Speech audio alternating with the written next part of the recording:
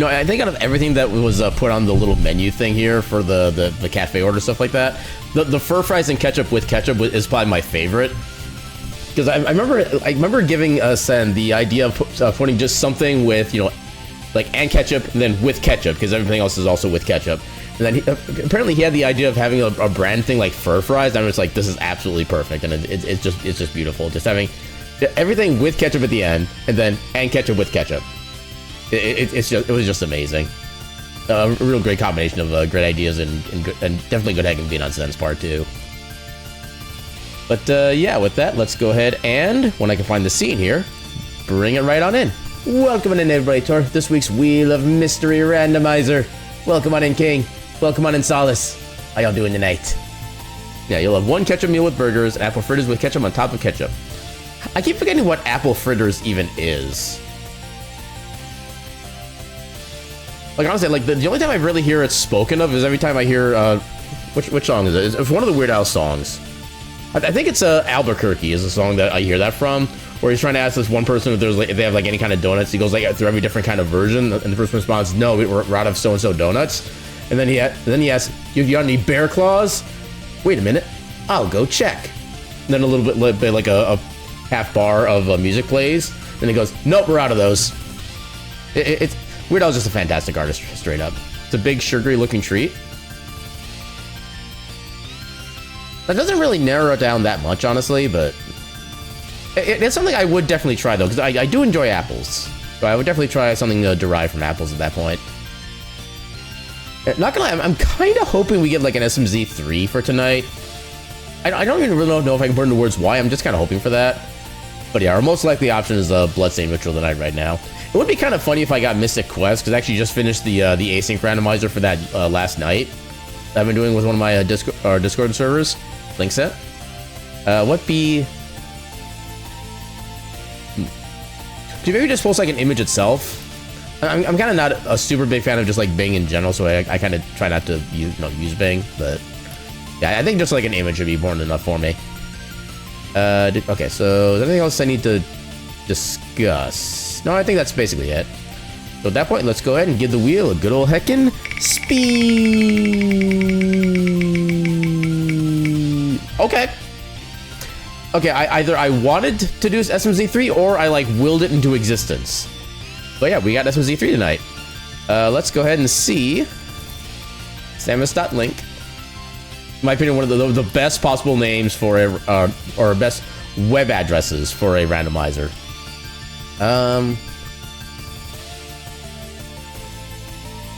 Do I want to be spicy? Let's be spicy. So normally I just do like the defeat Mother Brain, defeat Ganon, and boom, good to go, stuff like that. I'm gonna try doing an all. I dip it, Caltrix! Welcome in, thank you for the raid. Let me do the thing. What is a raid? An adorable little pile of cuties. But enough talk. Welcome on in. Welcome on in, Caltrix and Raiders. How y'all doing tonight? For those who don't know who I am, my name is Aaron Jevlith. I'm a silly little cat doing silly little things on the silly little internet. Tonight we're starting up our Wheel of Mystery Randomizer. We actually just finished spinning the wheel, and we're doing the Super Metroid slash Link to the Past combo randomizer tonight. And I'm choosing to be a little bit on the spicy side with it, and we're actually going to be doing an all dungeons run, where we have to actually beat every single dungeon, which includes Agnem's Castle and Ganon's Tower, in order to be able to get everything beaten and stuff like that. And yeah, obviously I was looking at your stream for a little while earlier while I was at work. Roboset is kind of a game I've been kind of interested in checking out myself, but I don't know, like the action combat parts haven't really been interesting much, but I kind of like the idea of like the city builder style aspect of it, so it's one of those I'm going to be kind of keep my eye on, but yeah, I can tell you're already having a good lot of fun with that, 100%. Honestly, that's kind of what this run's going to be, basically. Yeah, the building's nice. Yeah, apparently since there's like a whole logistics system in that from what I was hearing, and that actually kind of increases my idea in that game further. Actually, what is the price? Because I'm assuming that's still in early access, right? I did get back. Jason!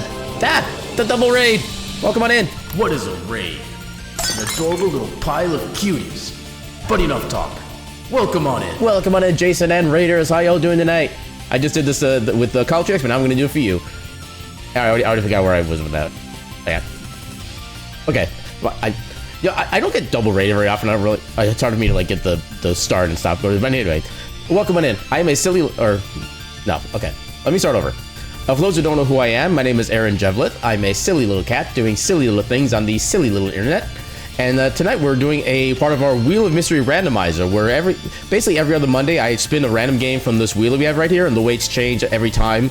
So, like, a game that has been, or a game we haven't played for longer, it tends to get more weight added to it. So we're basically playing like a different rando every time, and it's still completely random. We want to landing on the Super Metroid / Link to the Past combo randomizer tonight. And we're going to be doing something a little more spicy, and we're going to be doing an all dungeons run as our goal. So in order for us to beat the game, we have to beat literally everything in the game, basically.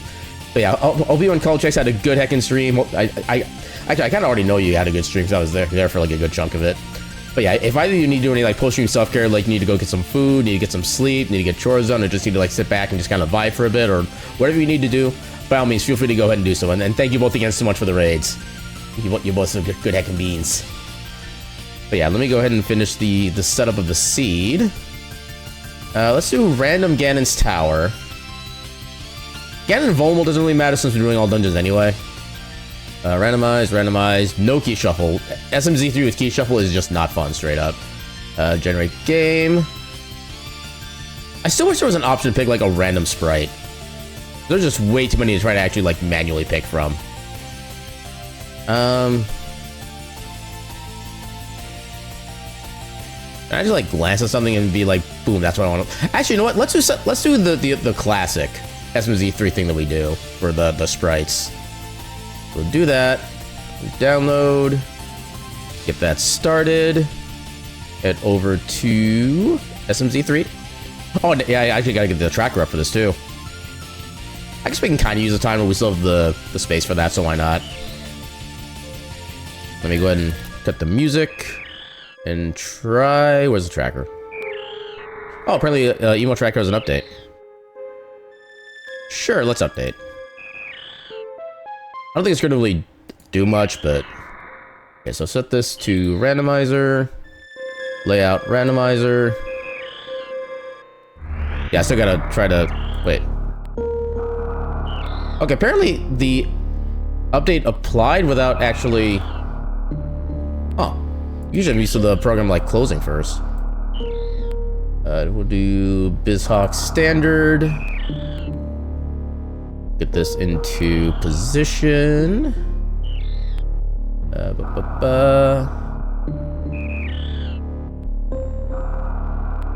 I think no, I think it's still outward a little bit. Yeah, I think it's still out a bit. There we go, that should be good. Alright, so get my controller. The baby. Yeah, the baby will be 100% perfectly safe. I can totally maybe promise you that. Okay, so get the tracker ready to connect. And get this ready to connect. Come on. I want to do the right thing. I don't want to do the archipelago because this is not an archipelago run. Give me my baby. Baby back, baby back, baby back, baby back. Make sure I got my control set up. Feel free to judge me for my controller preferences if you will. Also, welcome on in Gecko. I didn't actually say the welcome on in for that. Also, welcome on in Duke. How y'all doing tonight? Actually, did I miss anybody from the raids? Yeah, I saw Gecko came in with Caltrix. And also, welcome on in Jason. I need to officially say that before I get like too distracted by everything and myself. Did I miss anything? I don't think I missed anything. All right. Yeah, trying to feel better. I offer hugs. Voice hugs. Actually, don't know if you ever asked, but what was the very first rando I ever did? So oddly enough, like when I first started streaming again back in 2020, I was intending to be strictly nothing but a Castlevania Symphony of the Night randomizer player. Because at that point, the randomizer scene was kind of really starting to like develop as the randomizer itself was developing. And I figured, you know, I can kind of take part in this. There were kind of like little mini tournaments going on too. There were kind of little races going on. So I figured I'm going to do this as my primary thing. And then within a couple months, I started watching like Link to the Past randomizers and Super Metroid randomizers. And I'm like, oh, I want to do those. And then I started doing those. And then I discovered the SMZ3 randomizer. I started doing a lot of that. And it just kind of basically snowballed a little bit from there. But my very first randomizer Or at least the one I did on stream was Castlevania Symphony. I might have done an RPG randomizer of some kind before I started streaming. But that would have been like a very super early and super basic random. It was probably like an RPG of some kind, but I wouldn't remember which one that was. But at least on stream, Symphony of the Night was the very first randomizer I did. But yeah, I think that's everything. So let's go ahead and... Actually, hold on. I need to get the tracker up so I can actually adjust the things I need to during the run itself.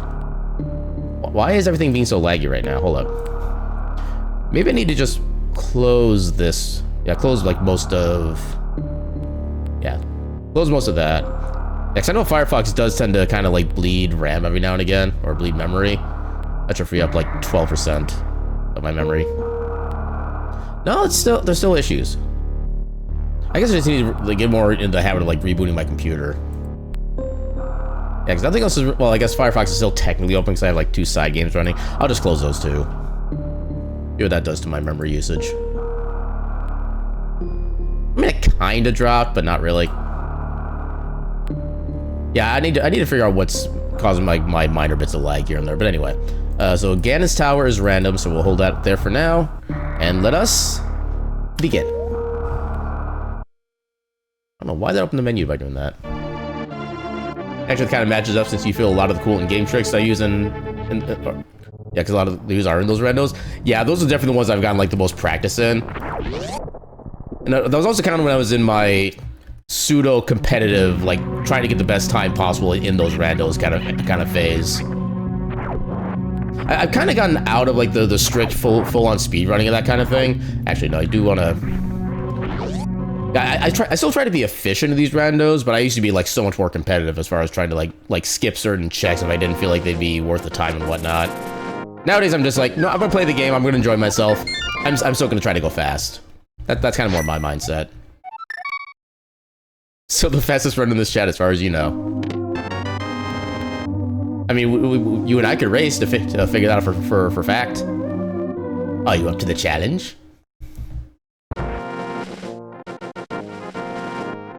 1 hour robust camera percent. SMZ3 is never going to be a 1 hour run.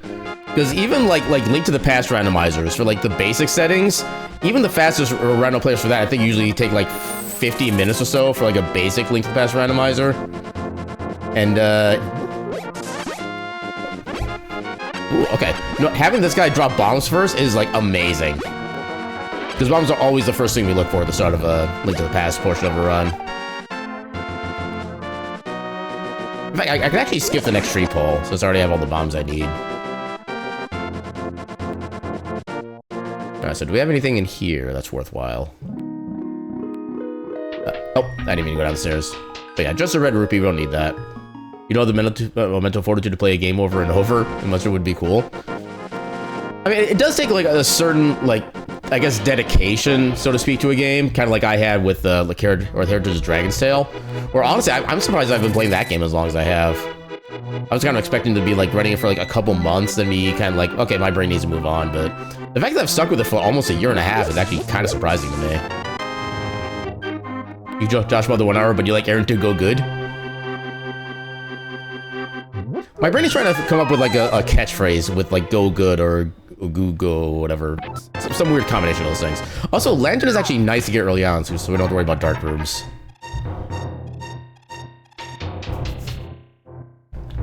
Yeah, you like me to go good and get good. Although the getting good is kind of hard sometimes. Not sure, arrows. Why not? They are cutie cutie? Oh gosh, the cutie has called me a cutie. What do I do? How do I respond? I'm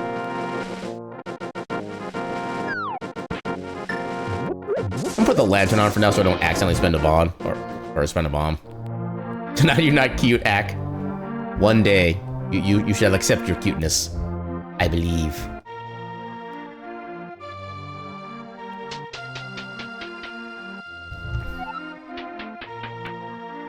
Oh, and of course, by the time I actually need the bomb, I figured to swap to it. $20. Ooh, early space jump. That's how look nice. That'll simplify a lot of things in Metroid. Still doesn't get us access to a lot right now, but long term it'll make things easier. Hopefully we get the high jump boots along with that as well, because having space jump without high jump boots, vertical speed is still very slow to actually get. It's a mathematical law. The more you deny cuteness, the more it grows. Exactly. It's an exponential law, too. So if you deny it once, you're one times as cute. If you deny it twice, you're 4 times as cute. If you deny it thrice, you are 9 times as cute. Also, heck yeah, stab rod. I shall deny your math. I reject your mathematics and substitute my own. Which, by the way, still adds up to you being cute. Okay, Bombus is like the only like combat viable medallion that we get in this run. Which is nice to get, but we don't usually need it for combat. Usually the only thing we need that for is if we go to like Ice Palace, to break open Cold Stairs like outer shell, and we don't have like Fire Rod. One day you shall boop me. And it'll be so cute because the cutie is doing the booping. Probably got Void Chicken at least. Okay, this is being a surprisingly good seed. This is gonna be an absolute terrible seed in the middle of it. We're gonna get to like the 2-hour mark. It's gonna take us like 40 minutes to find one progression item that we need. That's the way the randomizers usually go. If you get like a lot of good stuff early on, it's gonna be a terrible seed for the rest of it.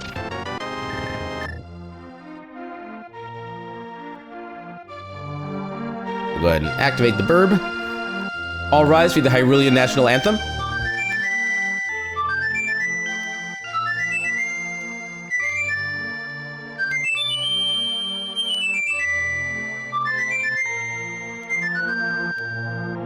Amen. Silas is a good them, as a heads up.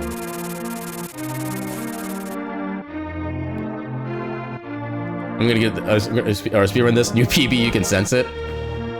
I don't know. My PB is actually still pretty, like, surprisingly good for SMZ3 seed. I forget what exactly it is. I know I have it in one of my panels at the bottom.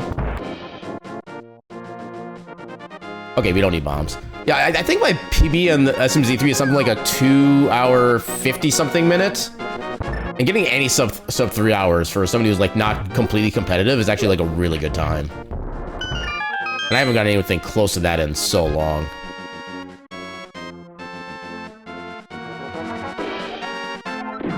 Yeah, I really need to look into getting that little like visualizer chat thing that let you put your pronouns so people know ahead of time. I know I was meaning to look into that a while back, but I apparently completely spaced on it.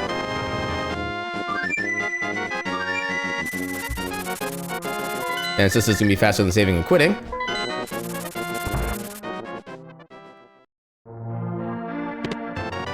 Okay. Okay, that does give us access to Death Mountain, which also gives us access to Lower Norfair, but there's not a great lot we can do there without Morph Ball. I'm not quite worried about that yet. Oh, slice. You are a bean, you are a they, them, and you are cute. Got it.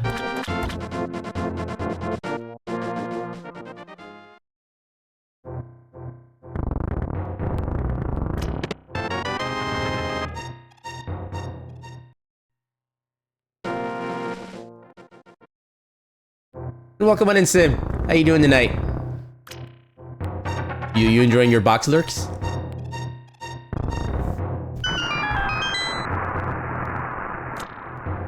Yes, Sim Wiggles are best Wiggles. Yay, supportive Wiggles! Wiggle, wiggle, wiggle, wiggle, wiggle, wiggle, wiggle, wiggle.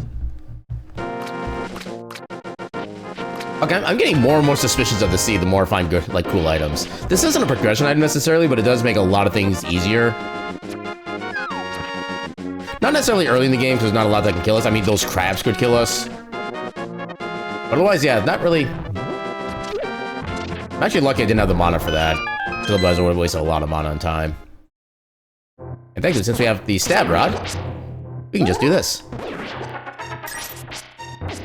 How dare you ninja dodge me? Stupid mini moldums thinking they're better than me. Okay, I'm gonna predict we get the dash boots in here somewhere.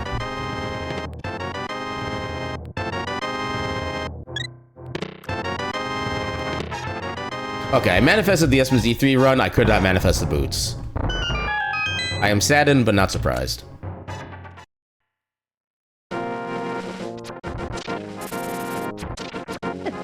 Oh, heck yeah.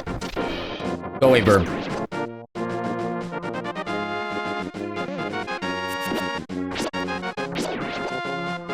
Okay, stun prize being hard is actually really good. Yeah, Dirk is very EP. People work on the roof since 7:30 when you have trouble falling asleep. Yeah, I saw you were posting about that in the Fluff and Stuff Discord earlier. Hopefully there's at least some chance for you to get some good rest. If not for like the rest of tonight, then like overnight tonight, because yeah, not getting sleep or proper rest is always a bad thing, whether it's like a wake rest or sleep rest. Something, so in that one, you could have just done the general opinion redeem, so you didn't have to spend like the extra points on the bad about. Because I think the bad about is like my most expensive one, because I don't like talking bad about things, but pros and cons of peanut butter pickle sandwich. Pro, it's actually delicious, despite what people may tell you. Cons is that I think one of the cons for it is that because of how kind of little peanut butter and pickles you actually really need in order to make one of those sandwiches, you would need to be either having a lot of stuff you would use those ingredients with otherwise, or be making a lot of those sandwiches before to make sure the base items like expire or something like that. Does that mean I have to say bad things about good and bad things about it? So the something bad about Redeem itself is just whatever the subject is, I need to say something bad about it, just straight up. Even if it's like my favorite thing and I have no problems with it whatsoever, I have to find something bad to say about it. And then likewise with the something good about, blah, blah, blah. And then there's also just the generic opinion one, which is the cheapest, and it just gives me, I basically say my straight up opinion on something. Yeah, I mentioned a particular sandwich type, wanted to ask. Yeah, I will say it does have to be like the hamburger dill pickle kind of thing. Because I know for me, like sweet pickles, I do not like sweet pickles. But give me like a dill pickle of any kind, I will nom that in a heartbeat. Are those pickles pricey? Not really. Or, I mean, to be fair, I haven't actually bought a set of pickles like that. Because I usually have like the pre-sliced pickles. But yeah, it's been so long since I bought those, I actually don't even know what the prices for those are. And my knowledge of like peanut butter prices is also a little bit skewed because I get my peanut butter from Sam's Club because I use basically so much of it. I can get the slightly bulk version for a cheaper price. But yeah, I can't imagine they'd be that expensive, especially because, like I mentioned, you don't really need that many pickles and that much peanut butter in a single sandwich. So you could technically get like dozens, if not maybe like 100+ sandwiches out of like a single jar, or a jar of pickles, jar of peanut butter, and then just like the bread. I guess the bread would be the most expensive thing. Green Pendant and Swamp Palace. Okay. I'll do that after I... Green Pendant and Swamp. Ooh, hookshot. Okay. Okay, so where's Swamp Palace? Green Pendant. Oh yeah, I can actually check everything here. Okay, so we have Boss in Eastern, Red Crystal and Desert. Okay. Now you want your banana Nutella sandwich? I don't think I've ever had Nutella, so I have no idea what that tastes like or what it's like supposed to replace, stuff like that. But I would definitely try banana Nutella. Although I feel like I'm one of those weird people where I never really taste the actual like banana itself normally. Because like anything that's like banana flavored has like a very distinct kind of flavor to it. Bananas themselves have been relatively light in flavor for me.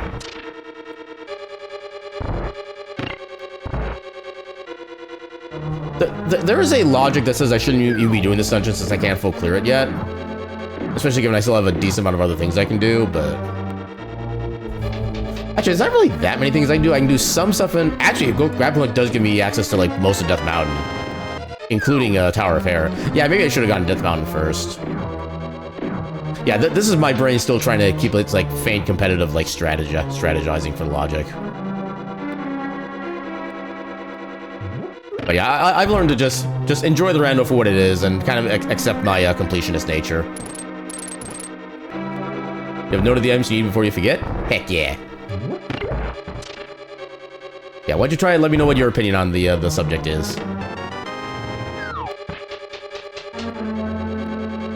Yeah, for some reason, bananas and Nutella just taste good, something in them compliment. I think that's kind of the way I would describe the peanut butter and pickle sandwich. Is just there's something about it that just works. I don't even know how to really describe it.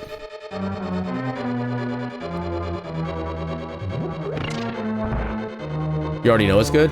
Well, the peanut butter pickle sandwich, you mean, or? I could have sworn you gave me like a judging face when I mean, no, maybe that was somebody else who gave the judging face for that.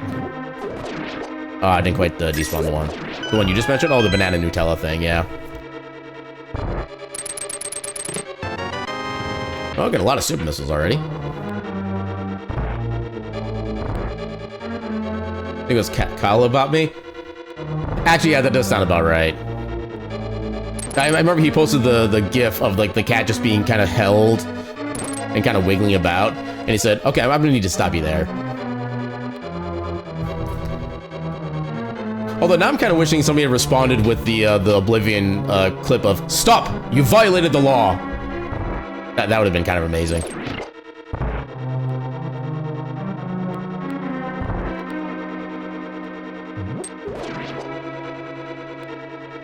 It's always weird when I don't actually hear the key pickup sound effect. It's not like a major thing, but I definitely notice it when it's missing. And welcome on in, Cyber. How you doing tonight? Look at Cutie Sim all over the wiggling.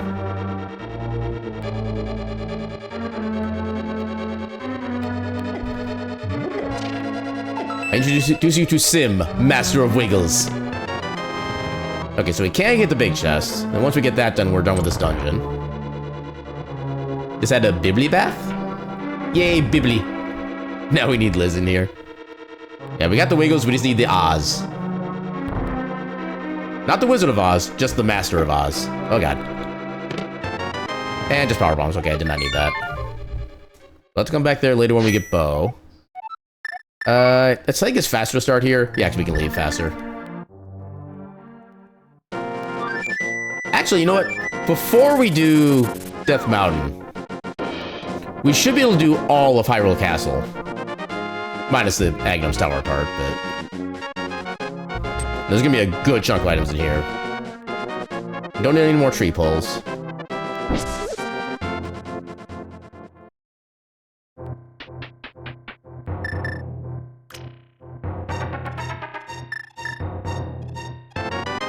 Bombs. Yeah, your cat finally came out of hiding from the noise that stopped a few hours ago. Yeah, I know Eddie back when I lived down in Texas, and so fun fact: one of the places I lived at when I was down in Texas, along with my cat Eddie, was the house of somebody who was in a band, and their practice would always be at his house, and they were loud as hell. Or like even if I had like my headphones on, like volume turned up as loud as I could safely make it, I could still hear their music like almost the same level as in my headphones. But I can only imagine how much worse it was for Eddie trying to like... Yeah, because Eddie was also always kind of like a scaredy cat for like things that he wasn't familiar with, and that was a thing that definitely scared him. Apparently, there was one night where he was actually hiding like inside or like right or like behind, or either in... I forget what it exactly was, but like hiding almost inside like one of the drum kits or like the capacity or the cases for it, something like that. And I figured that might have had something to do with how extra kind of jittery he was at things. But yeah. Were they disorderly and insufferably bad at playing? No, they were actually really good. That was at least one of the benefits of it. Although, like, because of the fact the drummer was like hitting the drums as loud as he was, it was like the only thing you could really hear when they were practicing was the drums. That was kind of the downside as far as like living in the same house as that. But yeah, overall they were actually a really good band. You know, and unfortunately there was some drama that came up among the various band members, and they kind of split up, I think, shortly before I moved out of Texas. Oh, I did not do that setup correctly. But I still kind of made it work. At least they didn't bring a hood-certified window breaker speaker subwoofer. I mean, I really hope they wouldn't, given that, again, it was at one of the bandmates' houses. So if they were to break that person's window, I don't think they'd be in that band for much longer.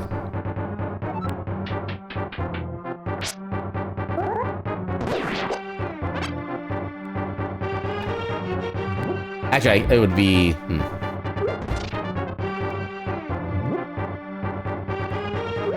Yeah, I was gonna try to do like a death warp setup, but then I realized I have the armor upgrade, which would make it a lot slower and more resource intensive. I guess I could have still done it, but like now I gotta walk all the way back up. Actually, maybe it would still be faster if I just like died to the little green guards out here.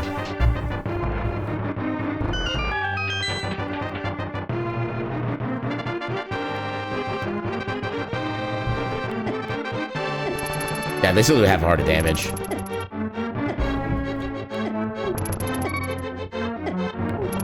There we go. And the kind of fun part is that the next section of Hyrule Castle is actually going to be in logic because we have the lantern. Which is not something you normally get this early on in a run, so that's actually kind of a nice thing.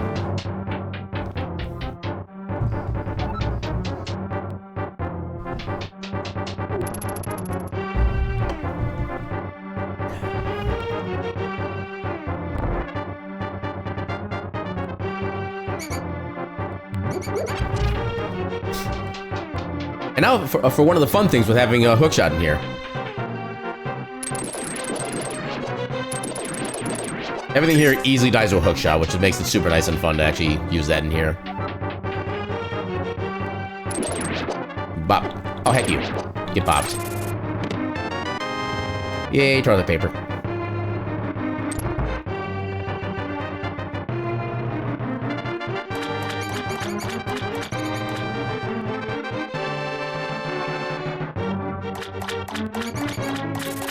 Also, I just realized my stream category is still on just catting, but because we are going back and forth between two different games, I think we're just going to leave it for a change.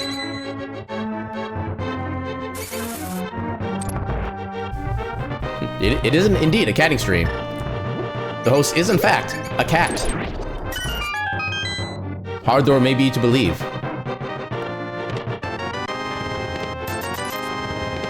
Okay, there is nothing of value in here. I could have skipped the entire castle and not miss a single thing. Ketchup-flavored catnip. Wait, we're here, okay.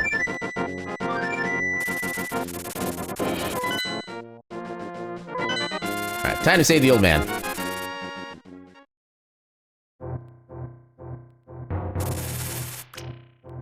Actually, is there such a thing as, like, flavored catnip, like, generally?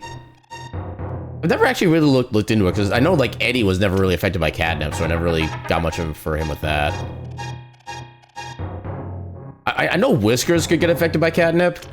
I remember one of the times I think we had, like, a little, like, ramp scratching post kind of thing that actually came with, like, a little bag of catnip for, like, kind of, like, to help, like, entice the cats to actually use it. I remember trying that with Eddie, and he was just like, eh. He just, kind of, like, walked away and ignored it. Whiskers, however, he kind of started getting into the nip a little bit.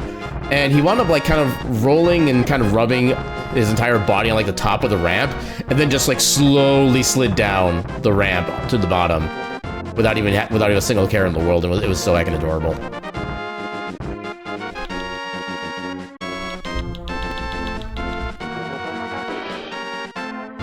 Alright, so I can't get into here from this side, but we can see... Okay, just super missiles.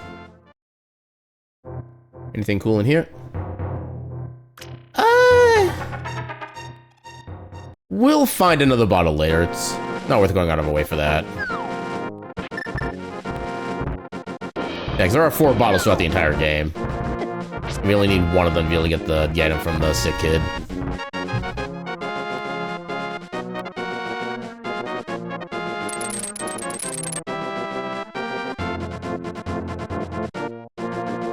I always forget which section I'm supposed to go to first. Was it here or down there? I think it was up here. No, that's not the right one. Remember, light on right.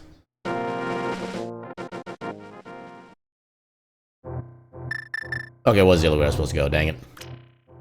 Yeah, welcome to Paradox Cave. We're entering on the higher portion, brings you to the lower portion of that room. And entering the lower section of the mountain gets you to the higher section of that room.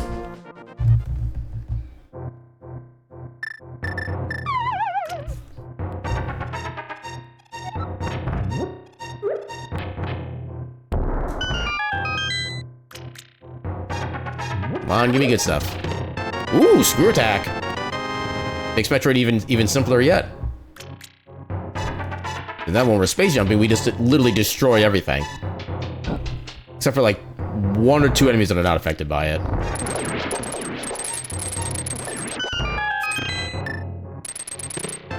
Oh, and Varia. Okay. Now, if we can find Morph Ball, that would be amazing. X-Ray. It'll be good against certain bosses, but otherwise, eh. I think that should work. Yeah, it worked. Yeah, I thought I might have been just too far away from that ledge. Ow, that was my hair. Why would you attack my hair like that? Ow. Ow. Those are direct heckin' hits. Okay, that was less direct, but still a direct hit.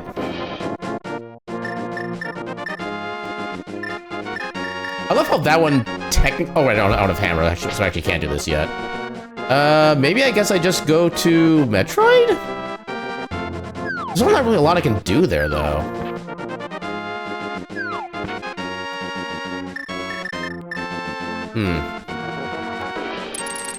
Alright, there's nothing on that side for me to grapple onto.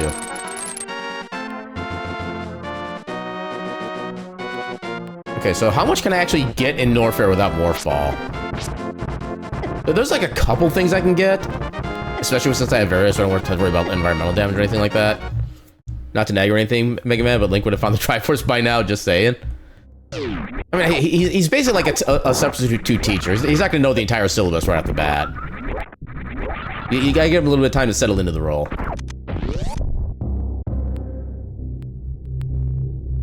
Okay, $20, that's not helpful. Yeah, it's important to kill that thing first off, because if you don't, you have to wait for it to come back around the entire way again for you to be able to unlock the door that it's blocking.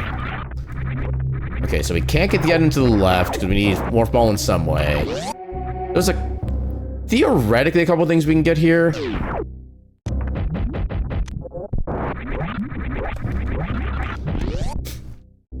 We can at least see what the item is in here, but I don't think we can actually pick it up. I know there are ways to be able to like manipulate Mega Man's hitbox. Okay, it's only missiles. We're fine without that.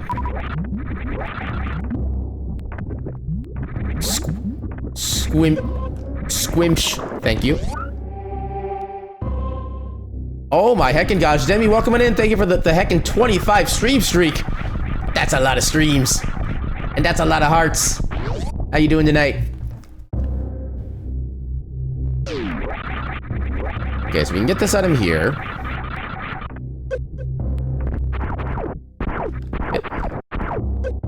Get back here and finish your ROM hack, young man. Yeah, how's your stream going, Demi? Hope your stream's going fantastic. I think I'm actually lurking your stream right now that I actually think about it.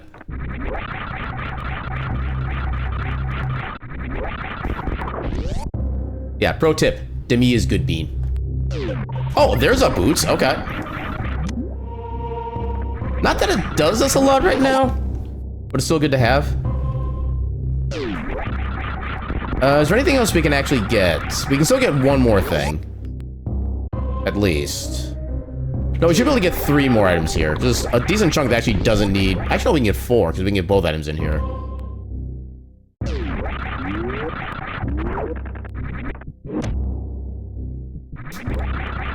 Actually, I guess having the Pegasus boots does give us access to Bonk Rocks at a bare minimum. But maybe there's something locked away in there that we need.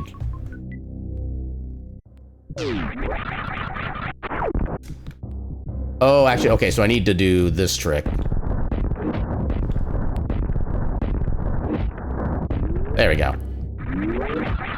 Yeah, that's the only way out of there without Morph Ball, so... Thankfully, it was just a regular gate, so I had all of my regular missiles to use in addition to my super missiles. Okay, so we should be able to get 3 more items from here. We can get the one item in the room on the upper left side. We can get both items in here. Also, Speed! Welcome in, TD. How you doing tonight? Not really too much yet. We've gotten a handful of, like, pretty decent items in this randomizer to start with. But we still don't have anything, like, super high value for progression yet. So we're still trying to kind of figure out what little mini-checks we can get to. Yeah, we're doing a Super Metroid and Link to the Past combination randomizer. Ooh, Master Sword.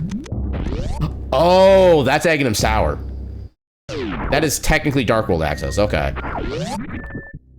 Okay, yeah, dipping in here without Morph Ball was, in fact, progression.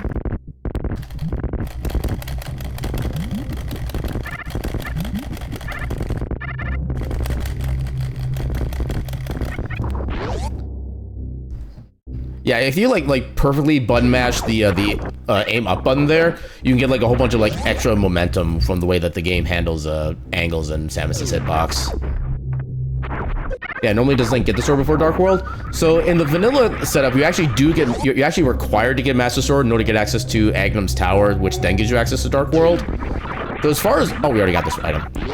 So as far as like swords go, we're already exactly where we would be logically in the vanilla game.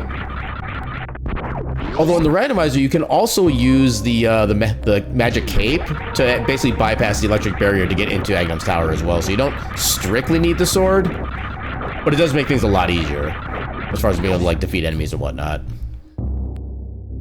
Yeah, because in vanilla Link to the Past, you actually get your sword as like you get the sword and shield as I think literally your very first items of the run, outside of maybe the lantern if you open up the chest in Link's house. Looks like a ketchup bottle. Does this work? With enough ingenuity, ketchup will solve anything. Oh wait, no, I gotta go through this way.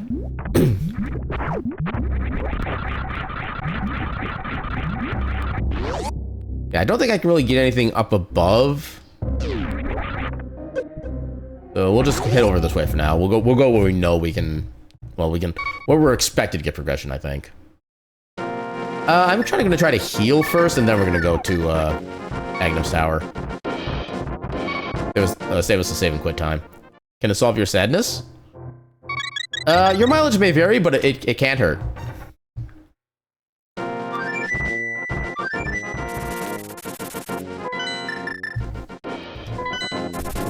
Yeah, there was also technically a Gina over at Desert Palace we could check out as well. But that's only gonna be a single check, and that's not necessarily having like any guarantee of being progression.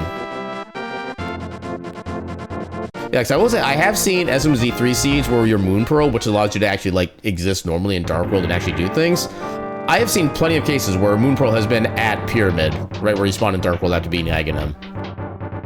I'm kind of expecting that to be the case in this game as well. That's not where I want to go. Oh, I'm taking damage.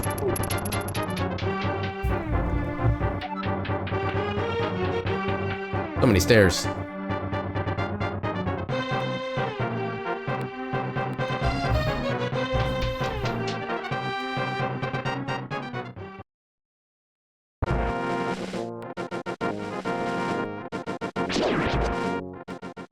Take that barrier. Barrier? More like dummier. Ah, got him. Ah, I couldn't get the double. Thank you. Get stunned, nerd.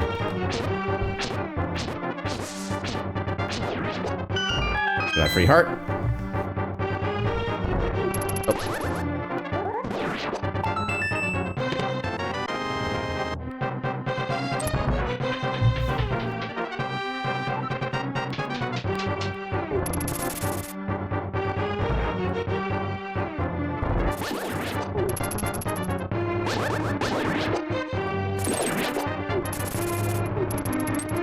Oh, I barely got that sun in.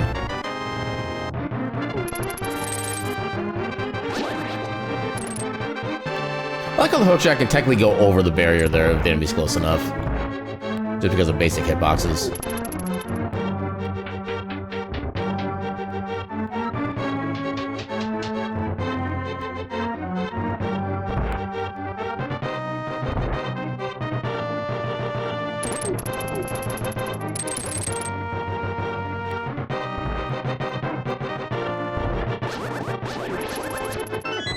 Oh, heck you. Freaking sniper. Fun fact about this room. You're supposed to kill all the enemies in order to open up the door to the next room. You do not need to do anything with the bats up here. You can just leave them alone and you can still do the thing. Now, for whatever reason, like the swords that they throw count as enemies, so you have to be careful for that. But yeah, the bats are completely fine. You can leave them be.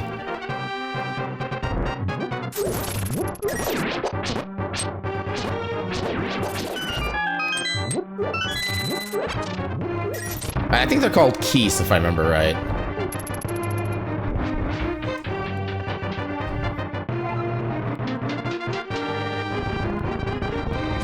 There we go.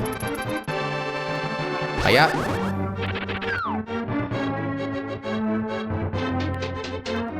I love how the guy didn't even notice me.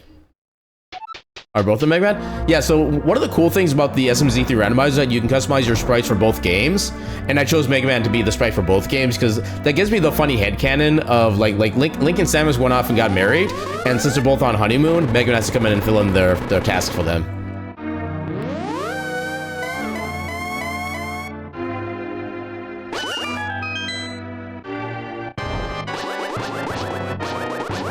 Time for the world's most boring game of ping pong.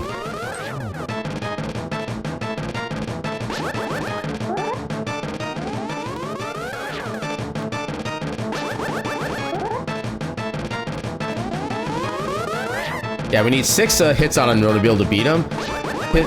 And he'll have like a 5-shot cycle. His first shot will always be an actual fireball. The next 3 shots have a 50-50 chance of being a fireball, which can damage him, or blue balls, which does absolutely nothing. And then he finishes up with an Emperor Palpatine attack right there, in which we also cannot do damage to him. You prefer Charizard for Samus and Wolf Link?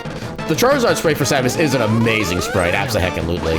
I think my favorites, I have like 2 favorites, I think, for, actually, I guess Charizard would be a pretty easy number 3 for favorite, but I think my 2 favorites are, I think, like, original characters. One of them is a character called Arcana for Super Metroid. It's basically like a, I don't know what species it's supposed to be, but it's kind of like a Anthro Wolf kind of thing. And then also, Thorncrow Robin is, I think, the name for the other one, where it's basically like a crow of some kind. It's an Anthro Crow. Both those sprites are hella amazing. And welcome in, Cortez. How you doing tonight? Here's emergency secret item. Fish. I mean, I'm currently Dr. Light, so I can't actually really use anything right now, but I will do so when I can. No, just missiles. Okay, so this was not, I mean, we did have to beat Agnes Tower at some point, but this was not the progression I was hoping it was. We can still, actually no, we can't. Yeah, we actually can't get into Palace of Darkness because we can't trigger the monkey. Is that like a statue? So the Dark World sprite for Link normally in Link to the Past is Link becomes like an Anthro Bunny basically. So whatever form you take when you get into Dark World, if you don't have the Moon Pearl, is just some like alternate form yourself. In this case, we're Dr. Light's ghost, and because he's a ghost, he cannot or actually affect anything physical. Thank you for the hydrate, and welcome on in, Moxie. How you doing tonight?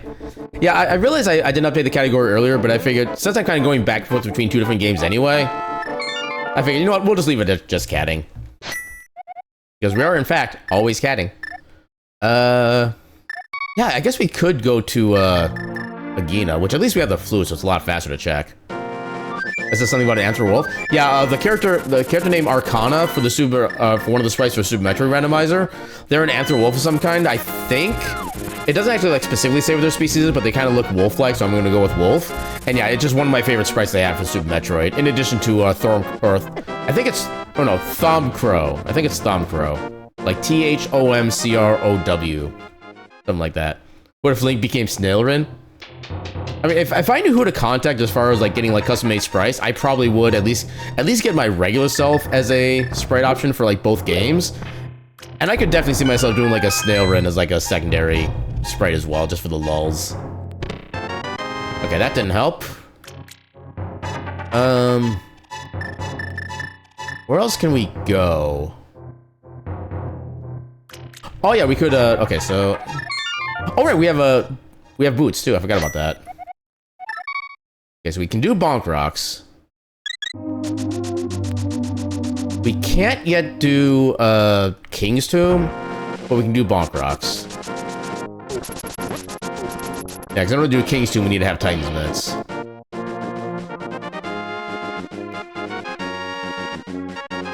Bonk. Yeah, if we don't find anything here, I think we have to go back to, yeah. I think we have to go back to Metroid at this point, unless there's something I can think of that it... Oh no. It occurs to me... So there was a bottle up here I chose not to get, because I figured we can probably get a bottle later. It's probably not going to be that important. There is a greater than 0% chance that Sick Kid has a progression item for us. So yeah, let's go and get that bottle, talk to Sick Kid, find out that it's just missiles, then go into Super Metroid. Yeah, you already made one Link to the Past sprite for me, but it did require using smaller pixels than the game does to get them out just right. I can definitely imagine that. I mean, I do know like how kind of intense and or stupid sprite work can be, because I did make a sprite-based webcomic for a bunch of years. And yeah, there's a lot of things that can be finicky with it, but if you have like enough talent with it, you can make a sprite work look super heckin' good. And also the glasses, yeah. Yeah, cause I know one thing with the Link to the Past sprites is that there are actually so many different variations of sprites that you have to like account for in order to make it everything, or to make an entire sprite sheet. Mountain Cave is faster. Get the heal. Durga's acquired tea? Heck yeah. Enjoy your tea.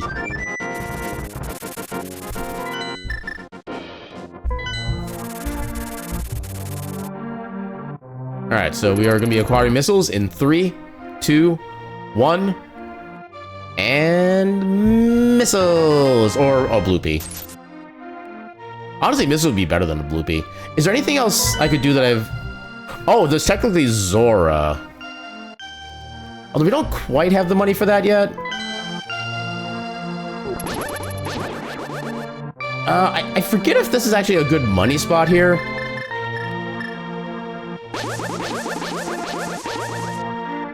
I know this is a good spot to get bombs. I don't think this is a good spot to get money.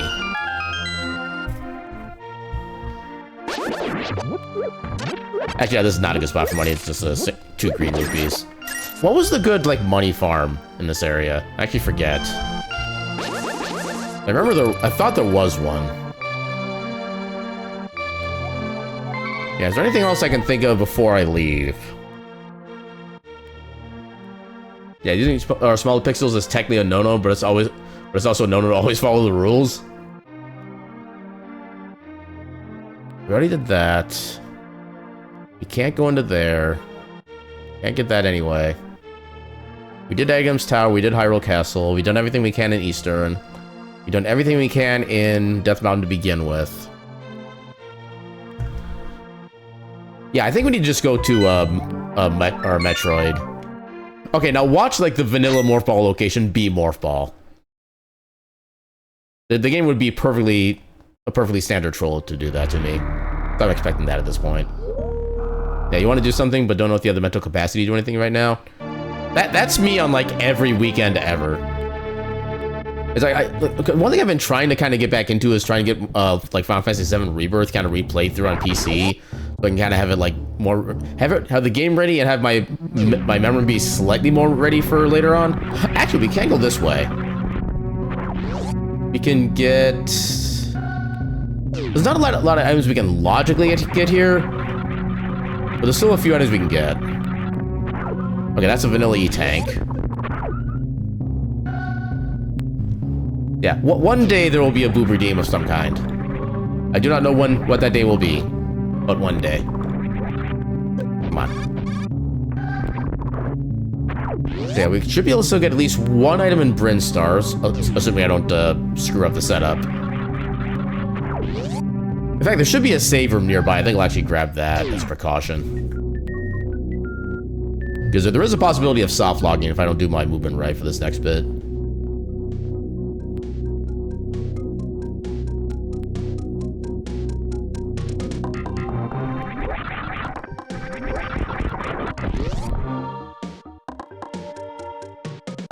Oh wait, save room.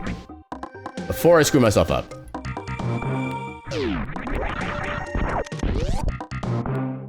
I love when a simple save room is locked by missiles. It's my favorite.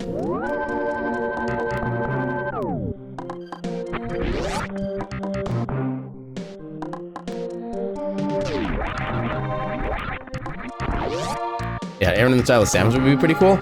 Yeah, I would love to see what I would look like as a sprite set for Metroid. Oh, well.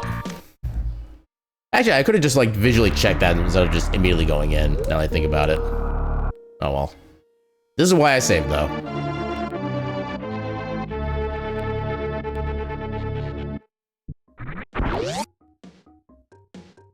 Okay, so what else can I get while I'm here? I can still get at least 2 items in Pink Bryn Star.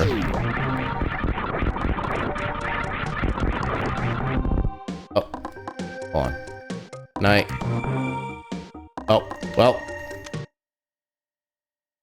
So So if I'd been on the other side of that, I could have actually got myself out with some specific movement, or like pixel, or I'm not sure what the proper phrasing of it is, but like positional and directional movement. But unfortunately, I was on the wrong side for that. Yeah, because one thing you can do for like certain things is if you're down here like this, and then you try to like move right and then unangle, you can see I'm actually slowly moving to the right when I do this.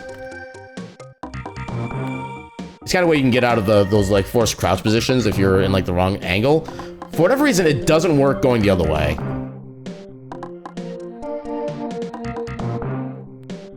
Yeah, no matter what you do, like the turn does not get interrupted, unlike it does when trying to go the other way. It's such a weird little thing.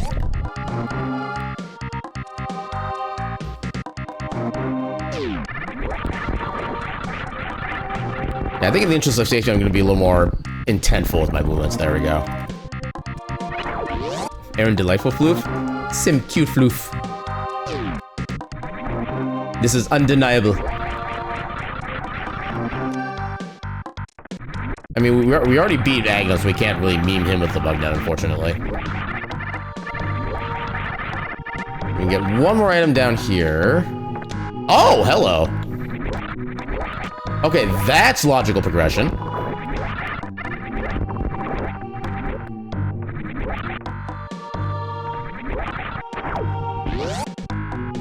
Okay, so I think I'm still gonna check the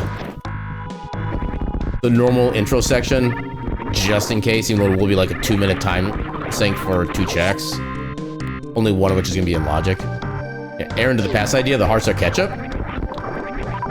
And now you're thinking with portals. That'd actually be kind of amazing mod, honestly.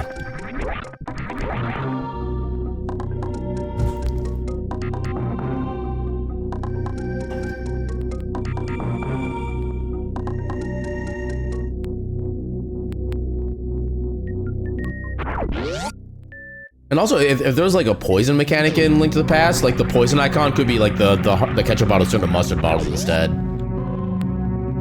But alas, that is not a mechanic that exists.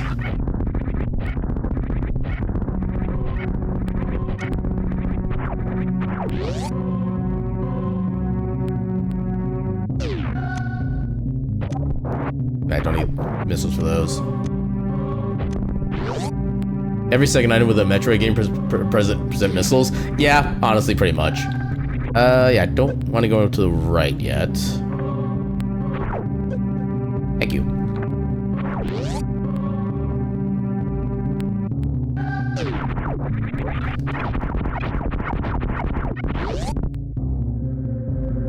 Yeah, so, okay, so in...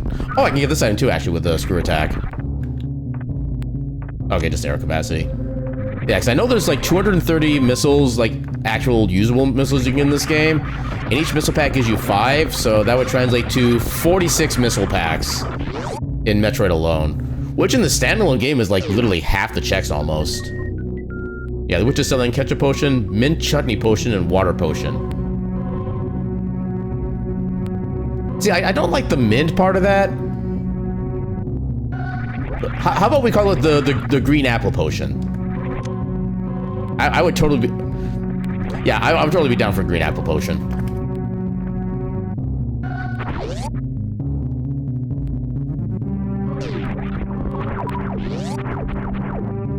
Oh, wait, I can't get that yet because I don't have a morph ball. Although I think in order to make the water potion sound fancier, you have to just call it the potion of water. That way it still sounds like a magical reagent. Oh, hello. That doesn't actually do anything for us now, but it is kind of a fun thing to get out of logic. Yeah, just trying to think of a condiment that was green. I suppose, yeah, it's a condiment. There's not really... I mean, there are some, like, salsas that are green. I know at least, like, Chipotle has at least one of those salsas that's green. What about Magic Potion? That's one... Well, that's what it is normally in Link to the Past. We're trying to think, like, fun names to kind of, like, rearrange it in a way.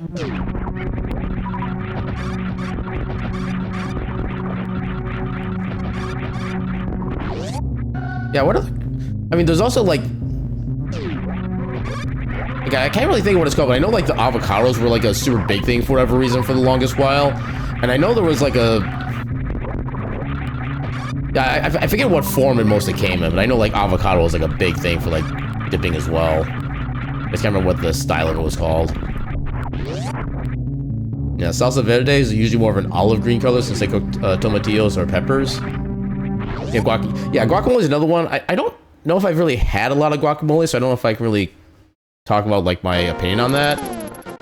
So we have flippers. Oh, okay, that's money. I like money. Especially now I like money. Wait, I never got the hobo either. Actually, we'll save the hobo for in case we don't get anything in logic from here. Actually, I guess he would be in logic now with the flippers. Oh. Okay, hitboxes and swimming do not mix.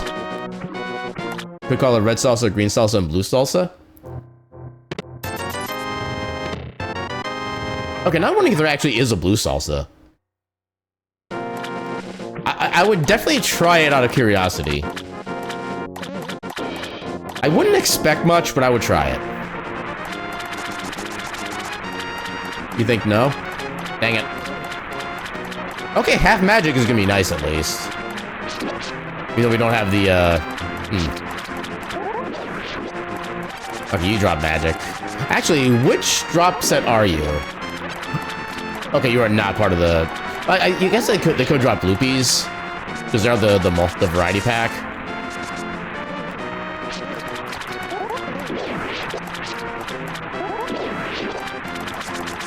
Yeah, not helping yet. Oh, maybe they're not the ones that drop money. Oh well. Yeah, and unfortunately, SMZ3 does not give you an option to be able to like pre-check the Zora item before spending the money, so... Actually, I do know one way to get some quick money. We'll see if I remember the setup. Yeah, Sanctuary.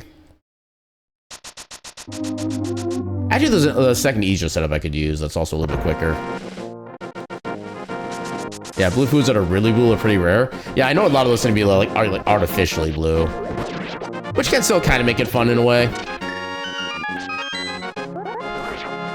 I don't know if this actually works or not. Hopefully that moving up worked. Hey, it worked. Let's go.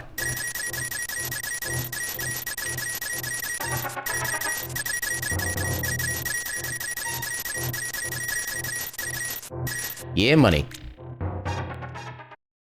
Yeah, but if you take red cabbage juice... Oh, that's not the cave I thought we were come out of. We can use this. Mini shiny. Yeah, if you take red cabbage juice and add baking soda or some other alkaline agent, it turns blue/cyan. Cool.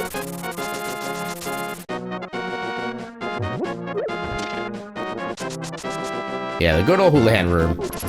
Great spot to get money on in the randomizer if you don't have any other really good beans for it. Well, sadly, it's only usable one time, and then that's kind of it for, like, ever. I think even, like, hard resets don't even, like, put the money back in. Yeah, the pigment is a pH indicator? Okay, that's not something I knew about. Really good guava beans? Yeah, everybody here is a good bean. With no exceptions. Oh, heck you. Okay, so please have something vital.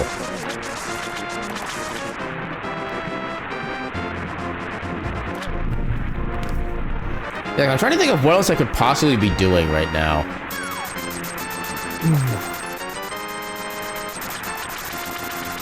I think it's faster to just manually go back to, or at least get out of this region so then we can flee back to the potion shop. Oh. I think that was literally the very highest, most pixel I could have done to make that work. Yeah, Zora and Ocarina of Time were blue. The river in this timeline are green. Yeah, here we go with the Zelda timeline stuff again.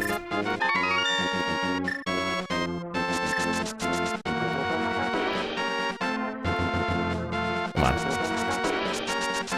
All right, and progression. That is not progression. I do still need money for pot eventually. What else am I missing? I already got... Oh, right, we have Hobo.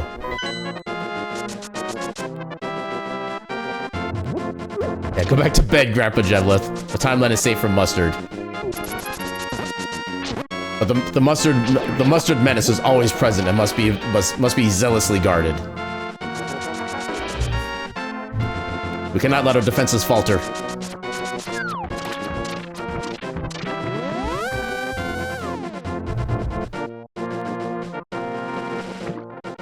You love mustard? I am sorry.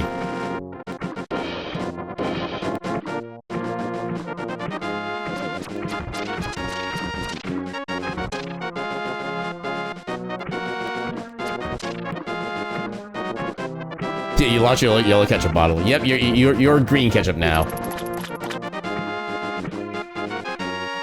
Which, to be fair, is the best color, so that's still kind of a win right there. Oh, I did get you already. Okay, hold on. What am I missing then? Yeah, I can't do anything in Dark World because I don't have Moon Pearl. I think it was only like bombs in library anyway, so that I don't... I mean, maybe there's actually something helpful there and I just misremembered. I'm gonna check as a precaution. Yeah, Dirk deploys turrets and drones to assist in the defense. Yay, co-op settings. Puts hot sauce in the mustard?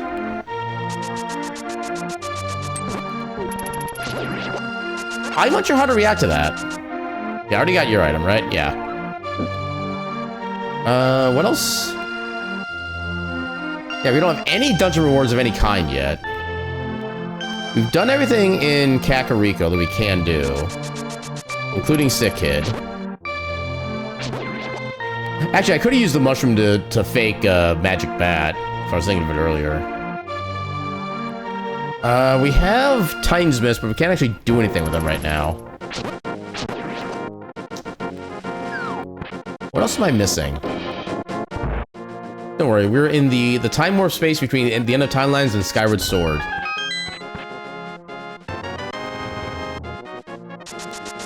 Yeah, I've made my opinions on the Zelda timeline, I think, clear from past discussions. But yeah. Oh god, leave me alone. Okay, so what else? What else am I missing? We got a Gina. We did everything in the dam. We got Ice Rod Cave. We did everything in the Zora region.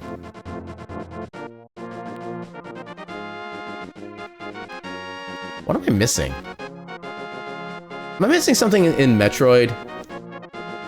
I can't do anything in wrecked ships. I need power bombs to be able to get anything in that direction. I need power bombs for the ship PBs to the up and right of there. Oh, actually, we can actually do one item in Gauntlet. Yeah, Zelda timeline is too confusing for Dirk. So, for those who may not have heard my opinion on that before, I think the entire idea of like the quote-unquote official Zelda timeline is...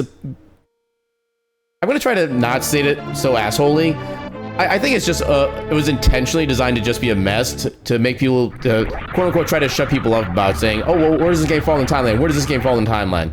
Because, like, the original developers of the Zelda series for, like, the first 3 or 4 games have explicitly said these games are not connected in any way, shape, or form. It's the same characters, but completely different, like, storyline, universes, and all that kind of stuff. And then just they continue making more games. People were like, okay, this got to fit in the timeline somewhere. And then eventually, I think there was, like, some kind of, like, thing with, like, Majora's Mask being part of a timeline from Ocarina of Time. So I can kind of understand that discussion happening. But there was never meant to be like a grand scale timeline of all the games put together. So I think they just put together something that seemed like it would be enough to get people to at least kind of treat it like it's relatively legitimate, and then also kind of like stop bugging them about it. But it still just keeps everything going. People ask more questions and stuff like that. It just never ends. Okay, so what else can I do? What am I missing? Don't have Morph Ball. I got everything I can there. Nothing I can get there. Went to Brinstar. Can't get anything else there. You know what? Technically, we can still get the item after Spore Spawn. I'm missing Mother Brain. Oh, of course, why didn't I think of that? I just gotta go to endgame right away. Yeah, who needs Morph Ball anyway? I mean, why else would Morph Ball and Mother Brain share initials? Huh? Tell me. What other reason could there be? It's a conspiracy.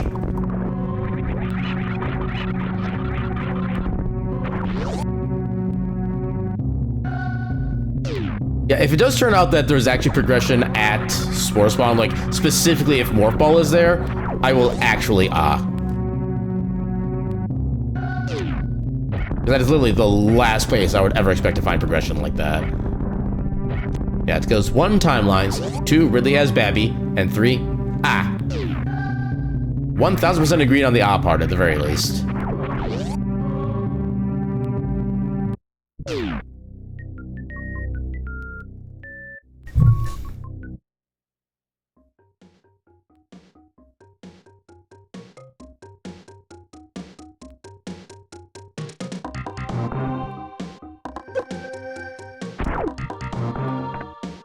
Oh god. If it helps, I'm laughing on the inside.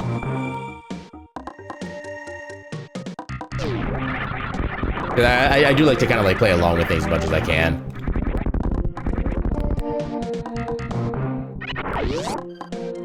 Okay, so we do Spore Spawn.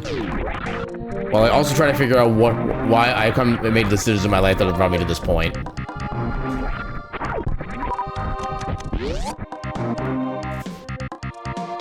Yeah, it's okay to disagree or not like something, but I'm a goober cat and you like me goobering?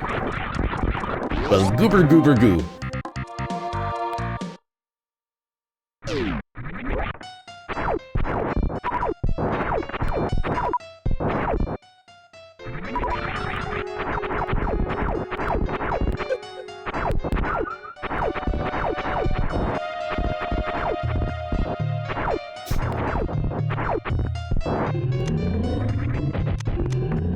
I couldn't. I only got the basic missile in there. That's unfortunate.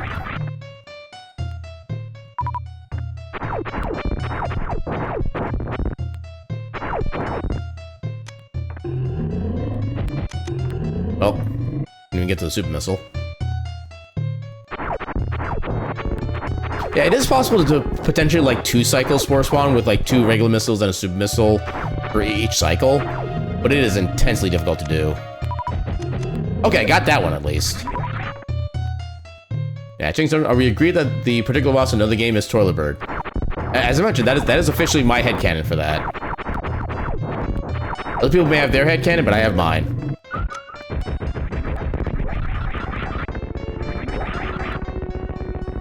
Also, I like how if you like wall jump off him, he just kind of shakes afterward. I don't know why that's a thing, but I kind of appreciate that that's a thing. Okay, is this the progression we've been looking for the past, like, hour?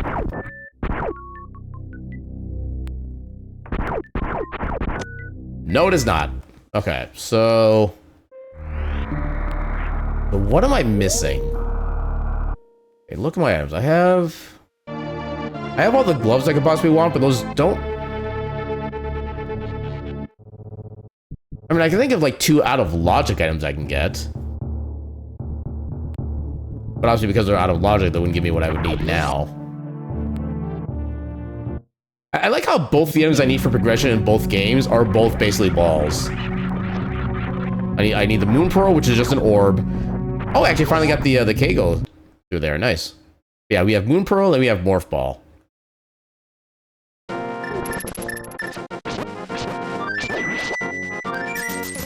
Alright, so for the out of logic items, for the lulz, and I do need to do kind of specific movement in order to make this work.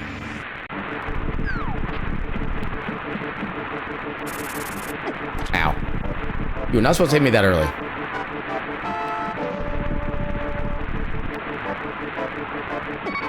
Nope.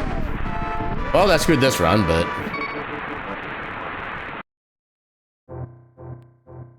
Actually, wait. Wait a heckin' minute. This is in logic. Technically.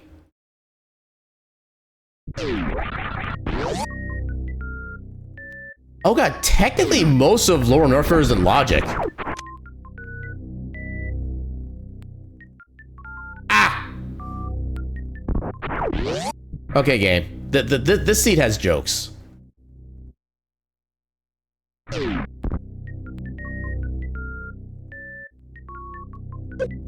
Oh god. Okay, I still got the setup. Or maybe not quite yet. I got the Moon Pearl, which is the item that... So I had to go through Dark World without Moon Pearl, which means I couldn't technically do anything. And it connected me to Super Metroid, where I got the Moon Pearl, which I can now actually do things in Dark World. It's one of those like weird inverse things that you need to go through the item without the item, or you need to go through an area without the item that you need to go through that area. I don't know if I stated it correctly, but that's essentially what it is. Oh come on, don't do this to me. I need supers. You give me no supers. Okay, there's one super. I think there is technically a way to like force him to not use the psionic sword beam move. But I don't know what that setup is.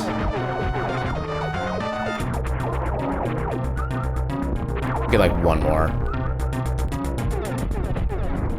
There we go. But I said the game is messing with me. It is messing with me in both the good and bad way simultaneously. Yeah, that's what randomizers like to do sometimes. I get this. I still don't have Morph Ball yet, which actually does complicate other checks in this region. But I guess we don't really need to do anything here now that we have Morph Ball. We can actually do everything in here.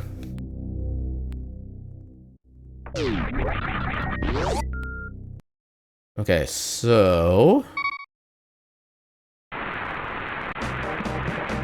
Okay, so now that we can actually be in Dark World... So yeah, I got the Moon Pearl, which is what lets me actually be my normal self in Dark World, so I can actually explore and pick up things like a normal person now. Whereas before I didn't have that, so I couldn't actually normally do anything here. I was trying to get these checks without Moon Pearl, but I kind of screwed up the setup. So then I went into Norfair just like thinking, oh, I can maybe get like a few random checks here, but then it actually gave me important stuff. Are you familiar with how Link to the Past and or Super Metroid work? Just so I know your starting knowledge.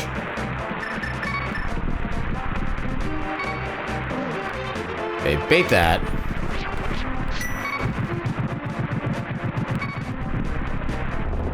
We can get most of the chests in here, we just can't finish the dungeon. But I think I'm fine with that, because again, it is all in logic now.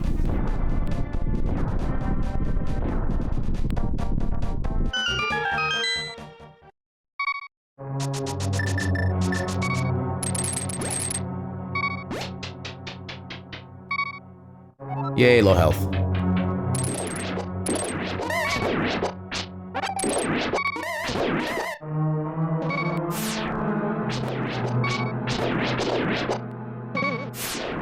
A lot of money all of a sudden.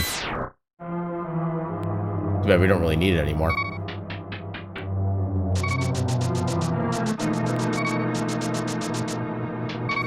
At least we have boots to make things go faster. That's always a plus.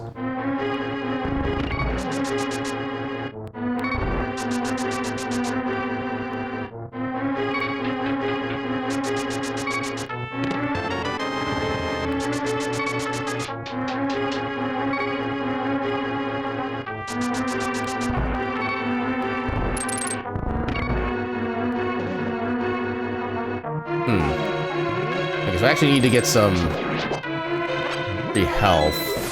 Oh, okay. I need you to... There we go, that works. That'll give me some health to work with here. Oh, come on, I couldn't even get to the chest in time. Okay, try that again.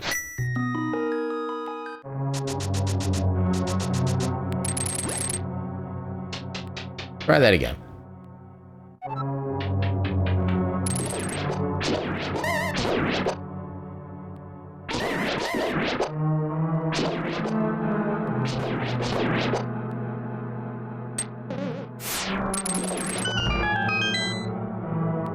I would love to pick those up, but I don't really need them. I already have like 16 bombs.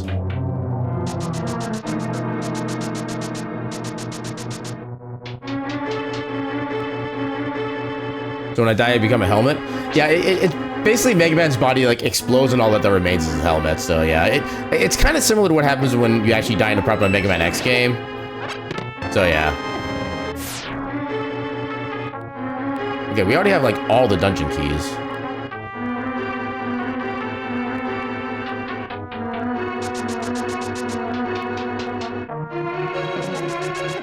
Oh, you freaking snipers.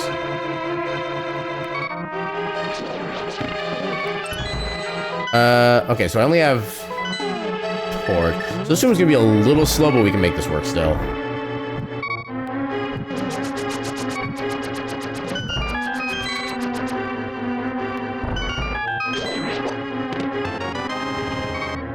Okay, can I get an actual item, please?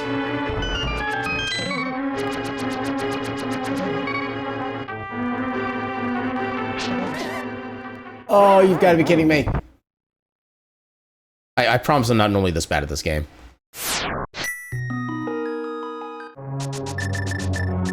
Like, I legit used to speedrun this game for a little while. I wasn't, like, fantastic at it, but I still got a pretty good time, I would say. Yeah, I think 139.58 was my record, if I remember correctly.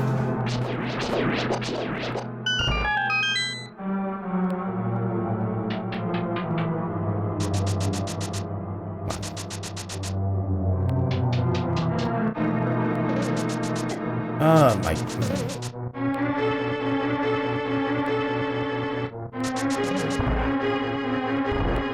Okay, now we won't die in like a single straight hit.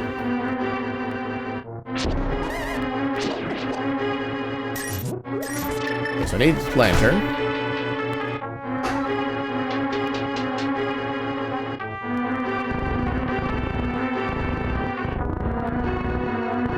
Go away.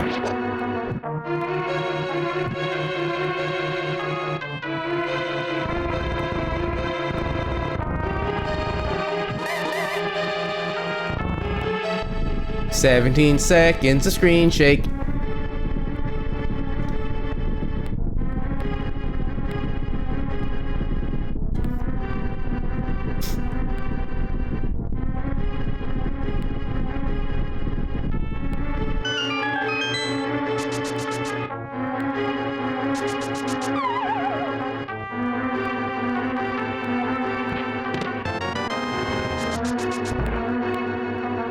Okay, I love how literally all of the actual like potential progression items are at the absolute final chest of the dungeon.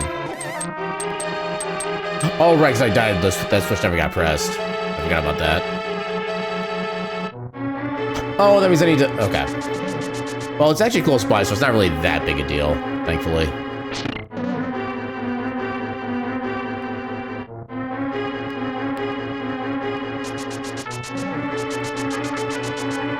How did... Okay, that hit me. There's Morph Ball. Okay. Now we can do almost everything in Metroid.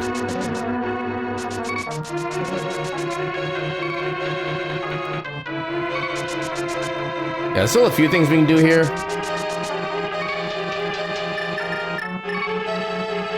Yeah, there's like 2 more chests we can get.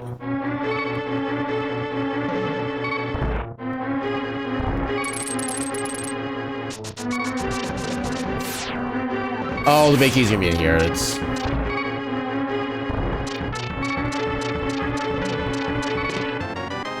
I'm sorry for that, but I will say, mind the vibes, please. Can you walk one in?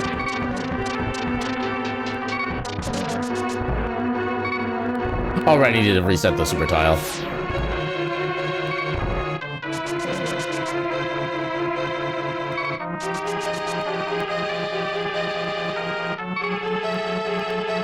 Alright, try that again.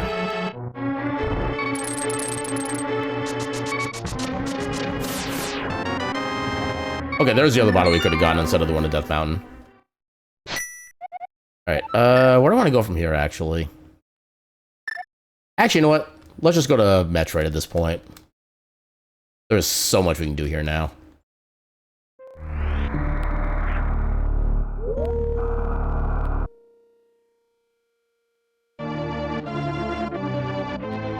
You've been flopped on by cat? Good.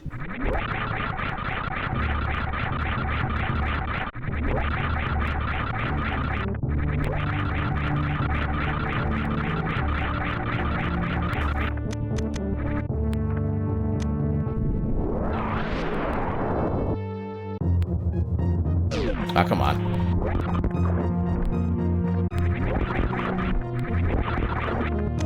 We're getting a lot of bomb capacity super early. Kind of feels weird. Alright, so I'll go with my usual check clearing route. Well, I guess since we are missing speed booster, we're going to be missing out on a couple things, but I'm not going to worry about those so much at this point.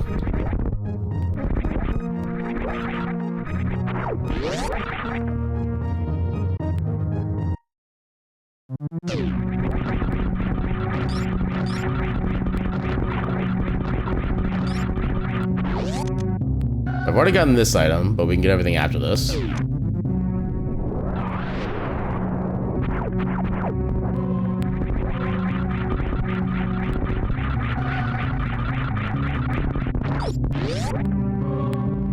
Wait, why does it sound like there was an ice beam shot there? I wouldn't have any beams. Oh, hello, Tempered Sword. Hey, no, for the lulz, let's get the shield.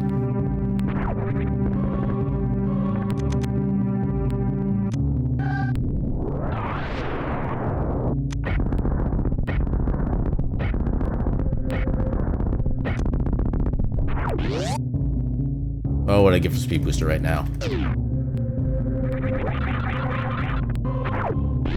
Sorry, you season force a shot. At least now we know the answer to that mystery. Gazoon type, by the way.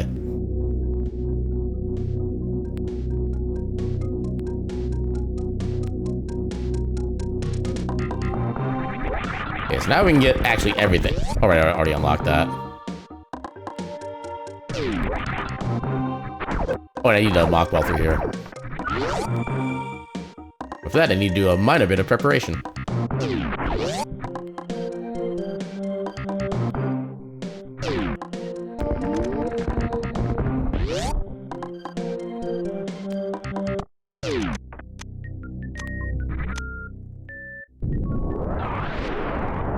Okay, nothing too vital yet. I'm just gonna skip that one.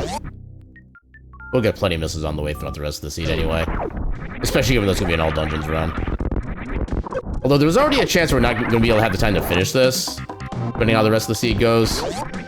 But we'll try. You have been accused of needing a shower. Pet the cat and she immediately started bathing. Will you pet her? Cat is just very finicky about contact with like anything and anyone. Which is honestly hashtag just cat things.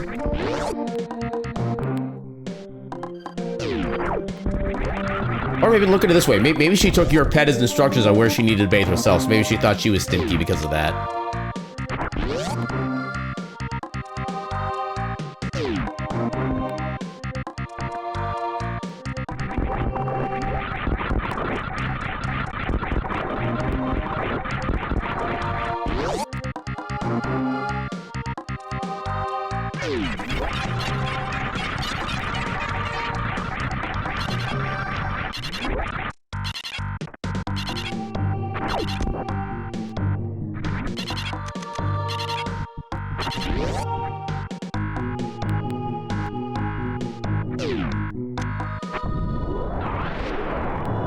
Get there.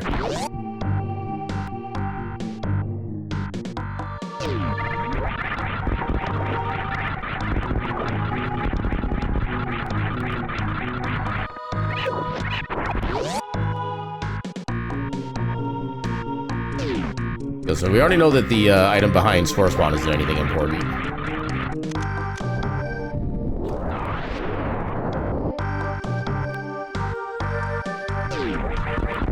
Squimsh.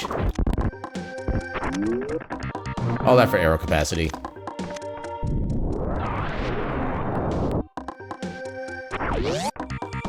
You do a blip. And there was much rejoicing. Yay!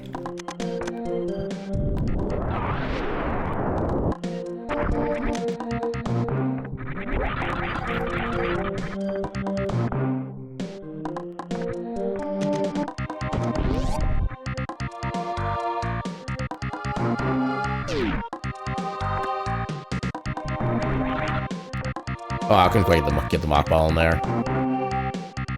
It barely saves any time, but it's always fun to get the mock ball in there just because it's kind of like a hard thing to do. Wait, that's not super.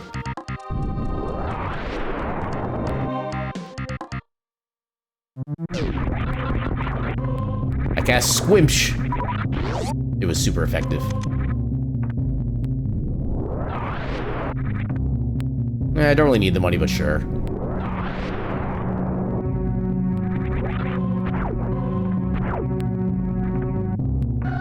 Next, we're already at like all the money we possibly need for this run.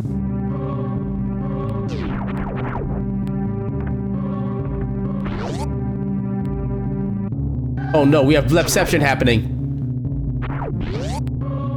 Won't someone think of the children?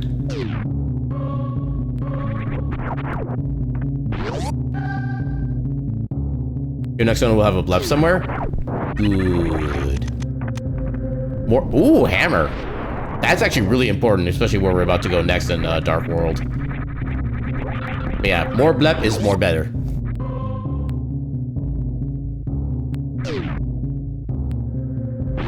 Yeah, you know you joke about using dynamite as lockpicks, but making doors that only open in response to specific explosions seems a bit much. But the lulls. Although I think the way my brain is interpreting it is that each door needs to be opened with like a certain amount of like, what's the proper terminology? Like each door needs to be opened with a certain amount of like concussive force. Where, you know those shock watches that you sometimes find on like big boxes of like electronic stuff like that to show you like how much force of like any like sudden jostle it takes? Maybe kinetic energy, maybe that's closer. But we'll go with kinetic energy. But yeah, there's like these shock watches that have like how many like G's of force have been put onto the item itself to show you how much potential damage it could have taken. I imagine like the red missile doors are just like the yellow shock watches, which are a relatively low, or those are like modestly high threshold, but it's not that hard to do. And then like the green missile doors are like the red. Actually, no, those I guess would be the green shock watches because those have a higher threshold. But yeah, it needs a certain amount of kinetic / concussive force in order to be able to actually open officially.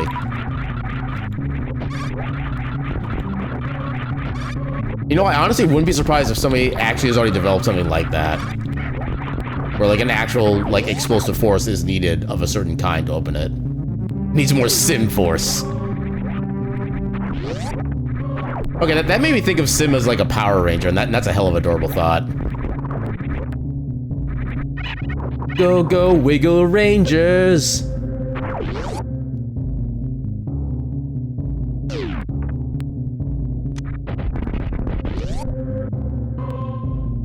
What have you done? Oh, we don't need another bottle. It is not worth the 40-second fight.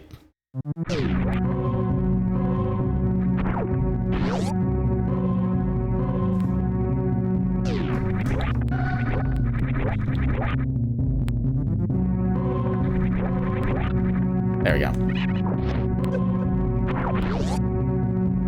Yeah, because of all the energy and ammo and armor that we have currently, we have no fear of doing wreck ship right now.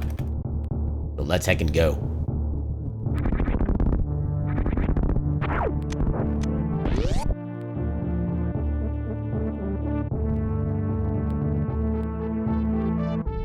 Yeah, hot take, hide my shell when the planet explodes. GG, easy. I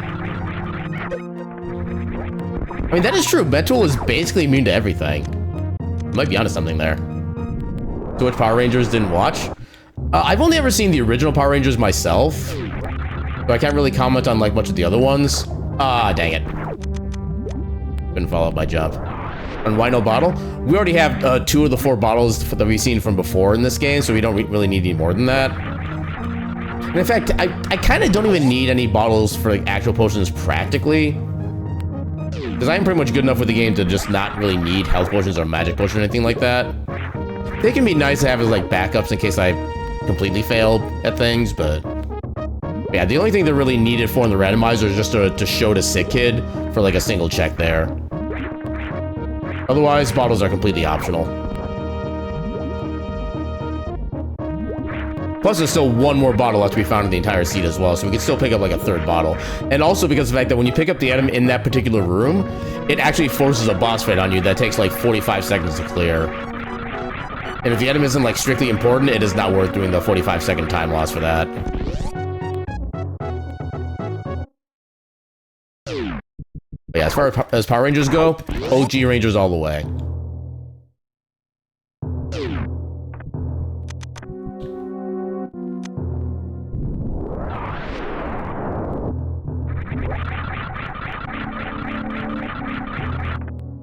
Don't need those. Otherwise, what? I think just otherwise, it's going back to like the Power Ranger subject. Just for me, OG Rangers all the way. Give me the original ones from like what was it, 94, 95 that they came out? I forget what year they came out, but somewhere like mid 90s. Like whatever the original Power Rangers were, that's my Rangers of choice.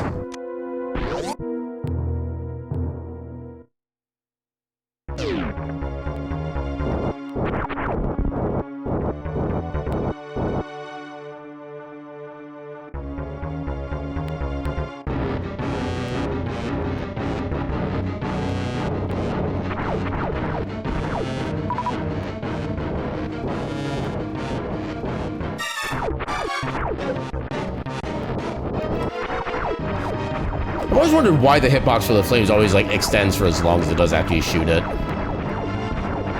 You can still get damaged by it even after it's like completely faded away.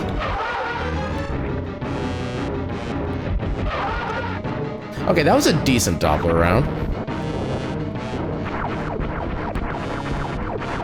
Yeah, I know if you like stagger your walking movements, you can actually get a lot more missiles in there, but I am so unpracticed with that particular style. Okay, I think we got 7 in there, so 15 total. But I just need 4 more missiles and I can do a super.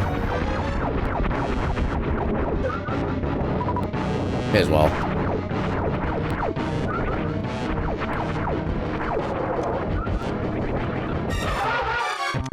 There we go. Yeah, apparently explosions are measured in TNT equivalent, which compares it to the force of a metric ton of TNT. It can be converted to a measurement in joules and calories. Okay, joules makes sense, because I know that's a measurement of energy. Calories, I always figured that is more like a physiological or biological thing. Kind of surprised they would use that for, like, explosive force.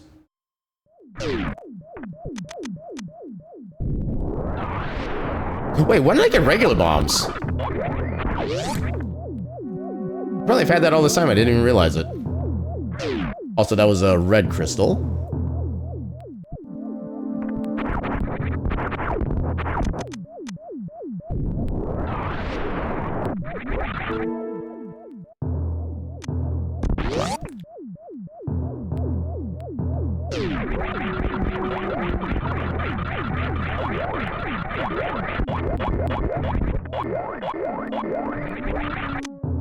Yay, heart. Come on.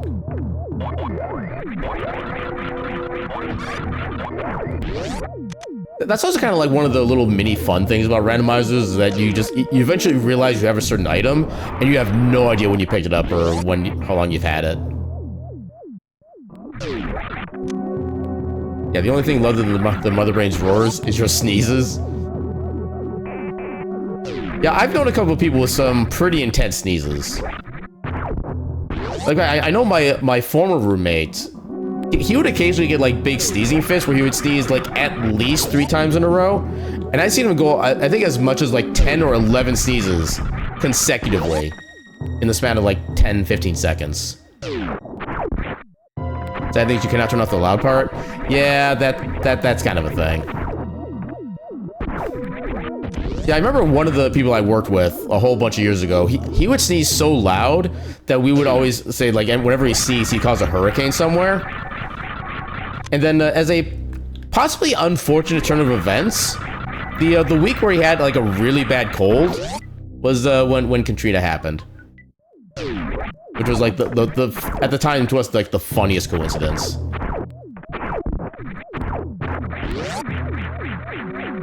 The twin sister.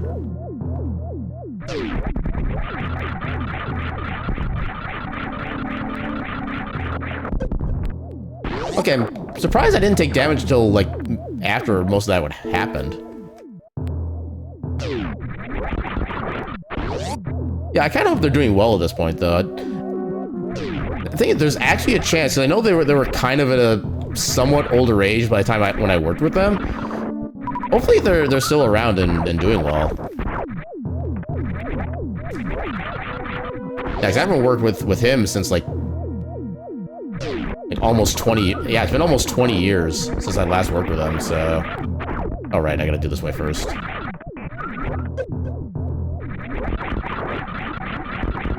Yeah, it's kind of weird to think actually. Like a lot of people I worked with in like my first few jobs in my life would be at like particularly an advanced age at this point. And 20 years ago. That's definitely what it feels like. Yeah. Like, everything in life was just so different back then. The world was different. I was different. Everything I knew, all the places I went to were different. The people I knew were different. I mean, there's like a couple people from when I first went into the Fermi that I still hang out with on a regular basis, like nowadays. But it's not a lot of people. Like, I think I want to say, like, of the original people I met and befriended when I first went to the Fermites, I think 2 of them I still, like, hang out with regularly. Mainly because they're part of my D&D group, or Pathfinder, I should say. Or not quite every other Saturday, but, like, 2 Saturdays a month we have a Pathfinder session that we do.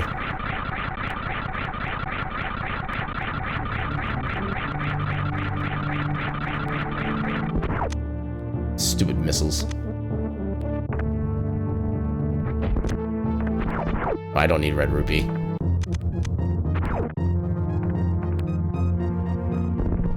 I still want to know when I picked up the bombs, because I have literally no idea.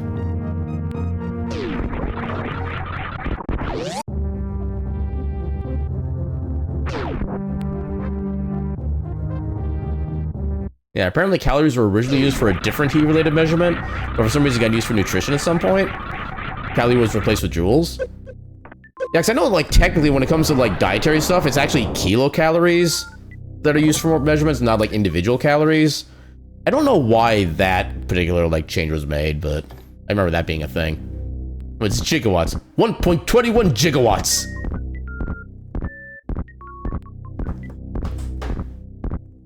No, I can imagine a timeline where the term, like, gigawatt was actually changed to gigawatt because of that movie and because of Christopher Lloyd. I don't know if I'm happy with not this is not that universe. Does not understand. I take it you have not seen the movie Back to the Future? Because that's where that particular line comes from. Yeah, it came out in... I want to say like 85 or 86, something like that. Yeah, there was like 3 movies in the series. Well, I wouldn't be surprised if there was like a 4th one that I just never heard of.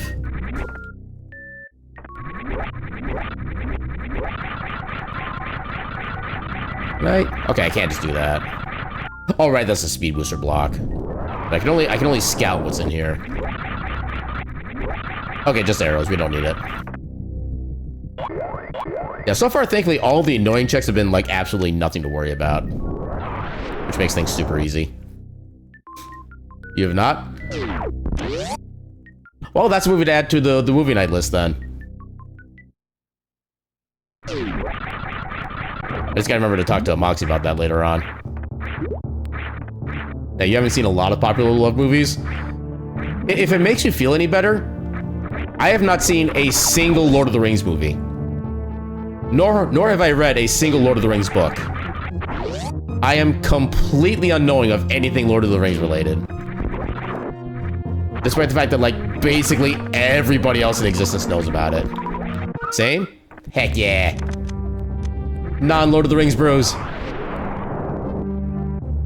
Yeah, the Telltale Back to the Future game, in your opinion, kind of underrated part of the story. Wait, Telltale Games did a Back to the Future? There's something in the back of my mind that recalls that being a thing, but I don't really, like, actively remember it. In the far reaches of Mount Doom, Sauron sits and watches.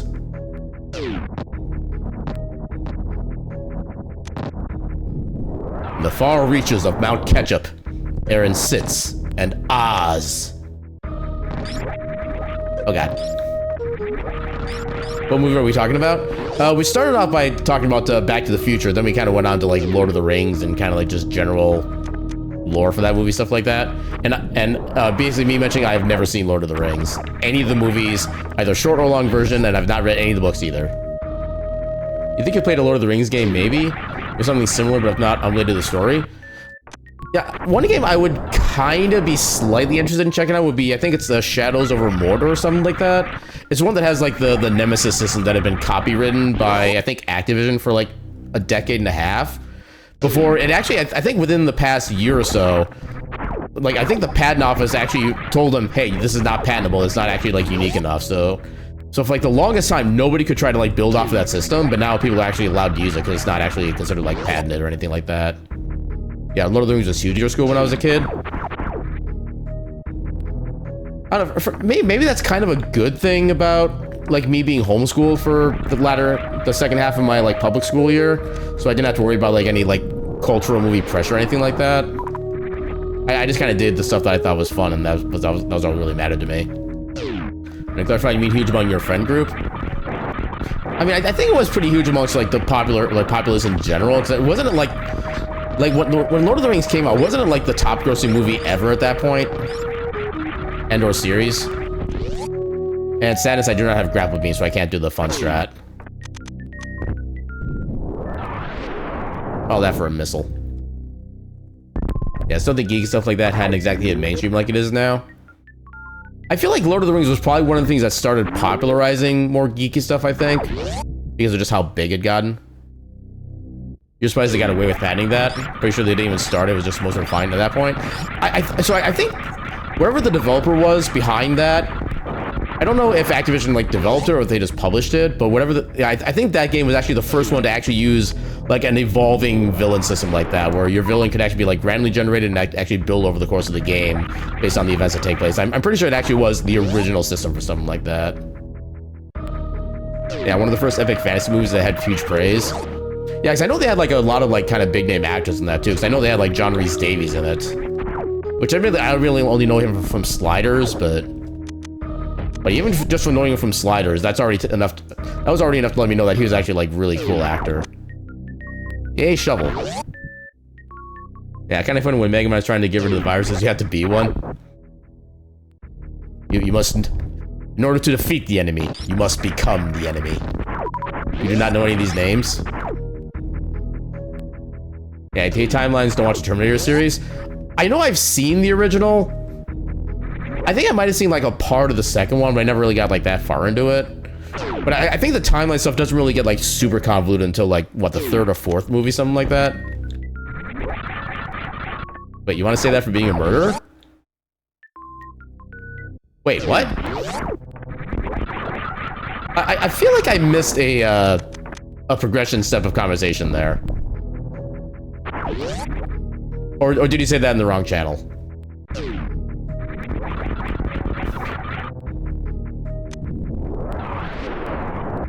Okay, we will need Ice Rod, since it is an all dungeons run. Okay, not the wrong channel. He said in the right channel. I'll admit I'm currently derping on the context that was being responding with.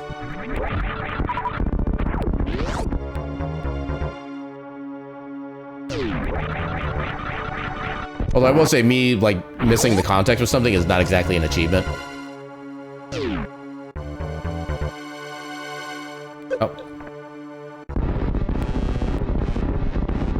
Oh, to be your enemy, you must become the enemy. Okay. You want to say that for being a murderer? I mean, there's, like, degrees to that kind of thing, I think. Oh, well, I screwed that setup up. Instead of the right setup, I got the right set down. Now I have to wait for him to just, like, naturally open his mouth. Ah, dang it. Ooh. Got it right in his upper lip. You often miss what's happening in conversations, but you're not good at them. Most references and jokes are lost to you.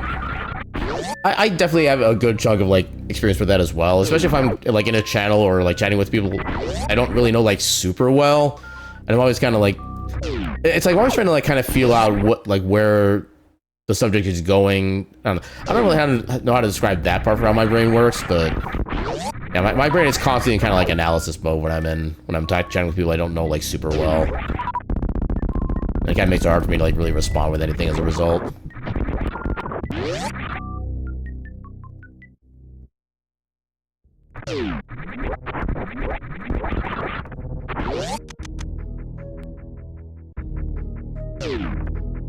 Although I did have a thought when it comes to like Super Metroid custom sprites and to know your enemy must become your enemy. There needs to be a Ridley sprite that you can play as. That would be amusing. Come on, get up there. Oh my god. I swear I'm good at this game.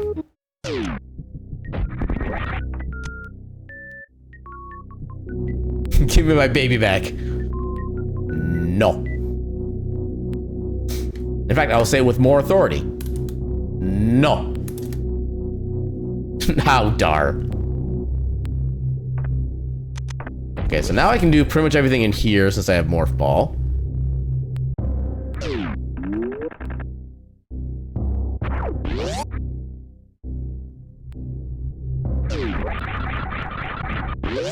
Dang it.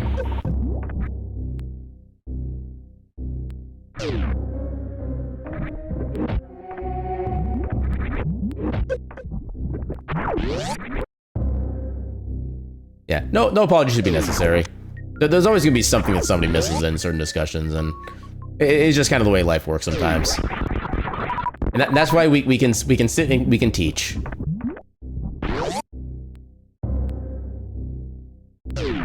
Sounds like I'm not good at this. It sounds like I'm not good at this game. I would like to plead the fifth on that, thank you.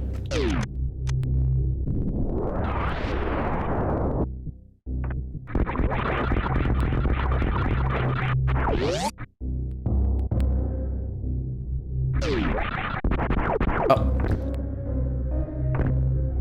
Okay. Well. Okay, confirmation that I am in fact not good at this game. Okay, just $50. Oh no. Well, I was good at doing those timings, but then I proved myself wrong.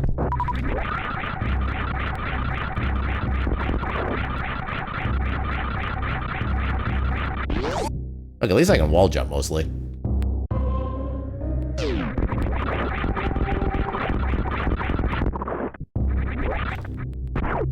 Dang it.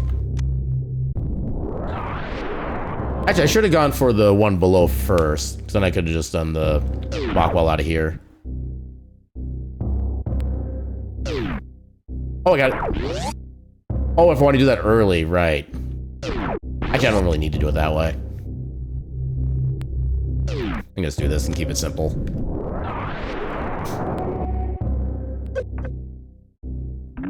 Solace used blep. It was super effective.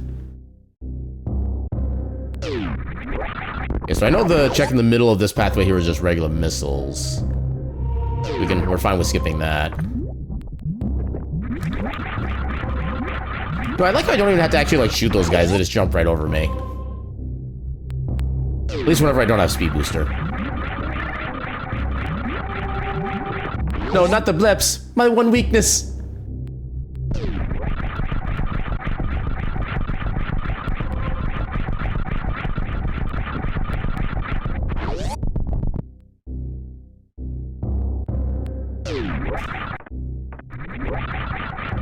No, tis the knights of the knights who go blep.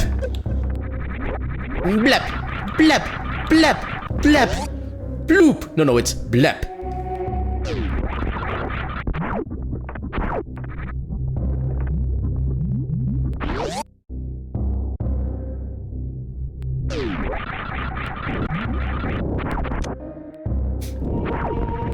Oh, hello, Silvers.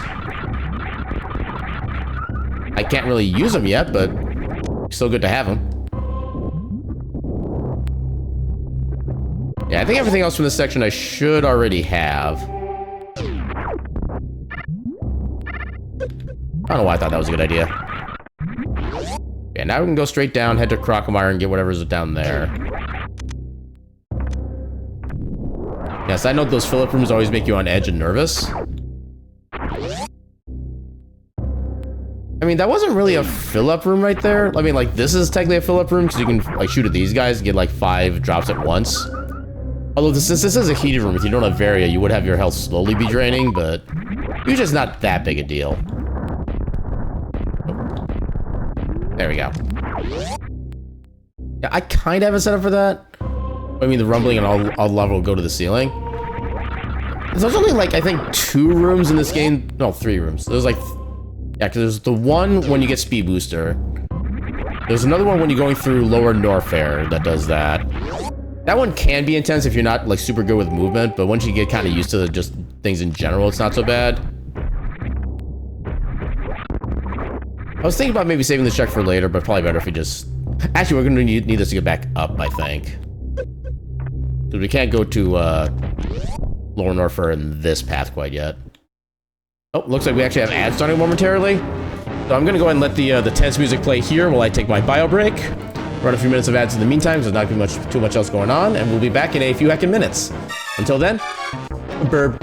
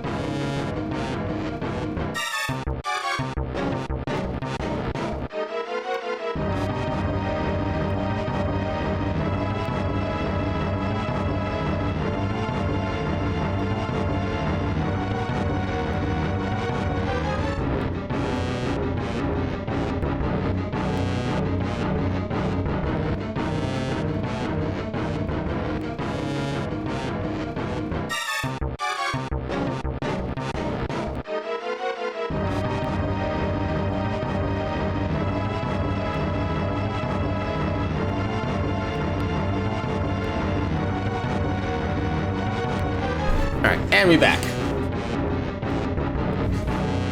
No, I'm imagining seeing all like the bunch of Pokecat things coming down, all the boxes coming down, with the boss music playing. It's like you're trying to catch like the big final Pokemon and like a Pokemon Legendary or something.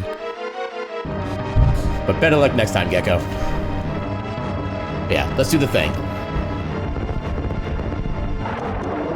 Oh, you almost boxed a Kraid there. Or not Kraid, Crocomire.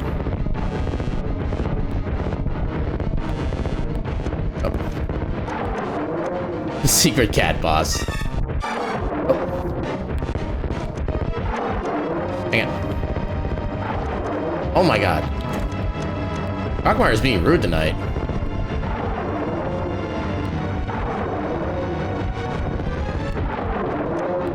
No, we're not killing them. We're just giving them a nice little bath because they stinky. Yeah, just when you want the cat in the box, cat do their best to avoid it. Yep. No, those are happy Crocomire noises because now they're getting nice and clean.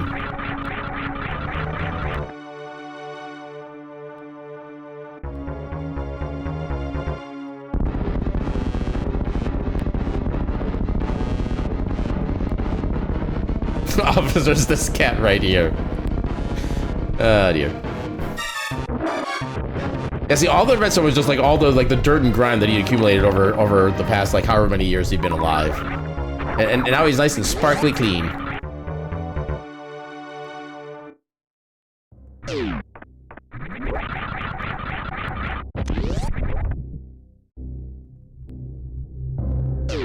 Okay, that gives us access to Desert Palace finally. Plus actually, yeah, we do have access to a lot. Actually, yeah, we have a lot of access in Zelda right now, since we already have the Titan's Myths. Book of Mudora. M-U-D-O-R-A is the official name of it. Yeah, there's a lot of items in this game with like kind of arbitrary names, and that's just kind of one of them. Oh, that did not work out nearly as well as I thought it would.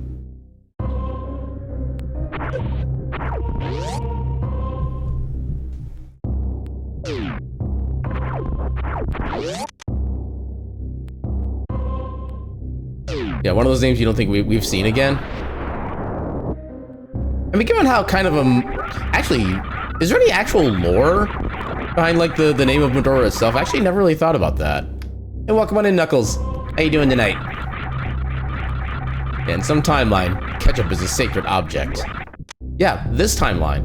We're living in that timeline. Not any lore that you're aware of? I wonder if the name Mudora is supposed to be like a reference to something in like real life potentially, because I know like game developers do kind of like to do that.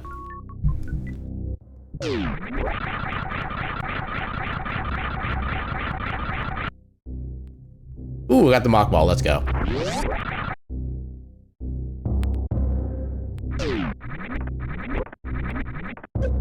How dare you not spin jump there? Get up there. Okay, I think this is everything I can do in Metroid at this point. I could technically go back through Misery Mire and get to Lower Norfair from here. I don't think I want to deal with that, though. So if you don't have a lot of sub-tanks, and not having gravity does also mean we take more damage than usual. Yeah, I think we're just heading back to Zelda at this point.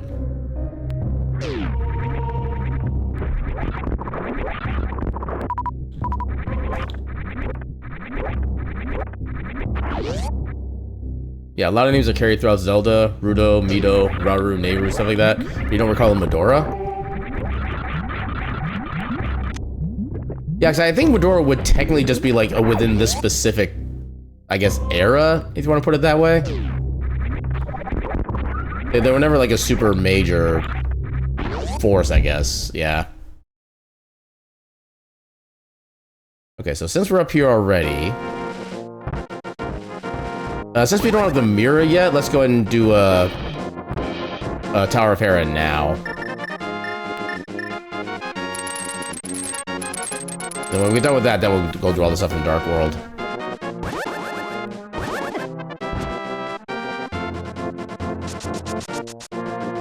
I think this is the right way. Hey, I did it.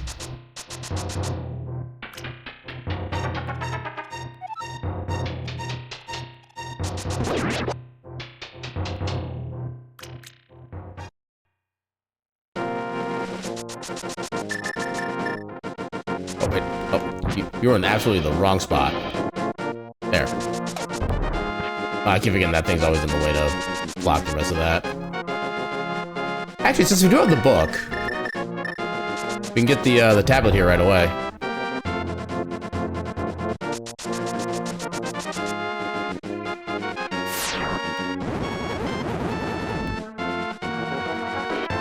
All that for 20 bucks.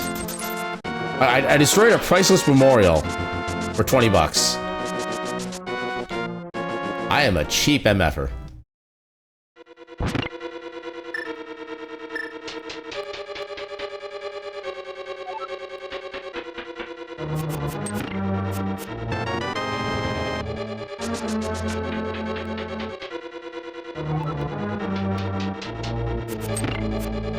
Alright, here's hoping we never find the small key.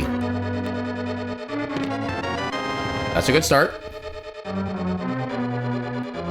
Yeah, if we never find the small key, that means it'll lock itself down in the basement. Which would definitely be ideal. Oh, I was supposed to angle up, dang it. Nah, I missed it. Should have put the sturdier memorial. Yeah, the fault is definitely on the crafter at that point.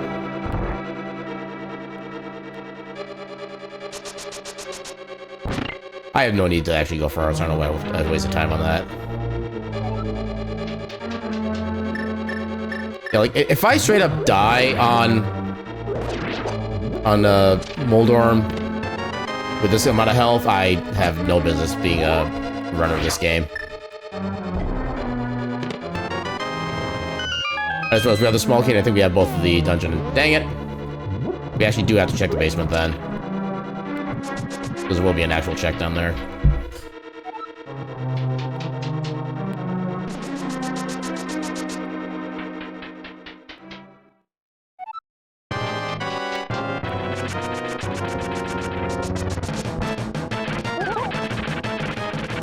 Oh, come on.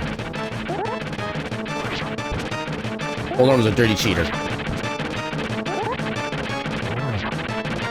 There's one and two.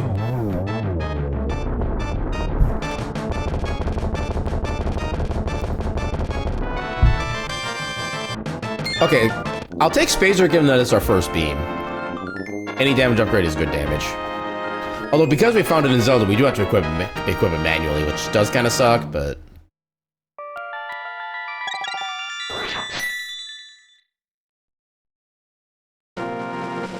Yeah, I think it's actually slightly faster to just go down this way.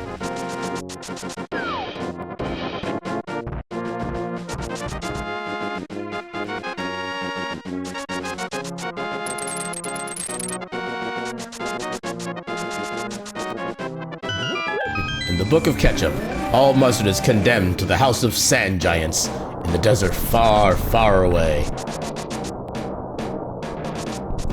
I don't know why, but for some reason that description makes me think of like the Dune series. And I know absolutely nothing about the Dune series either. Yet it somehow reminds me of that.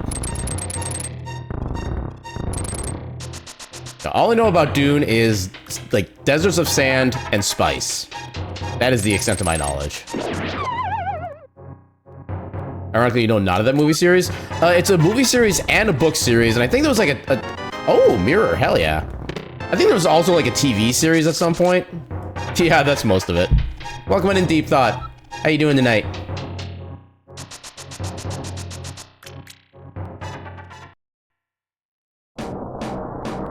Okay, so we can do everything in Hookshot Cave, which is nice.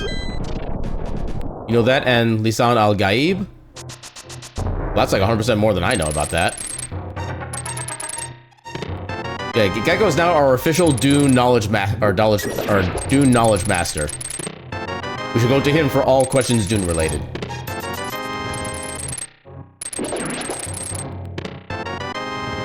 Okay, nothing super vital. You know, if I just done Dark World first, I could have had the mirror and then gotten Tower Hair done along with potentially Gannis Tower. Rip. Do we have the crystals we need? Nope. We need... Okay. We need every single crystal. So, bring that back up to 7. Alright. Yeah, let's mirror here. Actually, what was up on here? Okay, just supers. Okay, where do I start? I guess we do have everything we need for Swamp Palace. Let's go do that. Yeah, you'll provide 60% truthful facts 40% of the time. I like those odds. I mean, every sci-fi is about a what if. Dune is what if medieval court politics, but in space!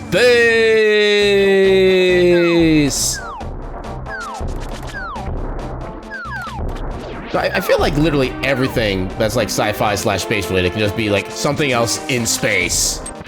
Zelda in space when?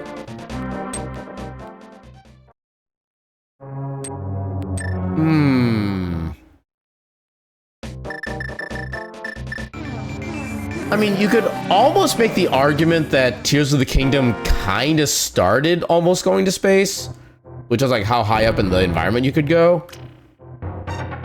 So maybe that's kind of the closest they've come. Also, what if computers were banned and humans had used genetic psionics to advance?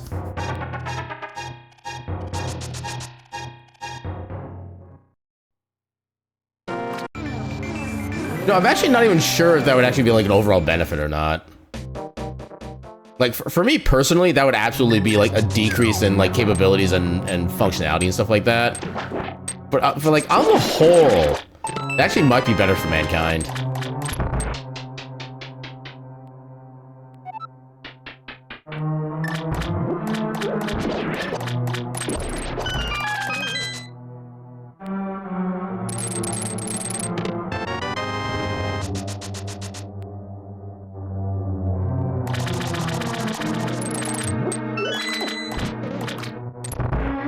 Totally intended damage boost right there. Trust.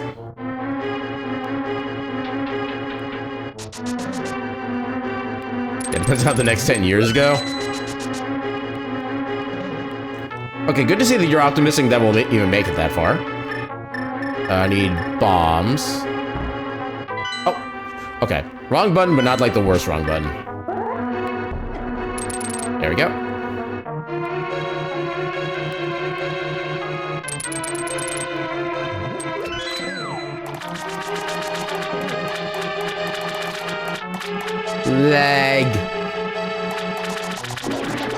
Lag, the true final boss.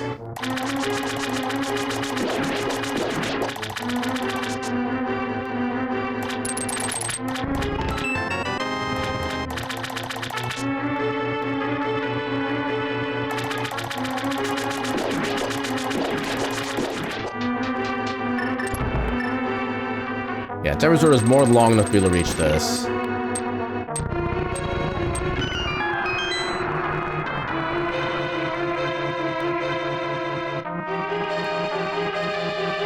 Oh crap, what's the bomb strat for this? Oh, I don't think I remember the bomb strat. I even came up with like a bomb specific strat to use for this, but I don't remember what the setup was exactly. I think it was something like, well, first, get out of here.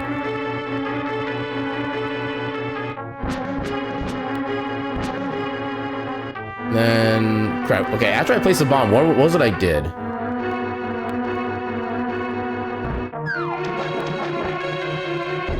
Oh, crap, well.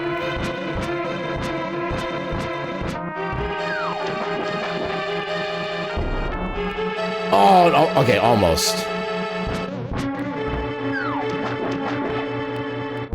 Okay, I think I did wrong movement there.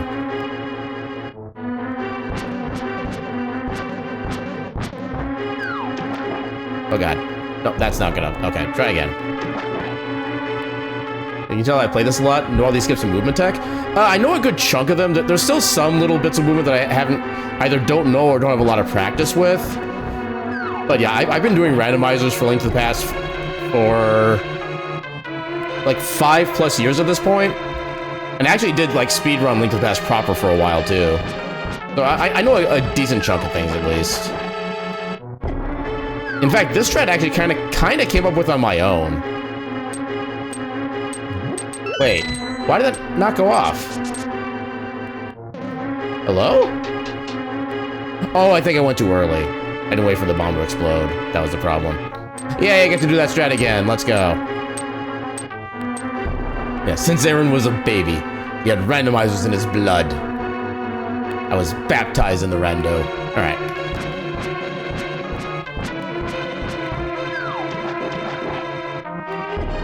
Okay, I need to prove I wasn't a fluke.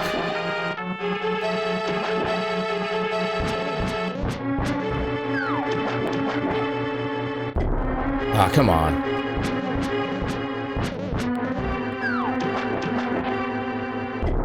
Oh, I keep getting so close.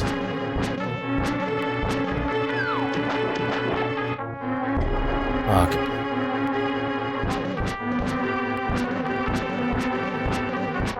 I think I'm too far left. Nope, I'm good. There we go.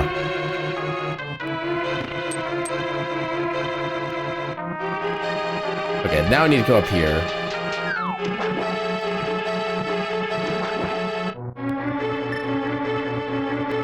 Yeah, it's been so long since I've had to do that strat. Actually, forgot that was even a thing until literally as I was about to do it. How am I doing that? So you're basically kind of abusing the hitboxes and the way they work and the explosions and stuff like that. I don't really know the exact details on how it works, but I think it's like hitbox abuse of how things work. Why is your teacup always empty? You want more tea. You must go to the mythical store of Dungeons and or Dragons. And you must acquire the teacup of infinite refilling. Aaron is magic, obviously. Magic.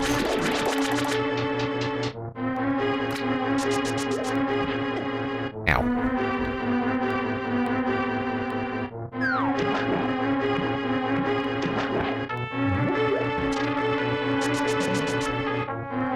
I do not have the big key, do I? Why do I never have the big key before I get to the big chest? Oh, I don't have any other dungeon items either, so actually maybe there's a chance I don't need it. I can hope.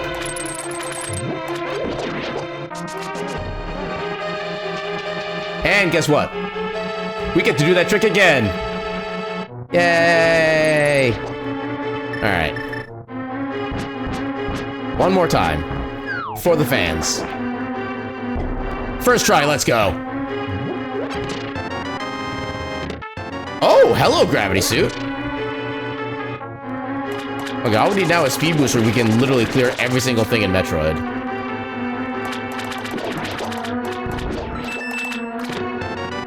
Well, that means we have to check the big chest. Dang it.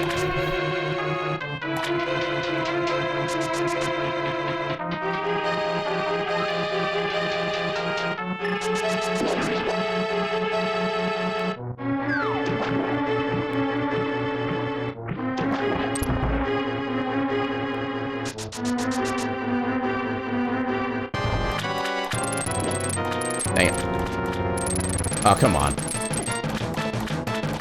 Yeah, this is strat right here I don't have a whole lot of practice with, but you use it to kind of get relatively quick kills on the little marshmallow puffs here. But yeah, there's like a timing to it with Bacon Sword that I'm not fully used to yet. Ooh, you almost got me there. You know what, I'm just gonna do normal.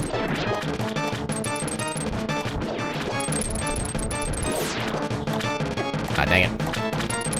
There we go.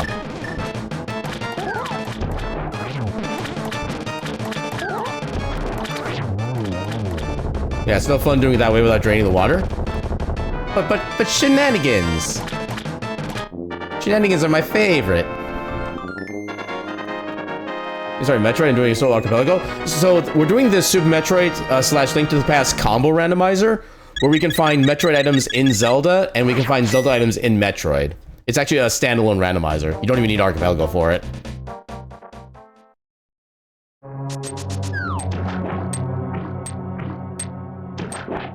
Yeah, this random has been a thing for almost as long as I've been streaming, actually. You can say the cat is diggy a hole. I mean, not yet. We haven't actually used the shovel yet, but soon. In fact, they've actually gone even beyond that. They have actually made a... So in addition to the Super Metroid / Link to the Past combo randomizer, there's also a Zelda 1 and Metroid 1 combo randomizer. And I think within like the past year or two, there is a Link to the Past, Zelda 1, Metroid 1, and Super Metroid, all 4 games together, combo randomizer as well. And there's also a combo randomizer that puts every single Zelda game together. There's another one that puts like a whole bunch of other games in this different series together, but I can't remember which one that is. So where do you find these things?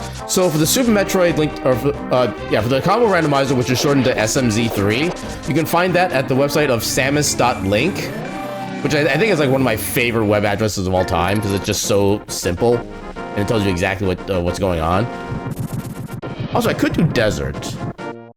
Actually, I'll try to wait to do Desert until I have Kena Samaria, so I can also finish up Meyer at the same time. But yeah, for the most part, if you just put like game name and then randomizer into like a Google search or something, that'll 99% of the time get you exactly where you want to go to find out where. Actually, there's a website. Actually, let me find that for you right now. There's like a site called like the Big List of Randomizers or something like that. I don't care about the World Cup. Big List of Randomizers. And it's basically a list of every single randomizer that has ever been made, both defunct and active. I'll put it in the chat for you real quick right here. So yeah, just go to that site. It'll give you a list of every single randomizer that has been made that at least people in general are aware of. Thank you for the hydrate.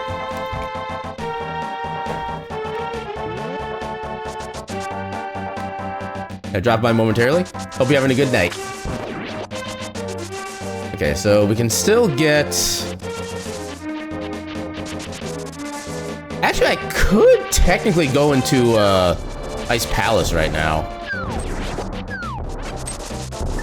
I don't think there's any reason not to, honestly. I think I will. Wait. You do this. Stomach is a bit iffy. We'll tell your stomach to stop it. Also, that's our last bottle that we're gonna find this run.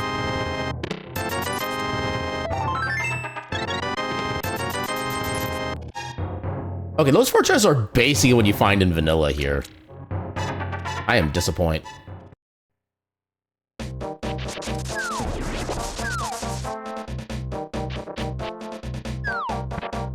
Oh. Actually, another thing we could do while we're in this area, funnily enough. You know what, actually, let's do it. We can actually get to... Oh god, I hate these things so much. There. Yeah, unhyped cave. An ordinary cave, you could say. A doldrum cave. Alright, enjoy the void, Caltrix. And thanks for stopping by again. Oh god. But yeah, so in this game... So, pretty much in a normal, like, Super Metroid randomizer, you would need Gravity Boost and Speed Booster, generally, in order to actually get to Dragon. I think we just go in here. But the way SMZ3 works is that there are 4 different sections in both games that let you go from one game to the other. As you can see, we were in Zelda, now we're in Metroid, because we went to a very specific entrance. Oh, come on. There. Yeah, and these entrances are always the same, so you can always rely on them to bring you from one specific area to another.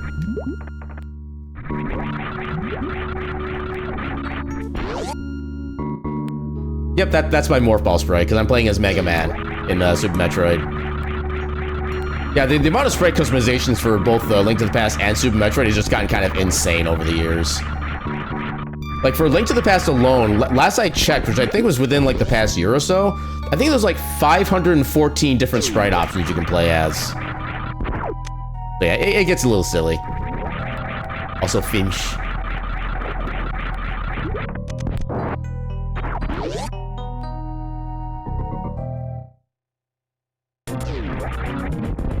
Come on. Yeah, there are some sprites that are kind of more just like different versions of the same character. Like, I think there's at least 3 different Mario sprites, maybe 4 of them. There's like several different varieties of Link. But yeah, there's so many different sprites you can pick from. Feemsh. Feemsh for everyone. Also, shrimp. Anybody want shrimp?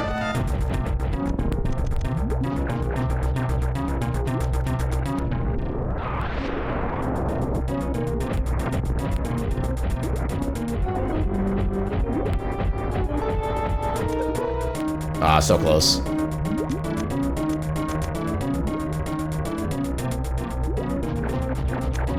Watch me like one missile and he's dead.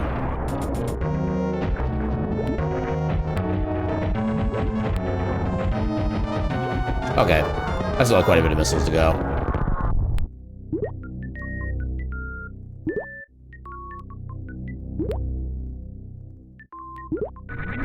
That was... Oh, wow! The Dragon boss was actually Dragon. What are the odds? Oh yeah, I never documented what Craze reward was. What do I have for... Okay, so I have a crystal. I have red crystal. I have green pendant. We already knew what the green pendant was. So I guess you must have been a Metroid boss, I guess? Yeah, I didn't actually track what Kraid was.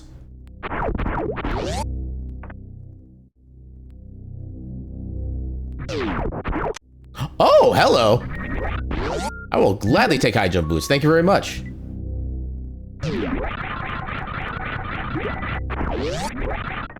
Yeah, how many shrimps do you have to eat before it makes your skin turn pink?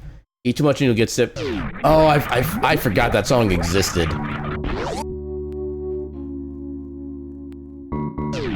In fact, I actually forgot the song existed so hard. I only remember how it actually goes in like the last line there. I don't know like the tonal pacing for like the rest of it.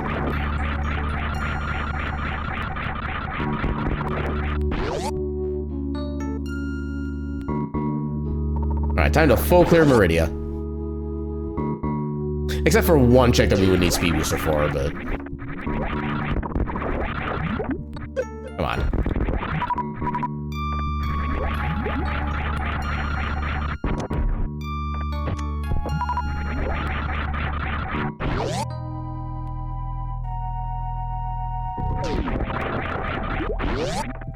I guess I probably should refill on Super Missile specifically, because we might be... Well, do we eventually have to go for Ridley? We don't have necessarily a great way to farm supers down there.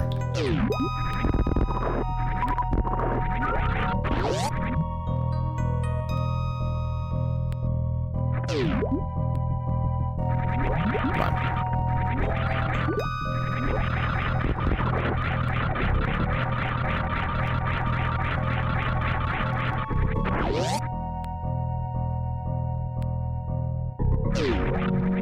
Dirtcast resupply.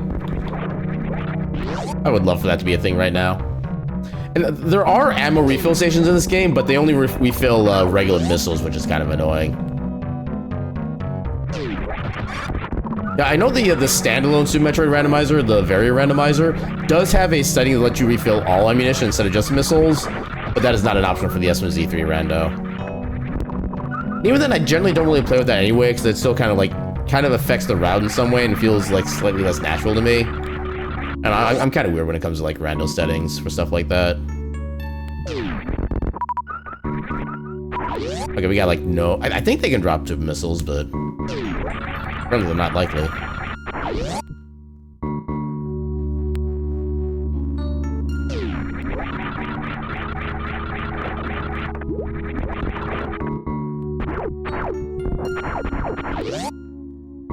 I need to find a good timing to actually... Oh, right, we have Spazer now.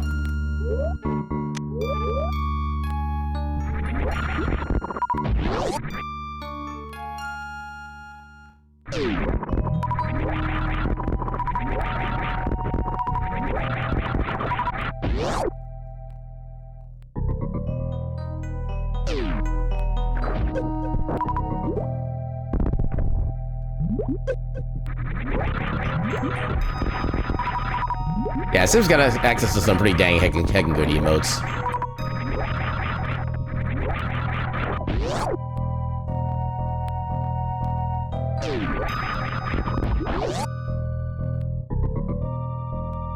Actually, we're not gonna be able to get the Shactual check either. Or, yeah, Shactual, because we don't have Oh, hello, Powder. You might be helpful.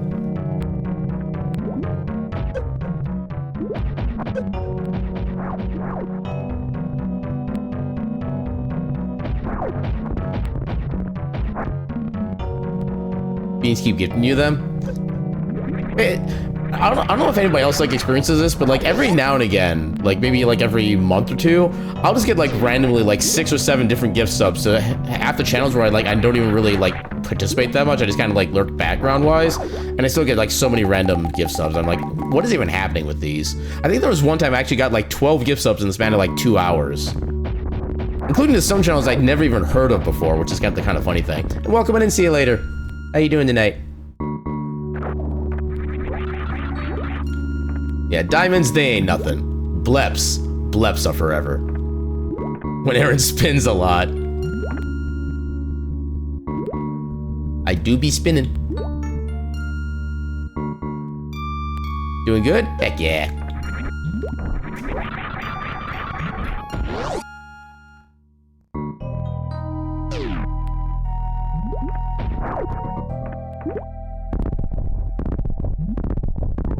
I do be spinning?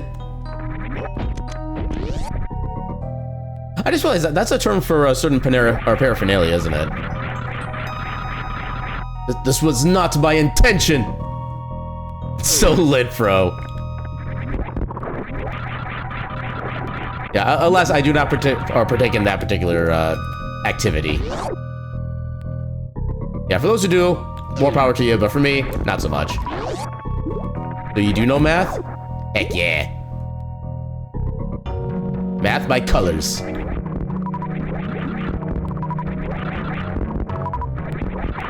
That moment when you realize that the painting by numbers is literally just you doing math with art.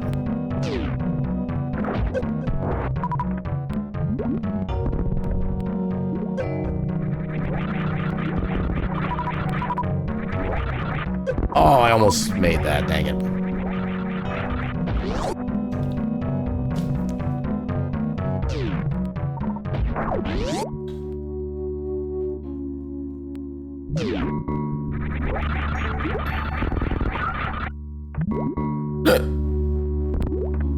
Yeah, if you're so lit, we're your 3,000 turkey subs. Dang it, now I kind of want a turkey sub.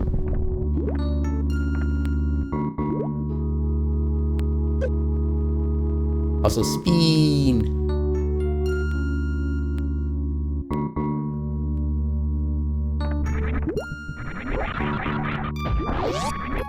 You got a new Conan the Barbarian trade paperback? I don't really have like a lot of knowledge on how, or like the media, like distribution of Conan the Barbarian. I know like the movie, that's kind of about it. Turkey sub, you're speaking my language. Oh, so you're from Turkey? Okay, good to know. Hehe.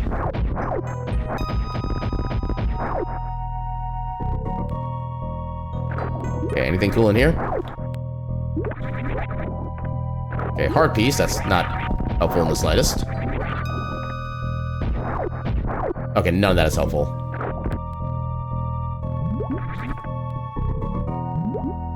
Alright, so I'm to explore the rest of Meridia. Actually, there's several things we can't get without, like, Speed Booster.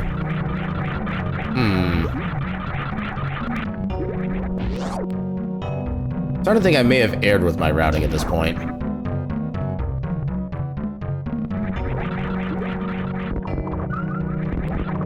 Yeah, you don't drop super missiles, unfortunately. Yeah, there's a big Turkish community in your area of Toronto. Get 1 hot pepper at the Turkish grocery store and they gave it to you for free. Well, that's kind of cool. But Harto?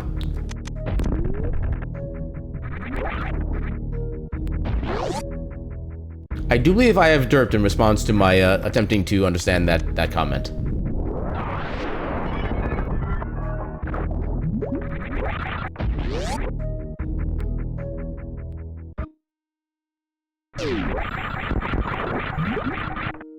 Yeah, the Conan Barbarian stories in any media form, specifically stuff you don't need to follow the continuity. Okay, so they're all basically like kind of like self-contained stories essentially. Oh, didn't pick up the hard piece? Yeah. Yeah, I'm largely good enough where I really don't need like a lot of the health items for the most part. Especially when I already have at least 1 armor upgrade when I'm kind of used to having none anyway. Actually, yeah, we could legit go for Ridley at this point. We have pretty much everything we need.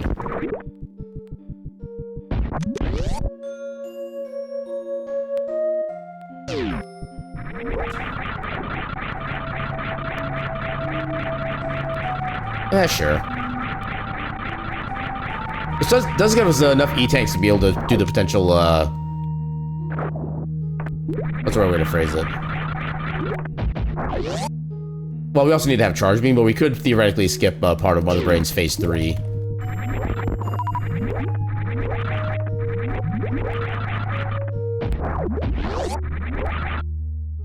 Yeah, for the comics, they'll do a story run for about 4 to 6 issues. For the trade paperbacks, together, the story runs up together.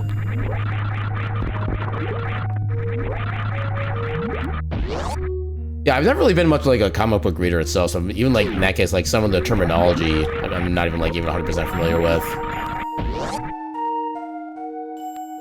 Yeah, you tend to pick up things you like even if you never use it. If you're playing games very slow for you. I definitely understand that one.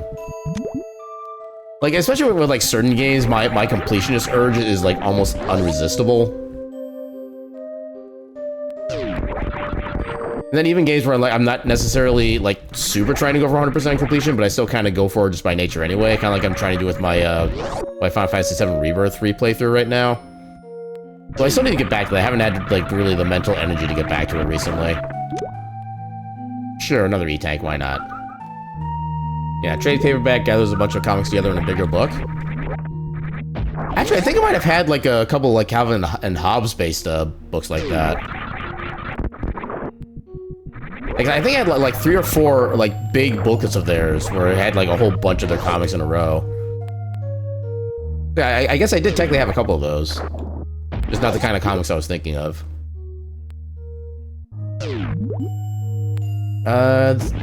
Really nothing else we can get here. Yeah, let's just head on down toward Lower Norfair at this point.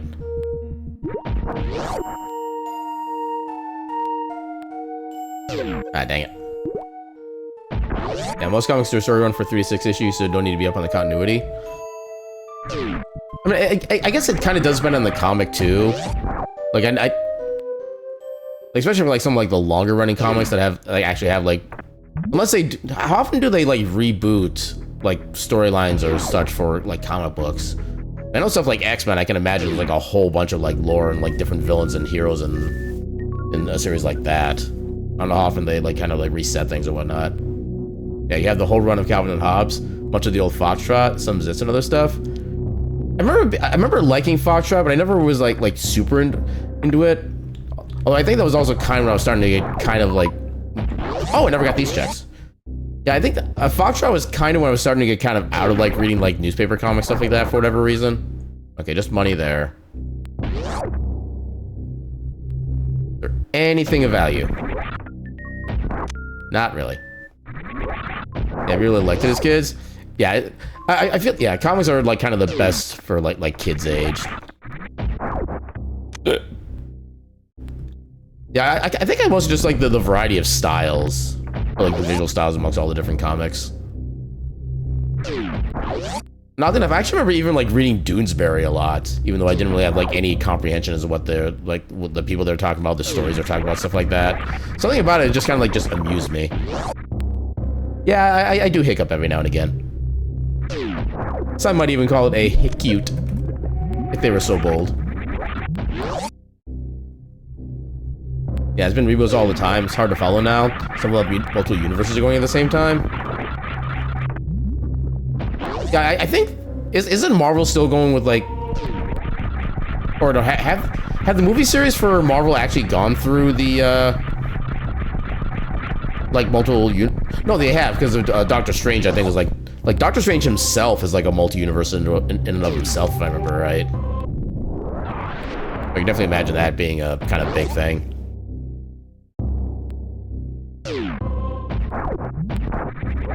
And I still gotta do this.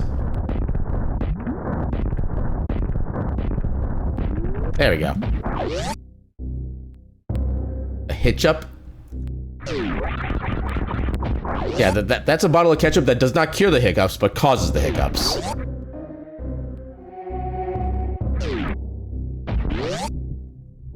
Yeah, superhero comics will even have people travel between universes. Yeah, I think like the Flash is another like story or type of character that it does a lot of that too. I remember watching like I I don't know if it was like the CW version or whatever, but I do remember watching the Flash show from like a handful of years ago for a while. I kind of just fell out of it when it became to be just like so much stuff going on at once, but that was still a fun show though. But yeah, I know they went to the multiverse thing like pretty early on too. Yeah, you haven't gotten superhero comics for a while. I know my dad was like super big into like comics for a while too, especially I think Spawn was like his favorite comic for the longest time. Actually, I remember I even got him like a Spawn figurine I found at the Furry Migration convention a while back because it just looks pretty heckin' cool.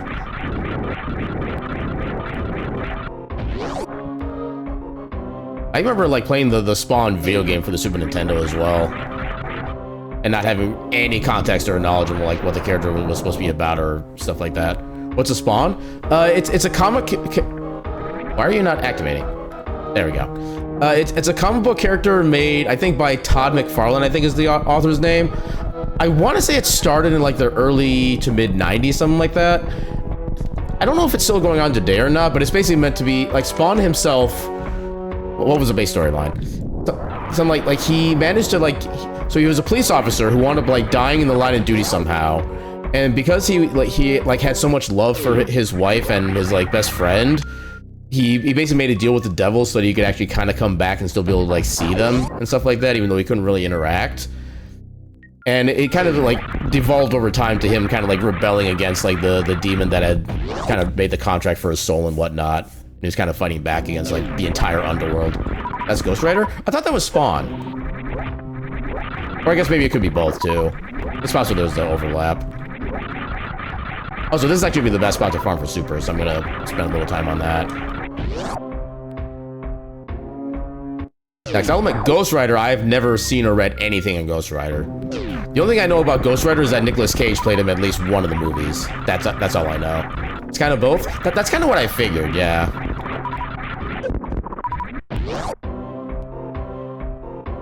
Yeah, are Ghost Rider and, actually, is Spawn even considered like Marvel versus DC, or are they like completely independent? I actually don't even know that one. There's a lot of overlap. Yeah, because I know like for a while there was a lot of characters that were just like the DC version of a Marvel character or the Marvel version of a DC character too. I wouldn't be surprised if that's where those two characters kind of came from, just like them kind of copying each other. But again, I don't remember if Spawn was actually part of that whole dichotomy or not. Spawn is independent? Yeah, that's kind of what I thought, but I wasn't sure. Yeah, at least from the movie, he was a hitman that was betrayed, and then essentially, I thought he was a police officer still, like part of like on the right side of the law. Oh right, yeah, actually, yeah, I do remember that now. Yeah, he was like an assassin basically. What was he an assassin in the comics too, or was that like something changed they made for the movie? He was a CIA hitman, so dubious. So both is good.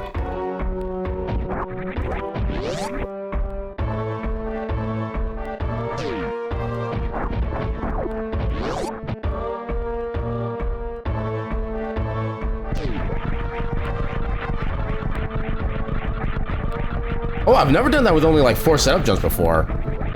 That's actually really good. Usually you have to use at least 5 there. Because one of the downsides with space jump in this game is that once you start falling at like a certain speed, you can no longer utilize your space jump. So you have to you have like a certain window to reactivate the jump each time.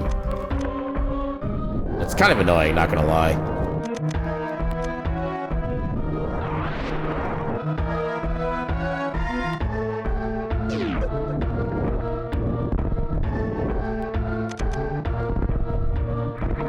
Squimsh. Get squimsh, nerds. Bombs. Well, instead of the power bombs of shame, it's just regular bombs of shame. I did not do that movement right. This section will kind of suck because we don't have the ability to use speed booster to get quick kills on these guys, but it could be a lot worse.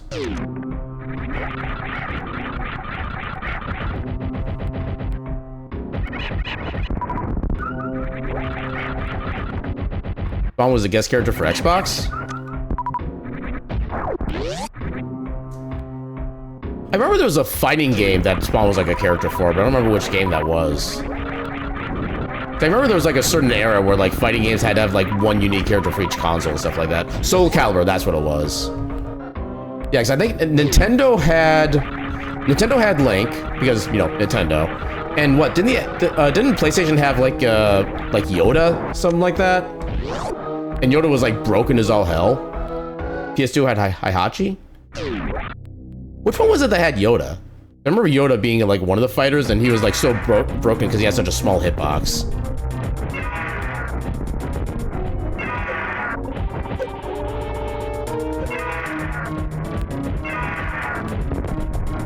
Ah, dang it. I think that was Soul Calibur 4? That does sound about right, actually.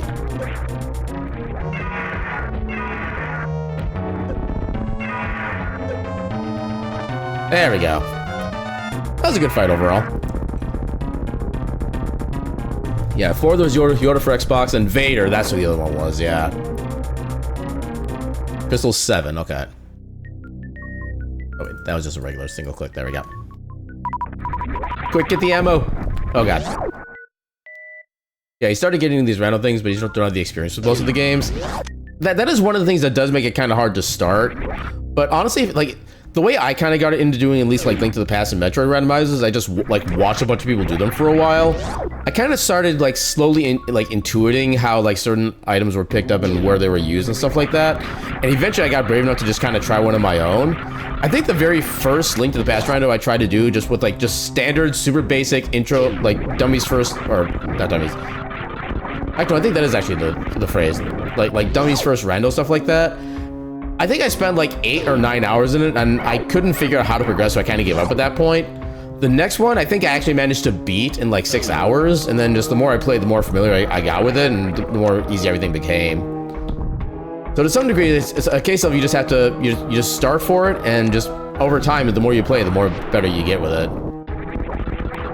Yeah, you didn't either, but you learned as you went, and I taught you a bunch of stuff? Heck yeah.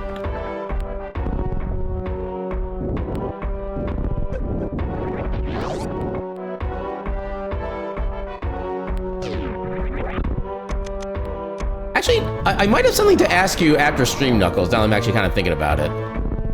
Oh, I couldn't get the quick bounce up there. You think you prefer to replay the base game first?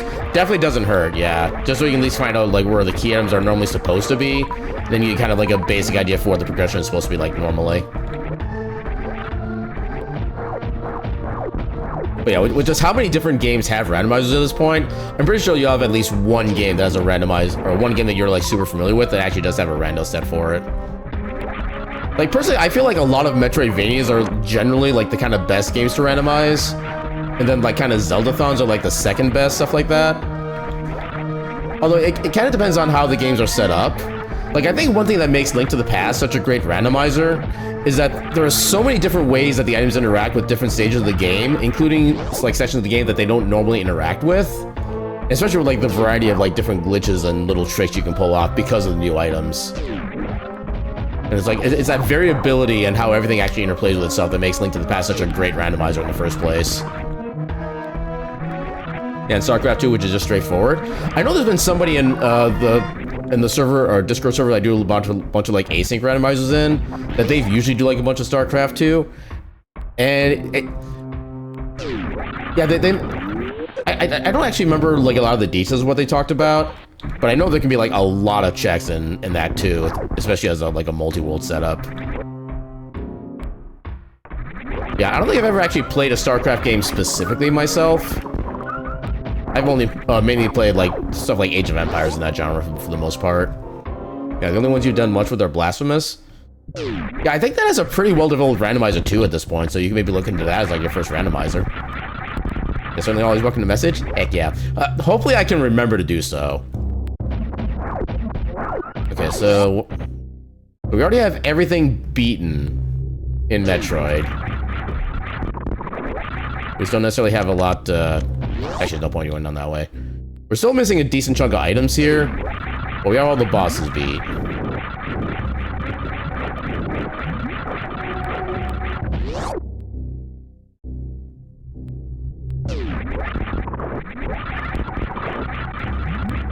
You haven't seen Fantoon any? We did Fantoon a decent while ago. I think like maybe an hour or so ago. Yeah, for the most part, like once you get access to like any suit and or like the ability to like do some kind of flying, you can basically finish up wreck ship pretty easily. So we usually end up doing that pretty early. Yeah, many checks, but very few actually need to, I guess. Very customizable, tricky to balance. Yeah, it's like the bigger the game and the more checks there are, I can definitely imagine it being harder to really balance stuff like that. I feel like it's probably better for like an archipelago multi-world kind of thing rather than a standalone randomizer, from what I understand of it. Okay, so now we can go do... Yeah, let's go do Pod and Meyer. Or no, Pod and Eastern. Actually, no, we can't yet, because we don't have a bow.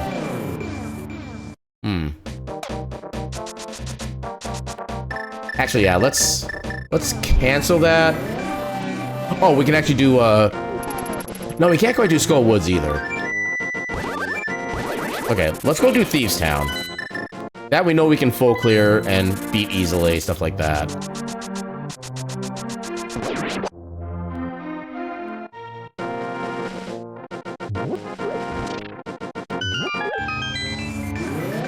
Yeah, I don't think there's any reason to do Skull Woods this early, so we'll just start with Thieves Town.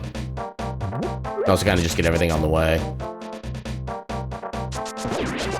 We can also do Smith Chain, but I kind of want to see if we can hold off on that. I know I'm already kind of behind on time as it is. Ooh, Wave Beam. I mean, not that Metroid items really do a whole lot for us at this point, but...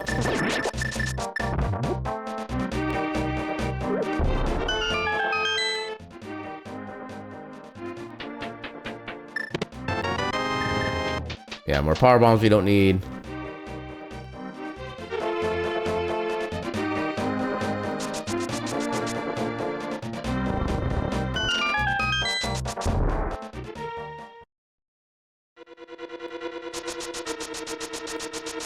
Anyway, you really need to get some stuff done, but have a good eating. Have a good eating yourself, Deep Thought, and thanks for hanging out while you could. Hopefully your stuff goes well.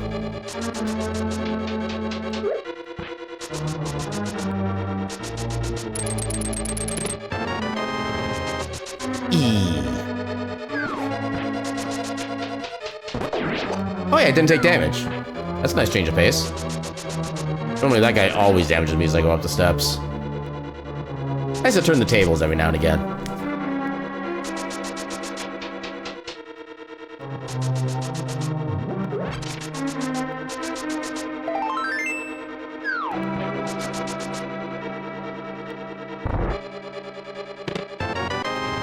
Yay, Vanilla Big Key.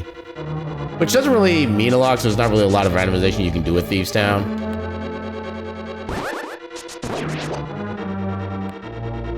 I don't know how that worked, but I guess I'll take it. Lag. Where'd I get the Ocarina? I found that like pretty early on in the seed. I forget where exactly. I think I've had that since like the half-hour mark, something like that. Actually, no, I found it like in Kakariko somewhere. I was able to activate it like immediately. It was actually really nice.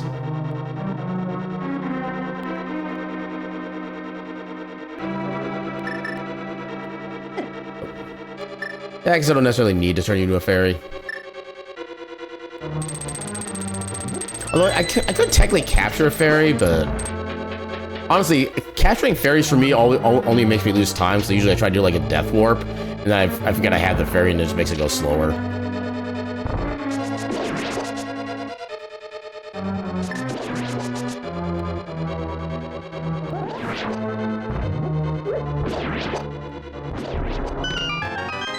Stupid compass.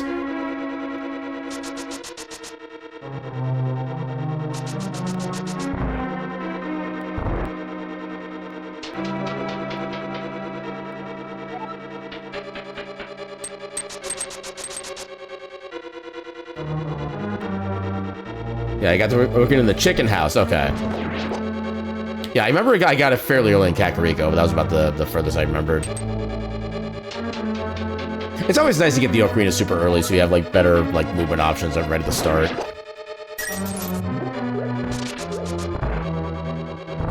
Yeah, I remember having some seas where like I don't find the flute until I'm like most of the way through Ganon's tower, which is like, okay, this does absolutely nothing for me at this point. Okay, who's being rude and constantly shooting fire at me? You need to stop it. There. Now, don't do it again. And you, clear off. Does the ocarina automatically work? No, you still need to activate it at the little statue thing in the middle of Kakariko. So once you find it, you still have to go there and then play it. In fact, I have kind of like a stream meme for that kind of thing, where whenever I go there to activate it, I mention, make the line of, "All rise to the Hyrulean National Anthem," and then I play it, then the little jingle kind of goes on. And at the end I say, "Amen." Also, you don't need the ocarina to access Mystery Mire. In SMC 3, you do not. But in the standard Link to the Past randomizer, you do still need ocarina for Mystery Mire. I haven't seen the eye doctor in years.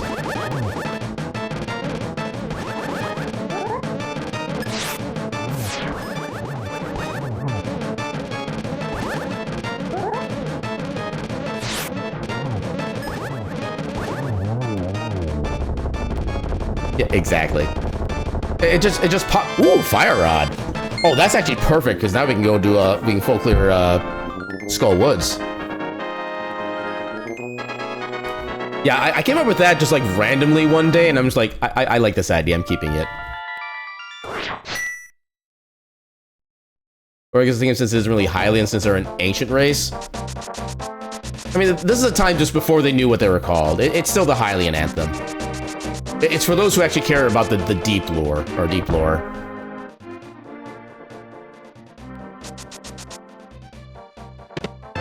Ooh, Butter Sword. Let's go.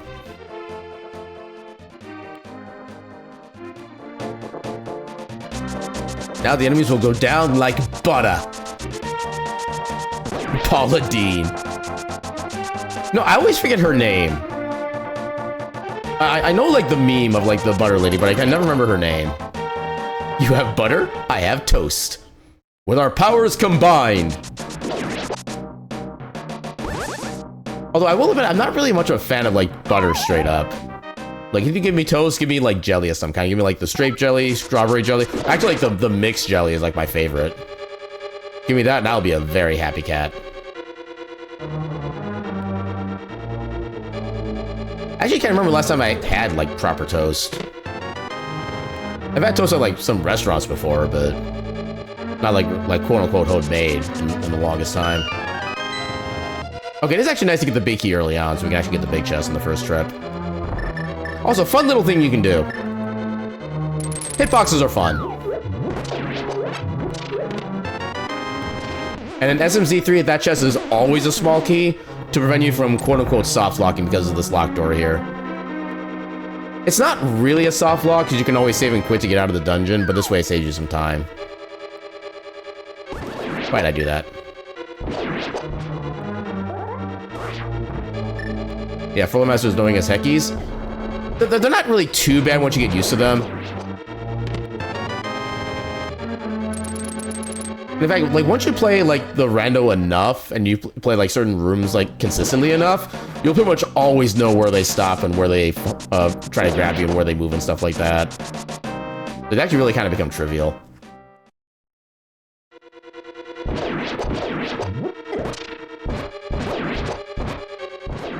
Take that.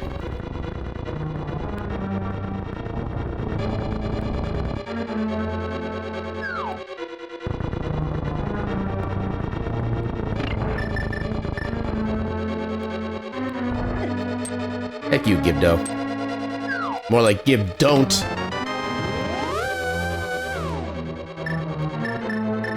Get the fraud ready.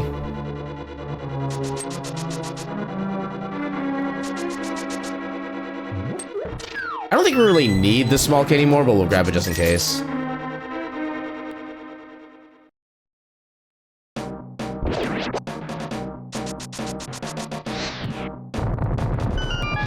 Oh, I didn't realize I could go over that little ledge right there. That's kind of cool. There are too many keys in... Wait, BW. BW? Skullwoods is the name of this dungeon. Yeah, there's Eastern Palace, Desert Palace, Tower of Hera, maybe mirror, Palace of Darkness, Swamp Palace, Skullwoods, Thieves Town, Ice Palace, Misery Mire, and Turtle Rock. Yeah, there's so many different ways you could, like, say all these names. Also, if I remember right, doing a spin slash with the Butter Sword doesn't actually do any extra damage, because you're already at, like, the maximum damage tier as it is. Fun little fact. I give a debate. Let me! Ah! Holy cow, welcome in, thank you for the raid! Let me do the thing. What is a raid? An adorable little pile of cuties. But enough talk. Welcome on in. Welcome on in, Lemmy and Raiders. How y'all doing tonight? I will take care of the hydrate real quick.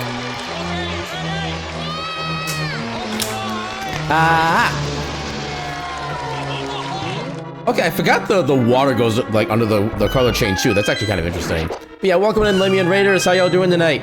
For those who don't know who I am, my name is Aaron Jevlith. I'm a silly little cat doing silly little things on the silly little internet.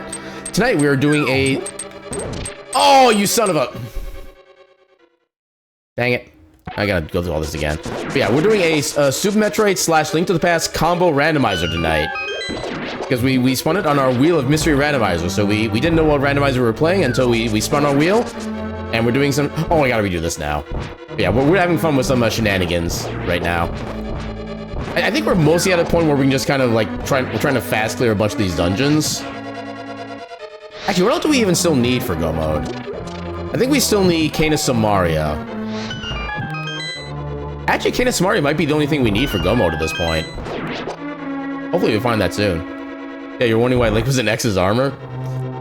Yeah, well, one of the things I like to do with an SMZ3 seed, which is the shorthand for Metroid Link to the Past combo randomizer, is play as Mega Man X in both Metroid and Zelda. Because then I have the headcanon of like Link and Samus got married and they're on their honeymoon, and so they need somebody else to fill in for them to save the world while they're gone. Okay, these spikes are not being kind to me. There we go. Yay, another reserve I don't need. And that is a regular crystal. Okay. Where's my tracker? Alright, it never actually, like, changed. I still need to find out what all the dungeons actually are. Actually, I guess it doesn't really matter, because I do have this set up as an all-dungeon C, so I need to beat every dungeon regardless of reward anyway. But it's still good to know, like, what's what for rewards. Okay, so Mire is red pendant. Oh, come on.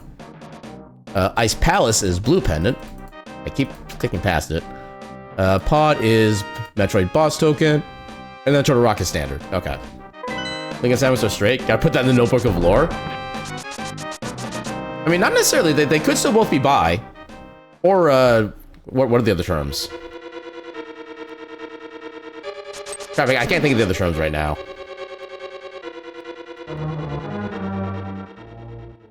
Help.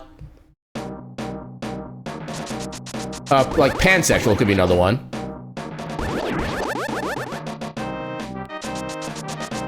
Yeah, I'm sure there's like several more that could apply to that too, but...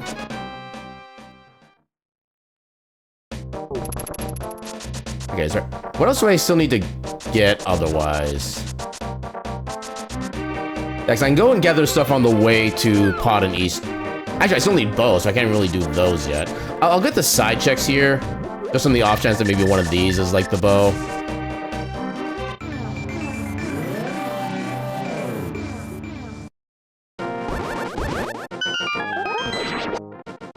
Oh, I've never had the stair actually moving down the stairs blade like that before. Oh, also, Lemmy and Raiders, if anybody needs to do any like post-stream self-care, like you need to go get some food, need to get some sleep, need to get some chores done, or just need to like sit back and vibe, by all means, feel free to do what you need to do. And thank you again so much for the raid. I'll be actually, what were we even playing? I didn't even get a chance to check that. Chat, please. We're doing Abiotic Factor. I keep forgetting what that game even is. The thing is, I remember like somebody describing what the game was in a stream I was looking in fairly recently, and I completely forgot what that description was. Assuming you're still around, of course.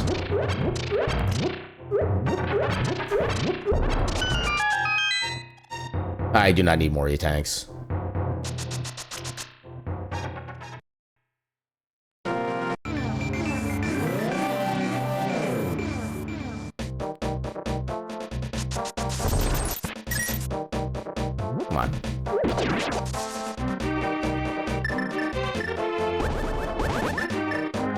So he'll do this and just get across easily.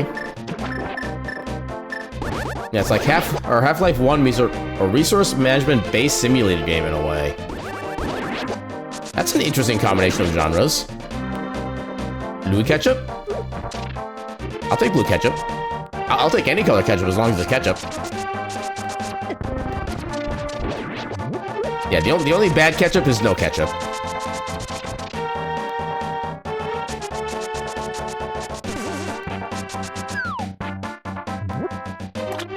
Actually, I think I do need to come up with some more, like more badge, like sub-badge color, stuff like that. Because I think the one that is like the most, like the end of the sequence, I think is already, I think it's like one person already beyond that category, so we need to figure out more colors for that. Yeah, kind of like a scientist in a place like Black Mesa, even has a whole portal concept, heavy inspiration from it. I've only played like a little bit of like Half-Life 2, and I don't really recall any of the story from it, if I'm being completely honest. I know like the terms of stuff like Black Mesa. I have played through Portal at least, so I have kind of better knowledge of that, but like most of the Half-Life universe and lore stuff like that is kind of just goes beyond my brain, unfortunately. Okay, so let's go do Ice Palace first.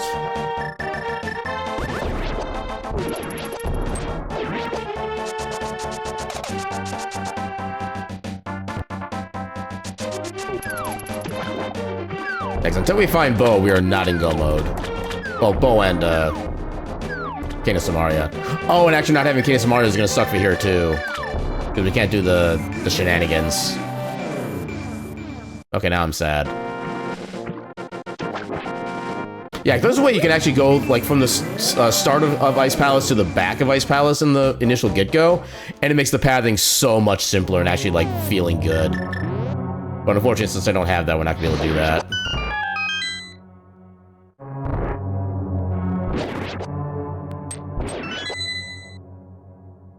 You know, when you have the butter sword, you can actually attack the little, like, electric cactus things without taking any electric damage. I wish that was a thing for those, like, the blue and red jellies. I'm very sad that it's not. Butter sword. Yeah, it melts enemies like butter.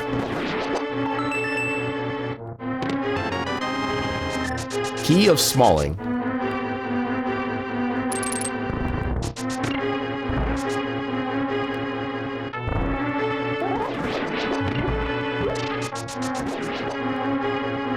Why do you call it butter sword? Because it's the color of butter. It's literally a stick of butter on a sword or a sword pommel. I gotta do this. Come on. There. Yeah, you like using either medallion or the ether medallion on the duck penguins. That is another way you could do it. Usually I use bombos for anything that's like actual combat related. Okay, can I get the... What was the speedrun strat for this? Nope, not that.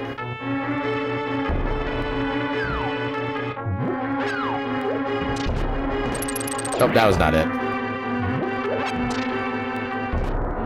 No, I never realized you could just use a bomb on like a standing skeleton to blow them up. I always thought that was like a glitch that happened when you got like the two together.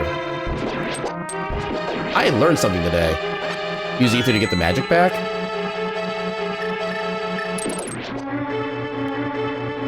Wait, does ether make the enemy like actually drop like magic? If so, I'd be learning something else as well. Okay, what was the setup for this?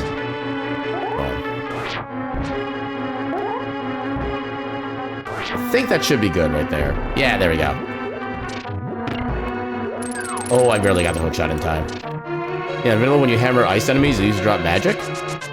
Oh, right, I forgot about that. Yeah, I remember like the stun prizes, but I never remember about the frozen enemy thing. Yeah, item randomizer affecting drops, it doesn't always happen. Yeah, so probably, I'm guessing it like reshuffles the loot tiles at that point. I think I can do this. I'm pretty good at this. I have been doing these randomizers for the bulk of the past like 5 years or so, and I actually did speedrun Link to the Past itself for a little while. But yeah, I've got a little bit of experience.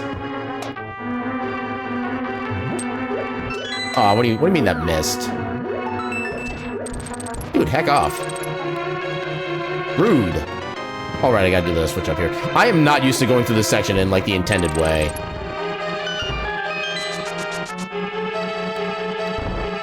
And incoming Cane of Samaria in 3, 2, 1. Okay, just a heart piece. I have seen the Cane of Samaria be there before, and that always gets on my nerves. You can use the Cane of Samaria to actually cross from the left side of that room into the right side instead, and skip like half of the useless parts of this dungeon.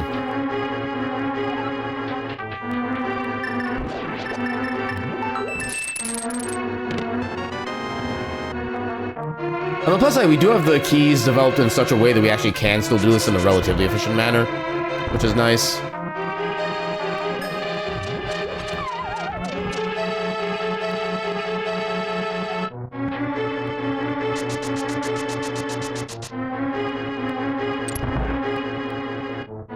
What if Cane of Samaria is locked inside Turtle Rock? Logically it can't be. Yeah, because the game is set up to where if you need an item to access a certain check, it will not put that item in that check. So, and yeah, I think literally everything in Turtle Rock is can only be accessed with Cane of Samaria in some way, shape, or form, so it cannot be stored there. Because you need it, like, literally right at the very entrance.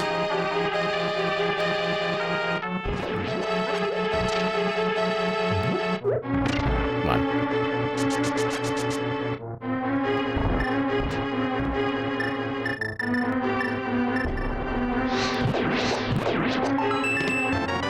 There's a big key.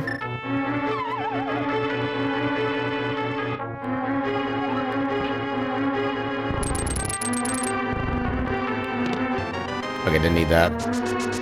Yeah, and that's like literally the easiest bomb jump to do. It's literally, you just go up to the top right corner, place the bomb. You don't need any other positioning. Every other bomb jump you need to do at least some kind of like movement preparation for, but that one, no, just place bomb and go whee! I love that one for its simplicity.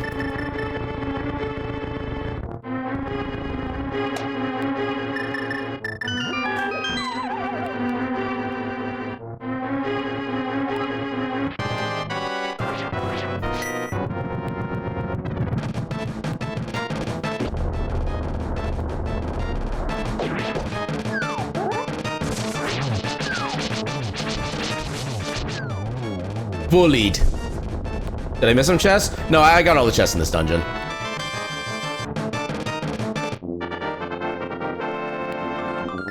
Yeah, the thing is, there is, like I mentioned, there is actually a much more efficient route I could have done if I had Cane of Samaria, but alas, we did not have that kind of fortune. Okay, so we can't finish up Cane of Misery Mire.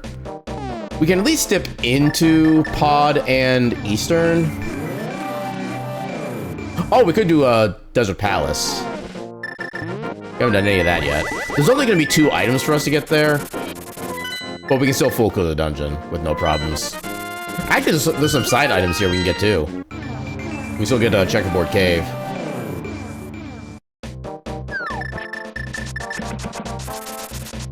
Next, we already got the 2 checks that were in here.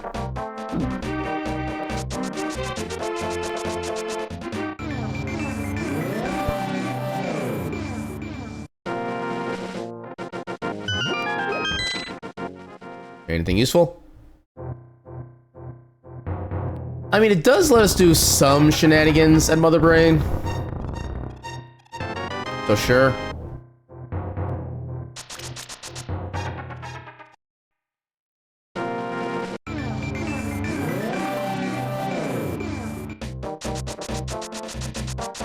Yeah, 'cause I would say, as a general rule, if I can do shenanigans, I'm gonna do shenanigans.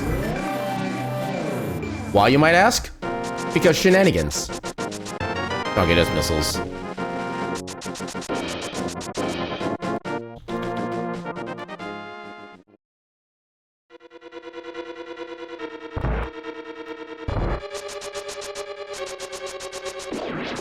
New. Shenanigans need no other reason. Exactly. Okay, I don't need no stinking arrows. Alright, hopefully we get the big key first off, because that'll make the routing much more quicker here.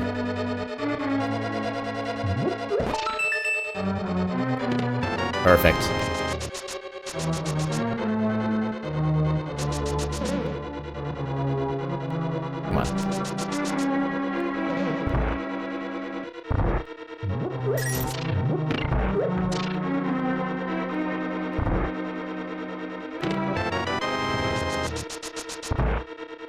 Yeah, one of the kind of unfortunate things with Desert Palace is that because of the way the dungeon is laid out and how few keys there are, there's really only like 2 different paths that could potentially be given as far as like pathing or checks. So it's kind of largely the same almost every time. Thankfully, we got the quick one since we do have a mirror as well. I thought there was a 4th like tentacle pouch thing here. Apparently not.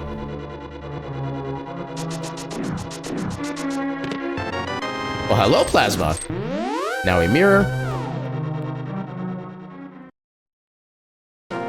We have full beam combo now. So I kind of like how we went like 3 hours of the game without like any beams, and then suddenly boom, full beam combo. Because why not?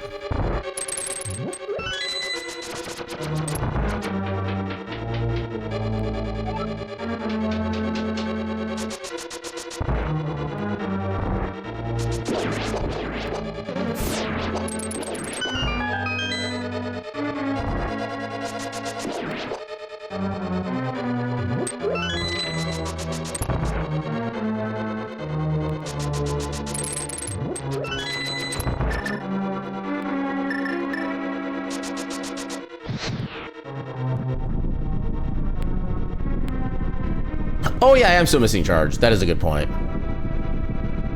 I forgot about that. Yeah, charge is kind of the most important beam of all when you really think about it.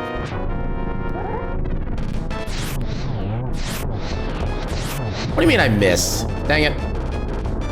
Would have been an amazing quick kill.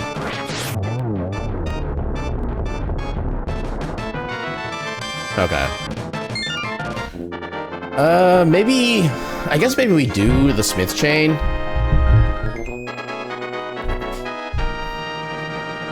Yeah, because we're still missing several key items. There's also still a chance we'll need another medallion for Turtle Rock, too.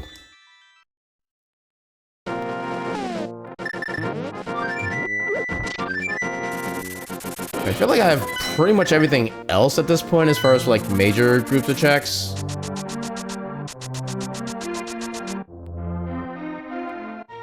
Not sure how my sword didn't hit that guard, but okay.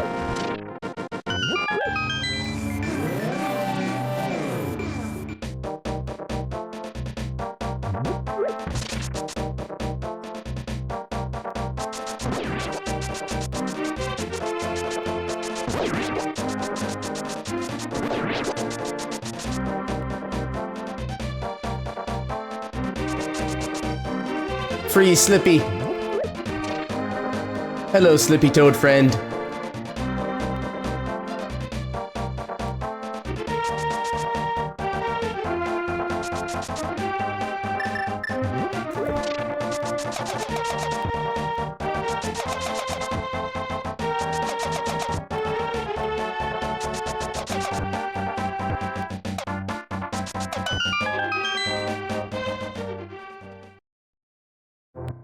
I don't need that. That's literally a downgrade. Although, depending on who you ask, the Bloomerang is kind of an upgrade from the Red Boomerang, because apparently the Red Boomerang causes like ever so slight amounts of lag in the game. But if you're talking about like just strict like going as fast as you can, the Blue Boomerang is technically better, but the Red Boomerang has just so much more functionality. I still prefer that one. Well, I spent 10 rupees, I got 20.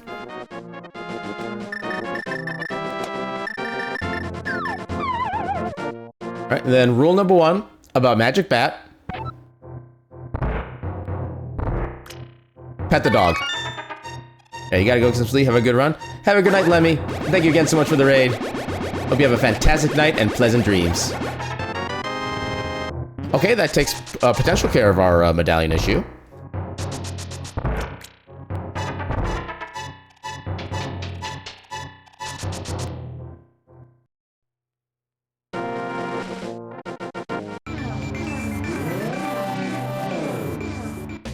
Yeah, you gotta love when an investment actually like turns a profit. I roll economics 101. Oh, right. I don't want to leave that quite yet.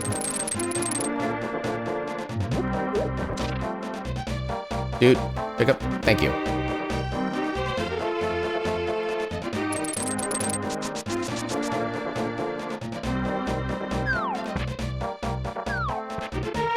Oh, wait, I don't think I can do the game here while I have the chest with me. I didn't think about that. He's gonna tell me he doesn't like the chest following me. Yeah, dang it. Now watch, this is where the Samaria is in the dig game, but I can't get to it now because I did this out of order. That would totally be in character.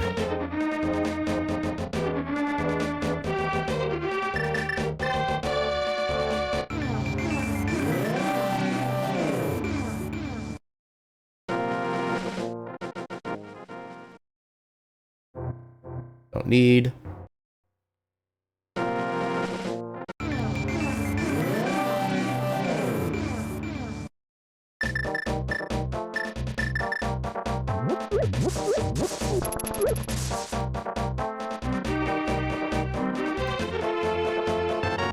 Hey, you also have to bed. Gotta wake up for work tomorrow. Stupid heckin' work. Have a good night, Duke. Thanks for hanging out while you could. Hope you have a fantastic night. Here. That.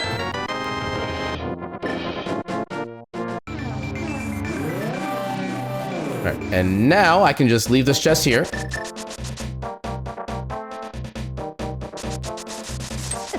Oh, come on.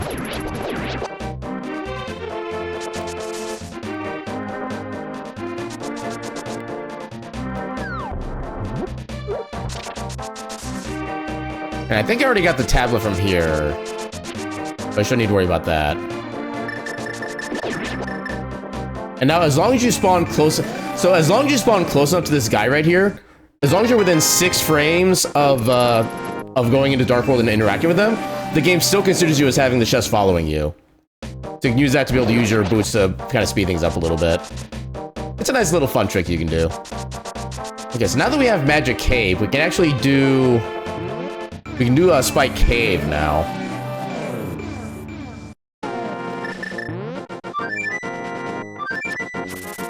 Okay. I mean, honestly, we might just have to start dipping into Pod and Eastern, because... I mean, watch Bo, Cane of Samaria, and, like, the last medallion all be in those 2 dungeons. That's literally what I'm expecting at this point.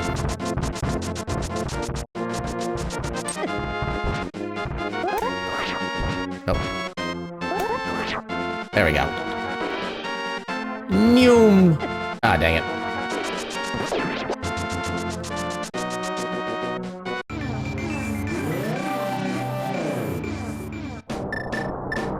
Get this first. Bonk.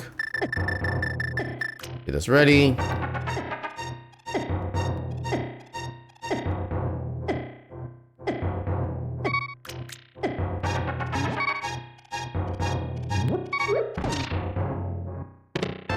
Okay, not helpful. Yeah, I think we just go for Eastern and Pod and just hope we get something decent. Because the biggest thing, if we can find Bo super early in there, that would make the trip so much more worth it.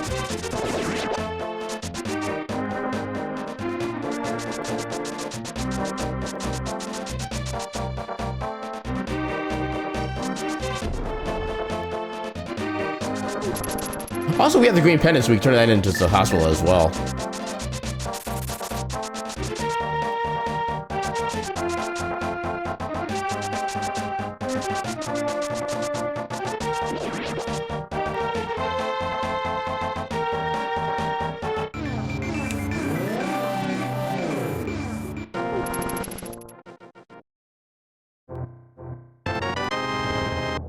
Okay, that was important. Oh god, okay. Arguably... You know what? Yeah. I'm gonna go take care of Meyer and Turtle Rock now, just in case we find Bo in one of those 2 dungeons instead. Let's go do the finish clear on Meyer first. Just because it'll be easier.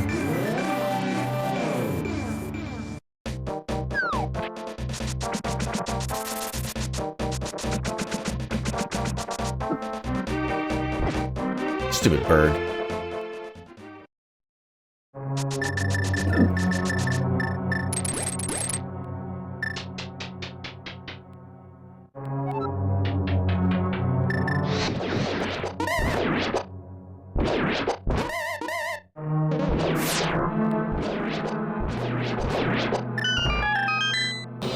I did.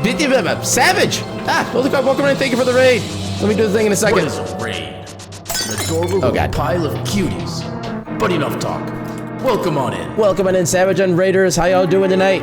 For those who don't know who I am, my name is Aaron Jevlith. I'm a silly little cat doing silly little things on the silly little internet, including silly little things like deciding to do an all dungeons SMZ3 run when I know I barely have the time for a regular SMZ3 run anyway.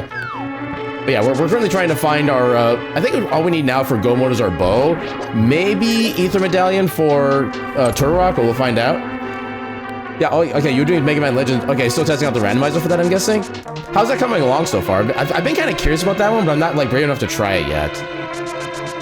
But yeah, one of my favorite things to do as far as, like, my headcanon for this randomizer is that, like, Link and Samus got, like, married and they're on their honeymoon right now. And so Mega Man X needs to come in and kind of hold in for both of them while they're out on PTO, basically. That's my headcanon for this. Mega Man X versus Volna, but close enough. I mean, Mega Man is still Mega Man. Or the ultimate evolution, Mega Man. I need to watch another speedrun of that at some point. It's just such an interesting take on the series. Already, I never hit any switches beforehand, so I didn't need to hit this one here. I do not come here as like a second visit and nearly enough to remember what the correct paths are or stuff like that. Still coming along, still a couple minor bugs, but behave pretty nicely. That's always good. Especially as long as it doesn't give any like soft locks or anything like that. Yeah, maybe one of these days I'll be brave enough to try it, but we'll kind of see. Sure, I'll grab you too. Why not?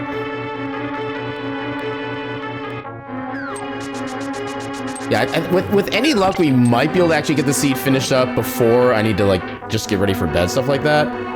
But yeah, as Savage and/or Raiders, if anybody needs to do any like post-stream self-care, like need to go get something to eat, need to go get some sleep, do chores, or just anything like that, by all means, feel free to do whatever you need to do. And thank you again for the raid.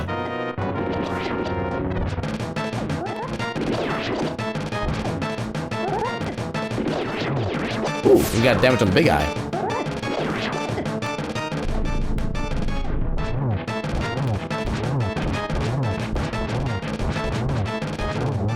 Got him.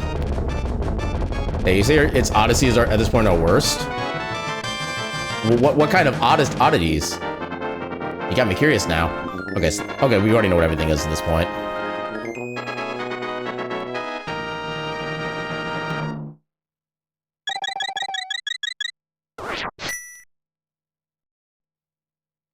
But it's promoting stability for sure? Heck yeah.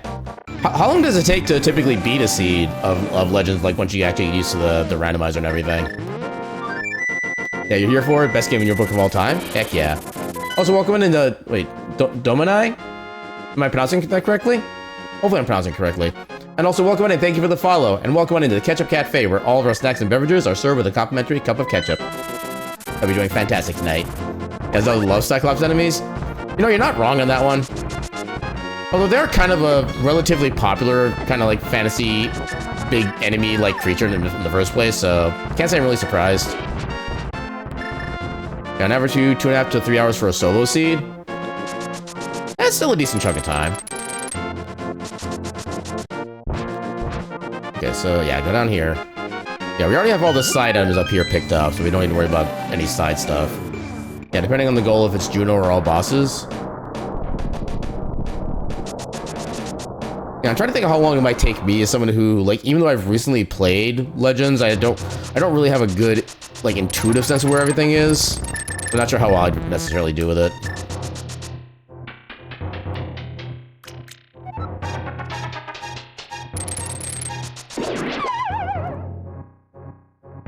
Does Randall have any, like, actually, I don't want to phrase this.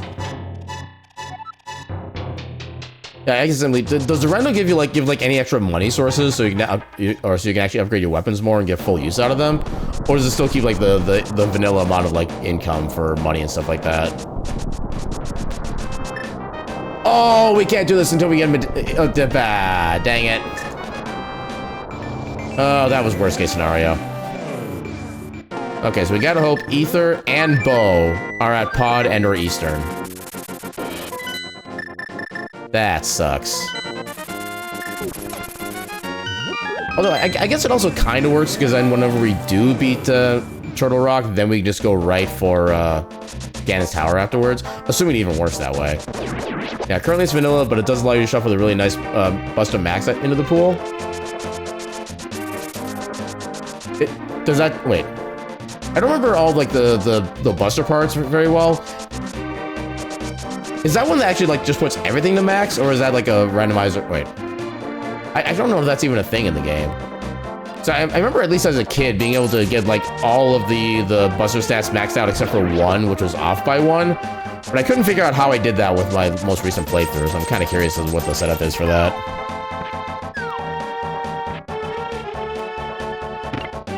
Buster Bar to max out all stats, which is usually only available in easy mode. I didn't know that was a thing that easy mode did. That's kind of cool. Also, what was the benefits to playing in hard mode? I actually forgot hard mode was a thing until I beat it this most recent time, and I don't even remember what it does. Oh.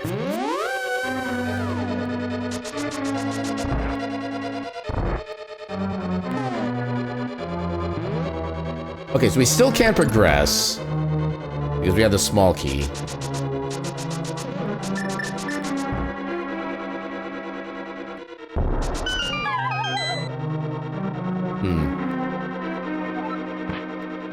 I'm just realizing how super inefficient I'm doing this dungeon right now. We got another small key there, but I think I want to save that for other doors right now. Yeah, hard mode unlocks easy if you beat it. Wait. You have to beat hard mode to get to easy mode? That seems weird. Yeah, in easy you start with both the with both Buster Max and the Jet Skates? Oh, okay then. I don't know if I've ever actually even like tried easy mode, so I probably would have never even like realized that. Yeah, and easy becomes more or less like New Game Plus. Okay, that setup I kind of like.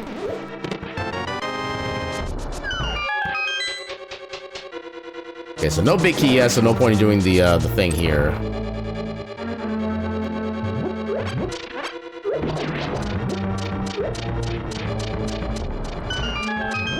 Yeah, hold off on that for the time being.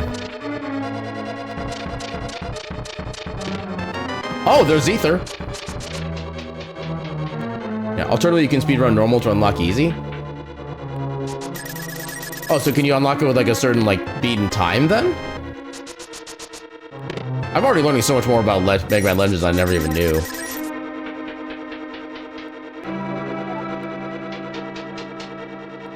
I'd rather unlock this side, because that theoretically gives me 3 checks. Or just 2, depending on how everything plays out.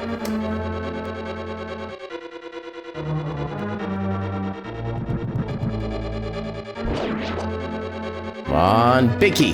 Yeah, let's go. Yeah, a certain in-game time, you think it's under 3 hours or something? Duly noted. What's the actual speedrun time for Mega Man Legends? I think I remember trying to watch a speedrun of it a while back, but I forget what the actual time was for like the best record. Okay, that doesn't really help. I'm kind of blocked from anything else right now. I guess since I've already done most of Eastern as well, I can just go to Turtle Rock now. This back and forth between these 2 dungeons sucks.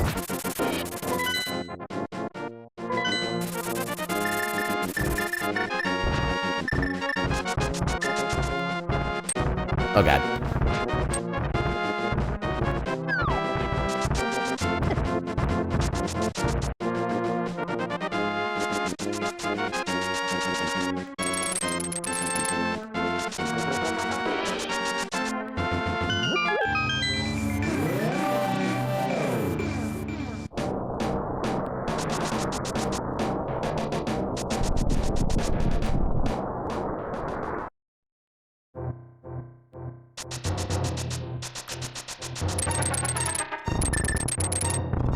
Oh, come on.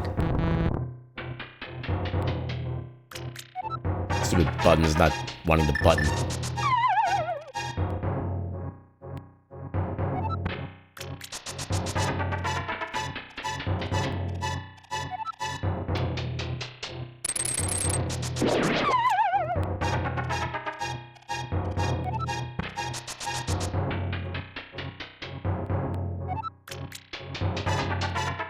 Yeah, I think given the time of night, I don't think I'm going to be able to really beat this in time, but I'm going to see how far I can get before I'm probably going to put my hard limit at like the end of the hour. See how far I can get with that.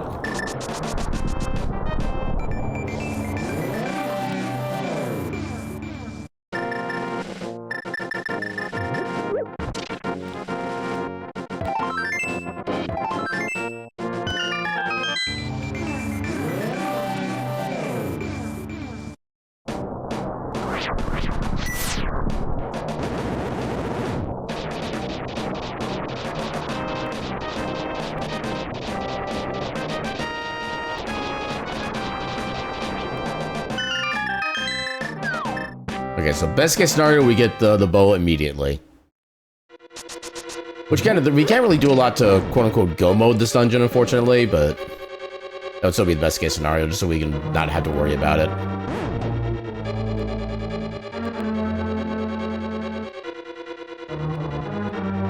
Where did I find the last medallion?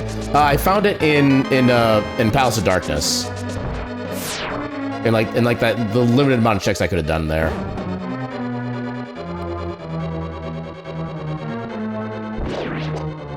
Which I think might be kind of weird. Actually, hold up. Because we found it kind of deep inside. I don't think logically we should have had access to that. So I don't think Bo's going to be here. Bo's going to be somewhere else.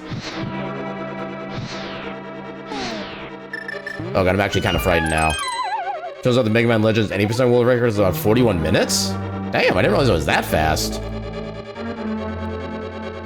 That's kind of cool. Ah, dang it. Yeah, I'm 99% certain we are not going to find what we're looking for here. Oh, I did that way too early. Okay, so where would it be that we haven't already checked or... My concerns are growing. Because we did catfish. I know that. We did everything within Zora. Wait, no. No, did we get Zora's item?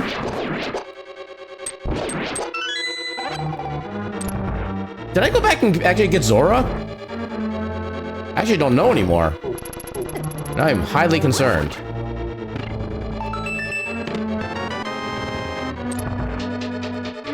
Yeah, I don't remember actually going up and paying the money at all. Oh, Lord. Oh, no. Okay, if the boat turns out to be at Zora the entire time, I'm going to be so annoyed at myself. I remember being, like, just shy of the money I needed at the time.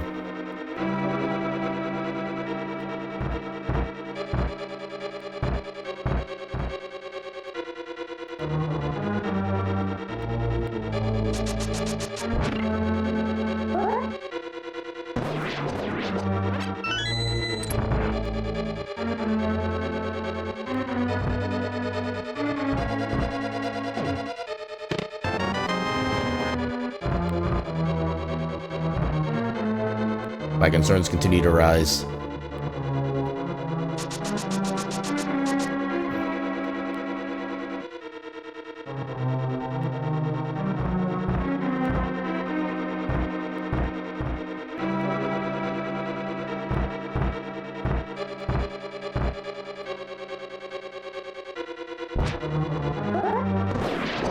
Oh, I couldn't get the full combo there, dang it.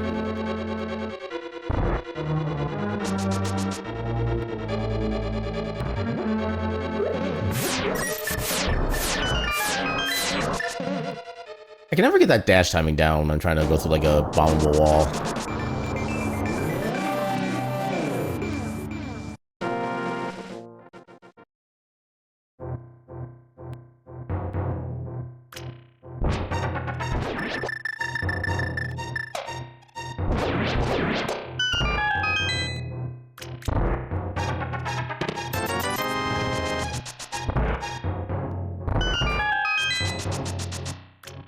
I was barely in range of the door.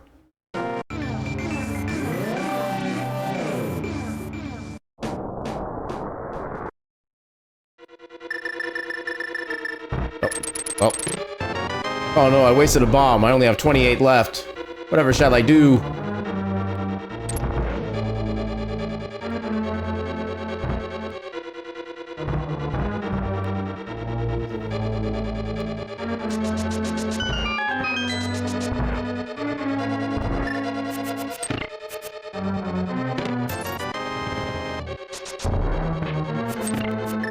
did not expect that to actually work. That was cool.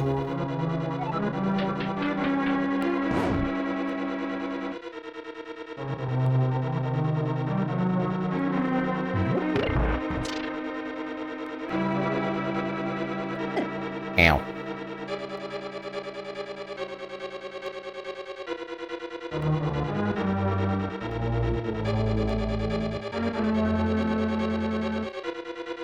Alright, laser bridge time.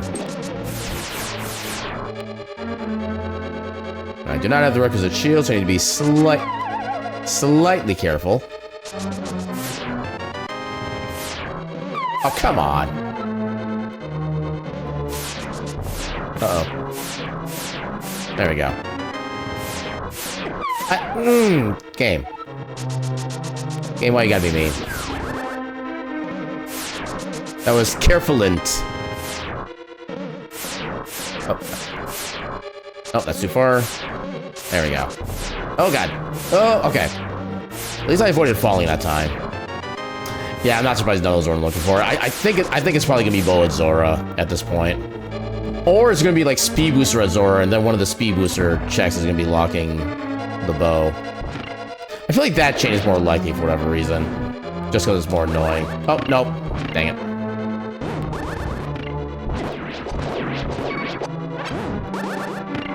Wait, I'm actually low on health? Let's rectify that. There we go.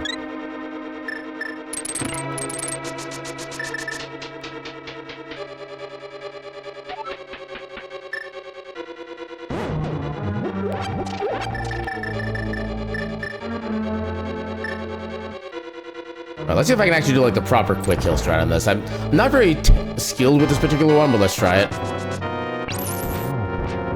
Oh no. Okay, close enough.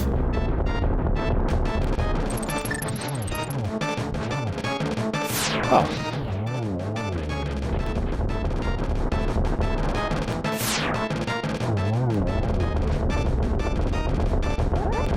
It's gonna be awfully close. Okay, I got it. Let's go.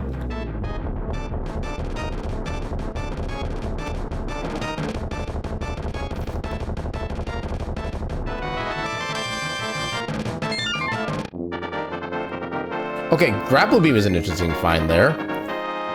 But I still don't think it's what we need. I hope it's not what we need, because that's a long-ass check to do. Okay, I'm putting all my money on Zora at this point.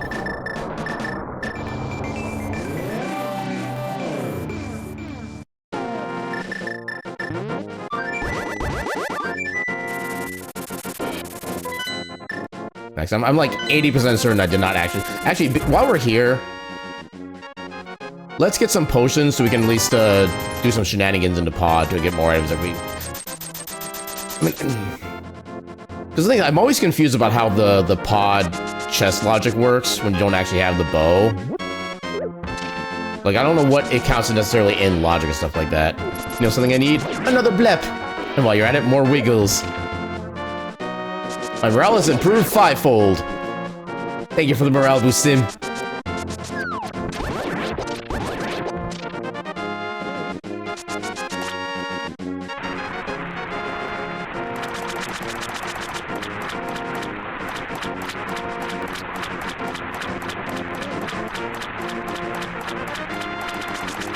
I remember picking up half magic from the ledge. I remember that much. I remember coming by here and then realizing after the fact that I didn't have enough money.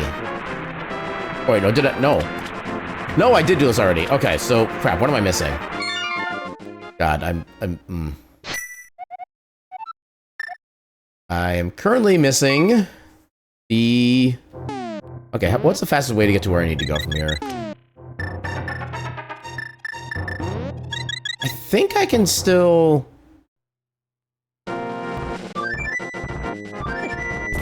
Yeah, what's the fastest way to the part of Meridian I need to go to? I think I go to here.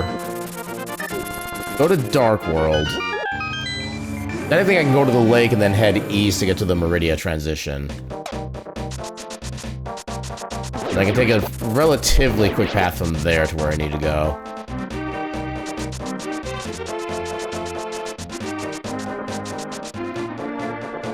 I don't know what I would check otherwise.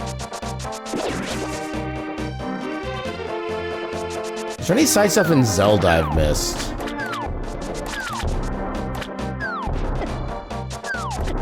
Those enemies are literally the worst.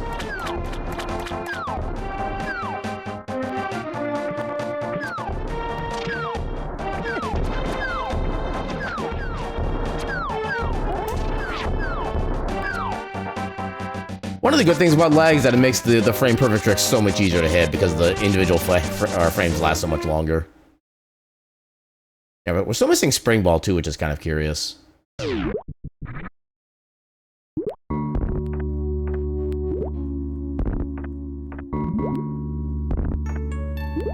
Why does that sometimes work and sometimes it doesn't? That seems so weird. Also, I can put plasma on now.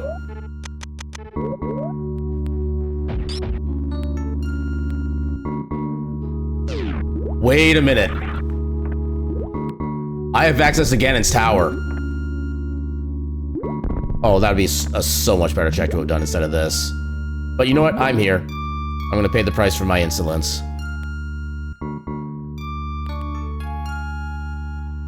I have regrets, and they are many.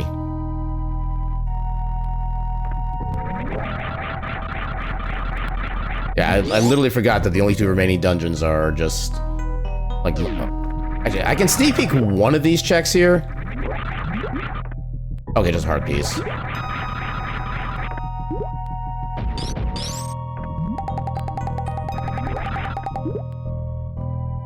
I'm also not necessarily sure this is actually the fastest route I could have gone to this.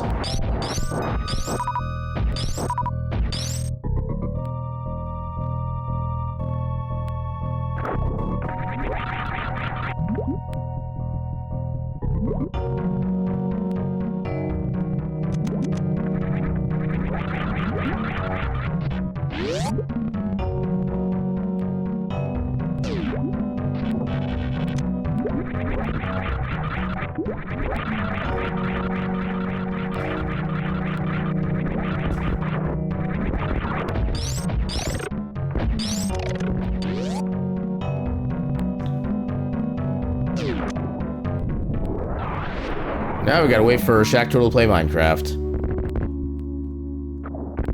And he does not know how to speedrun.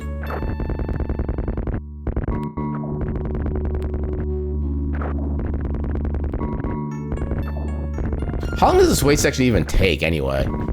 We came here about the 45-second mark, I think. Or at least he started doing the sand block thing at that time.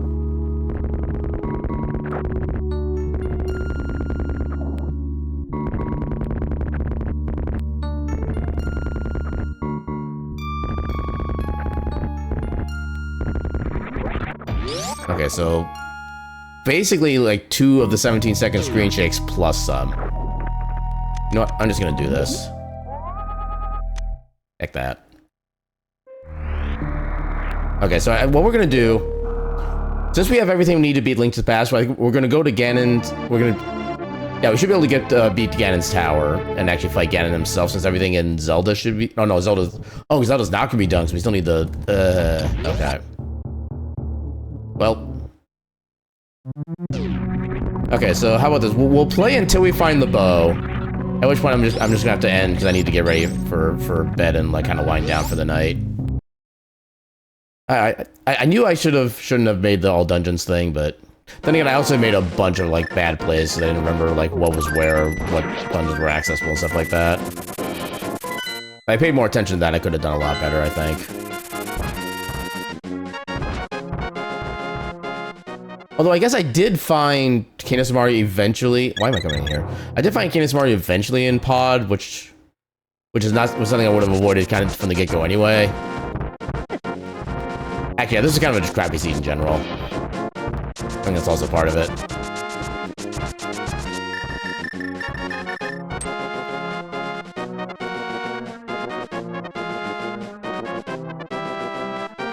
Why am I making like the worst routing decisions right now? Going up there did not help. Actually, maybe it's because I would have to go through this anyway. Yeah, he's at least faster than using a pickaxe. Imagine running around Minecraft with a huge spiked mace, one-shotting several blocks per swing. No, you have a point on that one.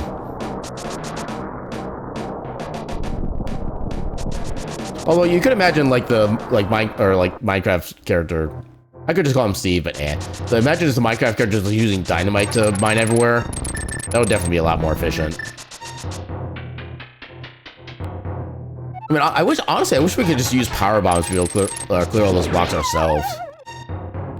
That'd make it so much more amazing.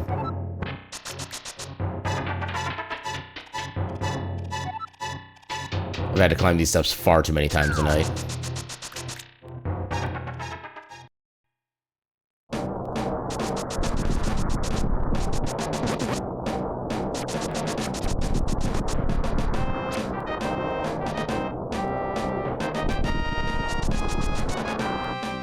Alright, Bow percent Ganon Tower speedrun. Let's go. Yeah, because I'm already going on far later than I normally go. But I want to at least end at a half decent point.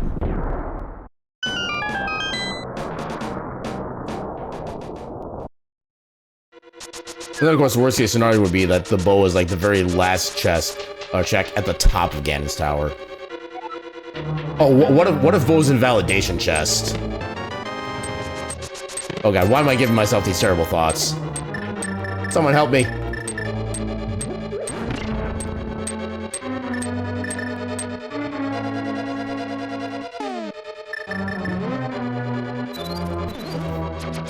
Oh, this is my life now.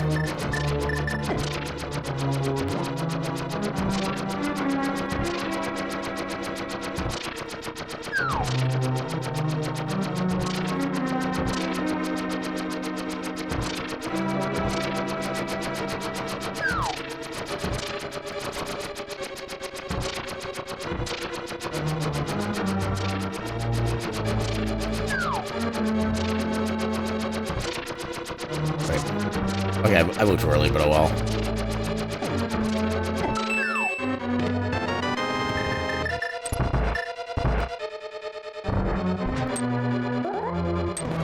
Dang it.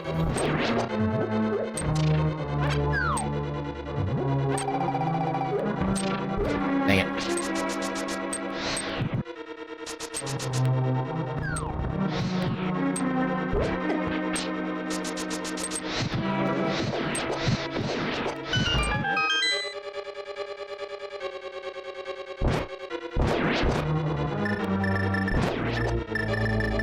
Be simpler. Yeah, you designed a tech staff with a sea mine as a head that summons torpedoes? Hold up. More stuff happening. What? Well, there's the big key, which is not what we're looking for. Yeah, could use that to mine. Just make sure you're explosion resistant if you use it as melee, just in case. But what if you healed by explosions? That's the 5D chess move.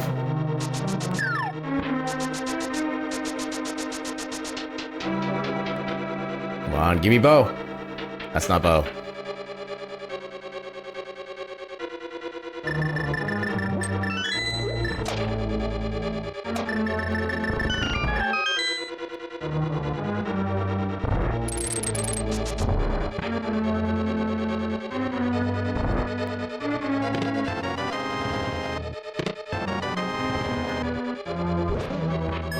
Okay, I got one, but not... How did... Okay. Oh, there's spring ball.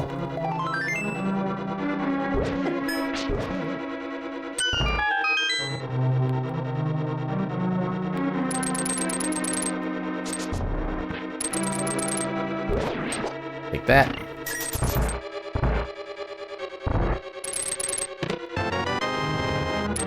Yeah, heal by explosions is a good effect. Only seen in a few games, but it was always powerful. It's also just the most fun way to heal as far as I'm concerned. It's basically like you heal by chaos at that point. What do you mean you friggin... There.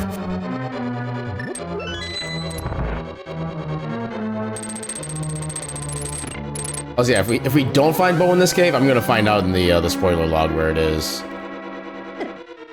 So I was supposed to have dashed there, not put down to the wall. Oh god. Well.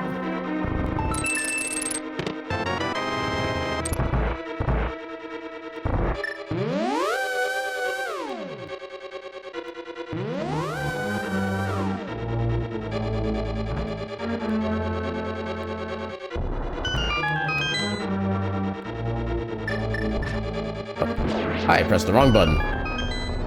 Trying to dash, instead I just held my sword out. Putting my sword at the enemy, like, can you stab yourself, please? I'm getting tired. I want to do it myself.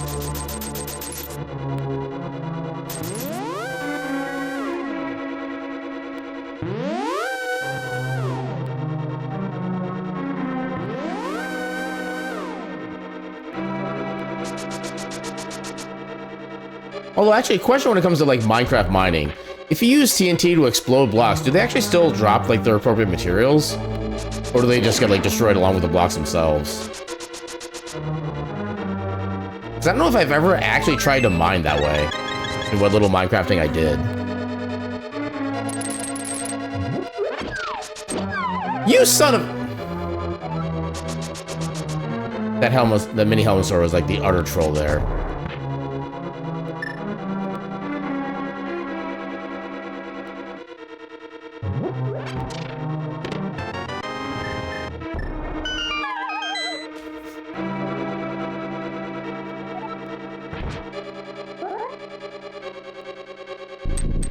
Oh.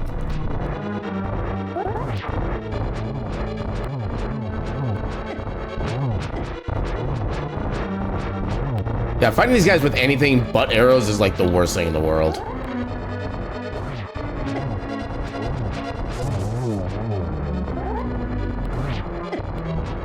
Come on.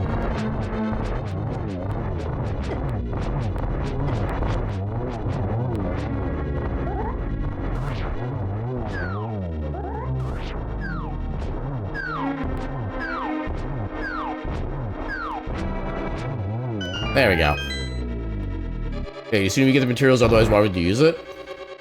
I mean, I could also see it as a way just to kind of like clear up land faster. Well, there's Charge Beam. Oh, this is scaring me. We only have like 4 checks left to try to get both from Gannis Tower, otherwise there's gonna be somewhere else that I've probably forgotten about. In fact, I wouldn't be surprised if it's actually locked by like Speed Booster somewhere in Metroid.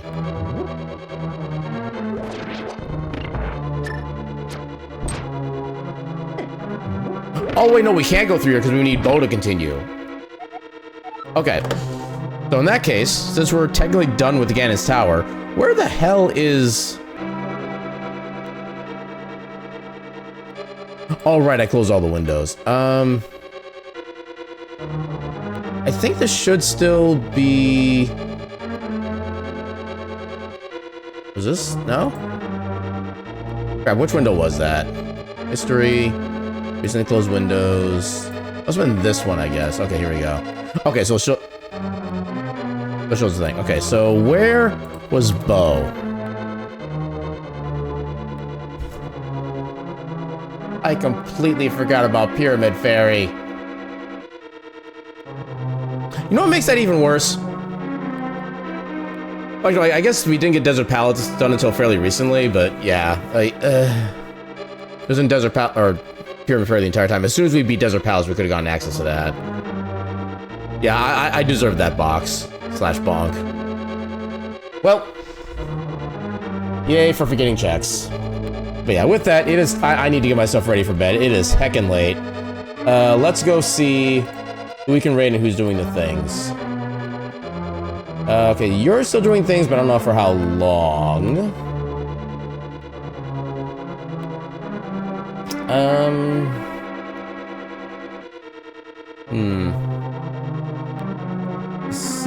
Decision.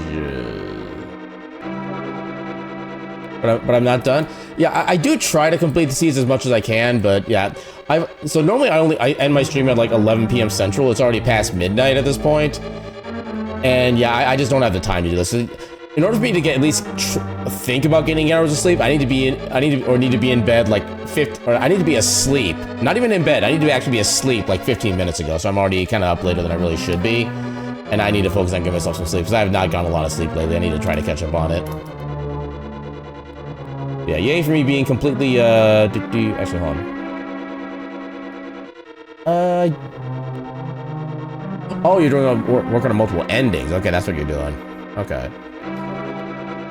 Which of you two have you rated more recently?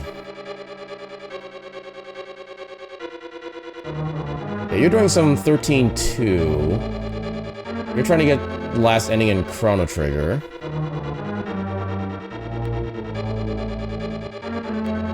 Oh, apparently they just started an ad break, so maybe hold off. Actually, while they're doing the ad break, I can try to confirm who I last rated. I think that'd be under, yeah, mod view. Which of you two did I raid most recently? Jimmy, Jason, Kyer. Okay, so... Oh, apparently they're within like 2 days of each other, too. Okay. Oh, wait. Wait, how do I have 2 raids from 16 days ago? Oh, no, it's probably because of the time of day. No. Okay, not sure how that works, but... Wait, why do I have 2 tabs on the same channel right now? Oh, right, because I closed one of the tabs. Okay, I'm being silly. Okay, at least get you... Nope. Get you loaded up so I can at least get you a lurk. I think by the time we go into the raid... Well, actually, no. Okay, so... Well, okay, I'm gonna raid this person who's not running through ads right now just for the sake of simplicity. Okay, so let me get the tab properly set up. Okay, so... Copy their name just so I don't misspell it. Raid. Not Ryad, raid. Raid Kyer. Yeah, Kyer's a good hacking bean. They're doing some 13-2. I never played 13-2. I played a little bit of 13. I never really got that far in it. But yeah, let's go help cheer them on in their playthrough. I don't know how far they're going. But yeah, so with that, I'll say thank you all so much for stopping by and hanging out and enjoying the shenanigans, both that I've caused to the game and that the game has caused to me in return, which is fully... I consider this game fully within its rights to have trolled me the way that it did. Actually, no, the game didn't even troll me. I trolled me, because I just completely forgot Pyramid Fair was even a thing. But, raid message.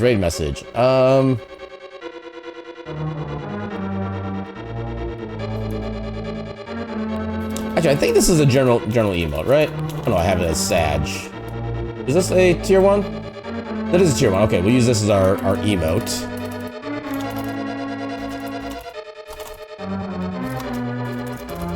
Okay, so this will be our raid message. Just, I forgot an important check. And yeah, we'll say hi to Kyer. We'll join them and hang out with their shenanigans. And we'll be back tomorrow with some more Final Fantasy Tactics while I'm hanging out with Jesse. Hopefully the Heritage of Dragon Sail speedrun submission video for Fastest Furs will be taking care of that on Thursday. And then our next Steam library tour on... Link for the...